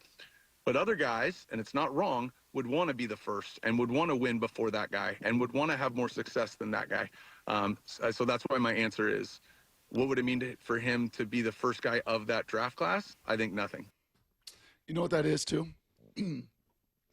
That is, as we compare and contrast this run to the run in 12, 13, 14, that is, Sam is so emblematic of the difference between Sam is internally wired that way. He's not out to beat Josh Allen or Matt Stafford or be on any of these lists. Russell Wilson was there to break through the barrier of a short quarterback. And I don't know if Russ is even the best example on that team. I mean, like some of the actual leaders on that team talk about a group of externally motivated people, right? I mean, like to be better than somebody else who, I mean, that's like what guided them for most of their tenure in a good way. And as he said, like, this isn't right or wrong. No. And you know what? We had a heck of a lot of fun covering that Seahawks team that was so noisy, that was so externally motivated, that found any chip they could to make it a boulder on their shoulder, that was so loud. Like, we loved it. And we praised that it actually brought this passive, aggressive Northwest fan base to life and allowed the 12s to stick their chest out and go into these arenas and be proud and be loud and all of it. So this is not to diminish it, but man, is it a stark contrast to, I think, the way that Mike and Sam and the group of these leaders are really built, because I think they're much more about their internal process, much more about, we stack our days, we stack our process, and we don't really worry about any of that outside noise. What do you think it's like being on his first and second grade flag team as he's trying to figure, like as Jordan's trying to figure out what motivates you as a 6-year-old? What do you think that's like? You know what that's like. Like different cookies and candy and I mean, like a time off. It's the same way we try to motivate Lyle. I mean, it's have we tried that? Is it much different to figure out how he's wired? Lyle, what motivates you? What makes Lyle work? Things that I deem interesting to me, which is not a lot of things. Okay, but that's not the question. It's not what are you interested. It's not like how do you, what motive? Do you think you're internally or externally motivated? I think pretty internally. Okay. Yeah. I don't think I rely on other people to need to be driven toward things. I think it comes pretty. So you're not hoping that, like, the Marine Layer podcast ends up with more views than Hawk Blogger or something like that's not how you view it. Not really. You're not competitive in that way. No. I mean, you want things to do well that you work on, but it's not like I'm knocked off my spot if. What are you, Salk? How are you? Are you internally I'm just not motivated, really. I'm very hard to motivate. No, I would say I'm internally motivated, I think, also. With a fair, maybe both. I don't know. I honestly think both things can motivate me. I would say I'd be an enigma for poor Jordan to figure out. And I remember very vividly when we saw some ratings with that first Super Bowl run and some numbers that were extraordinary, that were external, like, oh my gosh. Like after just slogging through some of the early years with nothing, right? Just hoping somebody calls. Please, can we see one line, right? I remember picking you up. in that hallway, and that was really, really fun. But I think the longer you go, but was that entirely internal, or was there some external there too? Because I think there were some people we beat that we were excited about it. No, there was absolutely. I would say early on, honestly, it was a little more external. It was a little more like, hey man, we fight for our turf, man. We got to beat these guys. Hey, we got. And I think the longer you go, you realize, what probably is more sustainable is probably the internal. And I think the Patriots for 20 years, and Tom was the centerpiece of that, and you heard it from Burkhardt there, right? Like, it's about us and the role players we're going to have and the money we're not going to make and sacrifices we're all going to do. Like, it's kind of more about us. And it's not to say it's 100 or to 0. It's obviously all this is mixed. But I do think that model. That is an interesting idea. That maybe it's more sustainable, even if it's. I don't know that one is better. I think it's probably easier to get to the top of the mountain with the external. And thinking about all of the teams out there that play that card over and over again. There's more passion. Especially in football. Maybe not like the 49ers do it. That 49ers team, he just punched in the face and beat up. Like, they love to talk. They love to have that chip. They love to have the. That's not just that. I mean, we saw the early Patriots teams win with that. We saw the Seahawks win with that a few years ago. I mean, like, they're not alone. There have been plenty of chip on their shoulder teams that have found ways to win. I do think it's hard to sustain it. Yes. I think that's where you're absolutely right, that it is harder to sustain it because you constantly have to keep creating new enemies, creating new doubters, and that's harder to do when you're on top of the world. Yeah, and this opponent this week, by the way, in the way that Sean McVay is wired, like, it's about them. It's about them. I sang a little clip yesterday. This is a good point. 206. Like, Michael Jordan was pretty externally motivated. 100%. All the time. Like, everything. And he managed to sustain it pretty well. He sure did. Yeah. Until he had to go play baseball. And Tiger was probably very much the opposite. Probably a little more internally motivated. Yep. Weird. Okay. Well, I'm going to be motivated to get my voice back to 100 so I don't have to deal with the wrath of the people today. I don't know. They're wondering if that's you or Ed Orgeron. Hey, Brock gutting it out today, says the 785. Really takes me back to Kurt Schilling's Bloody Sock. You guys are rotten. Just wretched today. Just totally wretched and rotten.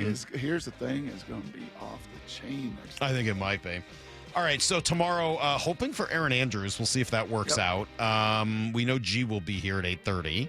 And some other fun stuff as well as we get ourselves ready for the NFC Championship game on Sunday. Get those T-shirts. We'll see you guys tomorrow morning at 6 a.m. Until then, Brock the hay. In the barn. See you, everybody. Get to the chopper!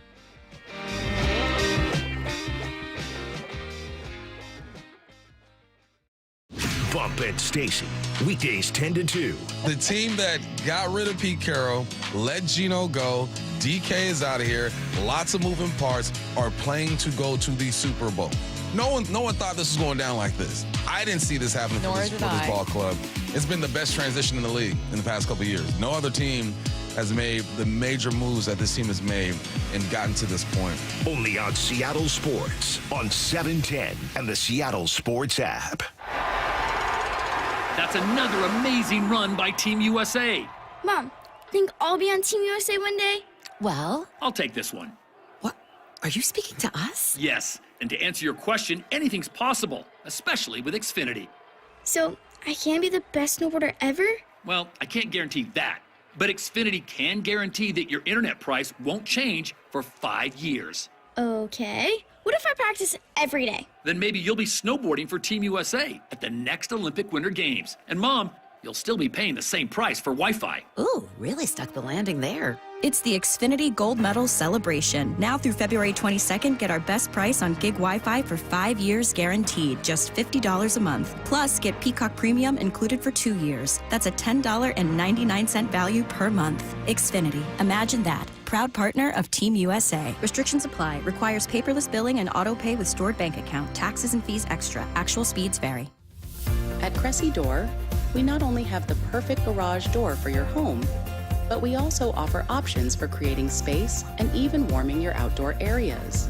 Check out your options at CressyDoor.com.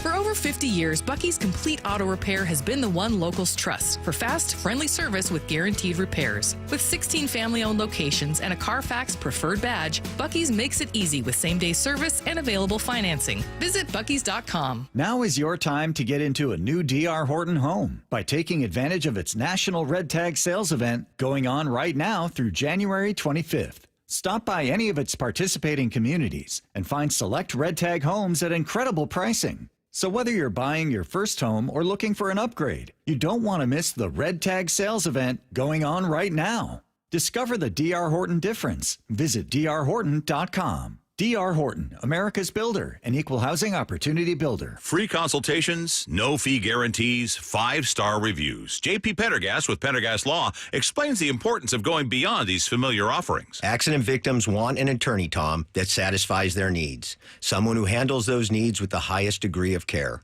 Pendergast Law offers the no-fee guarantees and free consultations, but these only scratch the surface. Okay, explain more. We make sure that every member of our team is genuinely passionate about helping others.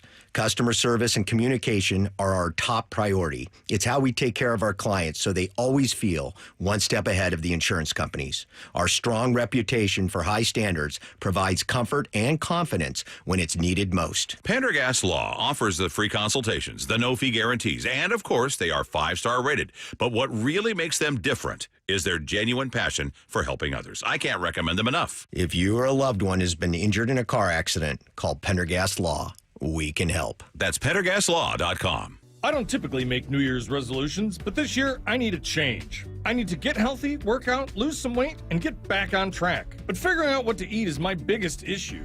I need to eat the right food so that I stay full and have energy all day long. I know the solution: Omaha Steaks. Starting the year strong is easier and more delicious with premium portioned proteins from Omaha Steaks. From handcrafted USDA certified tender steaks to gourmet burgers, versatile chicken and pork, seafood, and more. They have an unmatched variety of high quality proteins that everyone loves. And when you deserve that cheat day, and we all do from time to time, they also offer desserts and easy to prepare comfort food. Support your fresh start with high-quality proteins from Omaha Steaks. Let Omaha Steaks deliver high-quality proteins right to your door. Visit omahasteaks.com and get an extra $35 off with promo code SKY at checkout. That's OMAHA steaks.com, promo code SKY. Terms apply. See site for details. Trust and Will is an online estate planning service. Visit trustandwill.com for details. Trust and Will. My dad and I were always close, but some things we just didn't talk about, like his will. After he was gone, we found out he didn't have one, and it created a lot of stress during a time of grief. Creating a will can be hard to think about, but avoiding it can lead to greater difficulty for the people you love. That's why Trust and Will makes estate planning simple. Create a will online in as little as 30 minutes. Now, I have a will in place to make sure my loved ones are protected. With Trust and Will, it was easy and affordable. And I got peace of mind knowing my wishes are clear. Trust and Will. Get 20% off when you visit trustandwill.com/game. That's trustandwill.com/game to get 20% off. trustandwill.com/GAME. This is Seattle Sports. Streaming through the Seattle Sports app. KIRO AM Seattle. KIRO FM HD2 Tacoma. Home of the Seahawks, Mariners, and everything Seattle sports. Seattle Sports Snapshot. Some injuries to watch as the Seahawks prepare for Sunday's game against the Rams. All three left tackles were listed on the practice report. Charles Cross, Josh Jones, and Amari Kite did not participate. Meanwhile, though, George Halani, expected to take a bigger role with Zach Charbonnet gone, was a full participant.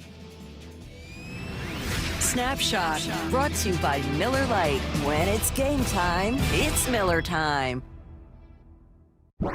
From the Quantum Fiber Studio, this is Bump and Stacy on Seattle Sports. Streaming through the Seattle Sports app and at seattlesports.com. Now, here are your hosts, Michael Bumpus and Stacy Ross. Here we go now. Bump, you know how I know it's getting real? How you know? Because when I pulled into Seahawks headquarters today, Bump and I live from Virginia Mason Athletic Center, the huddle coming your way in 2 hours, there were cars parked, like valet was full. It was like parked all the way down the way. And I was like, this is what it was like in, I don't know, 2015, like my first year covering, when there was still a ton of hype about like how deep into the playoffs this team could go.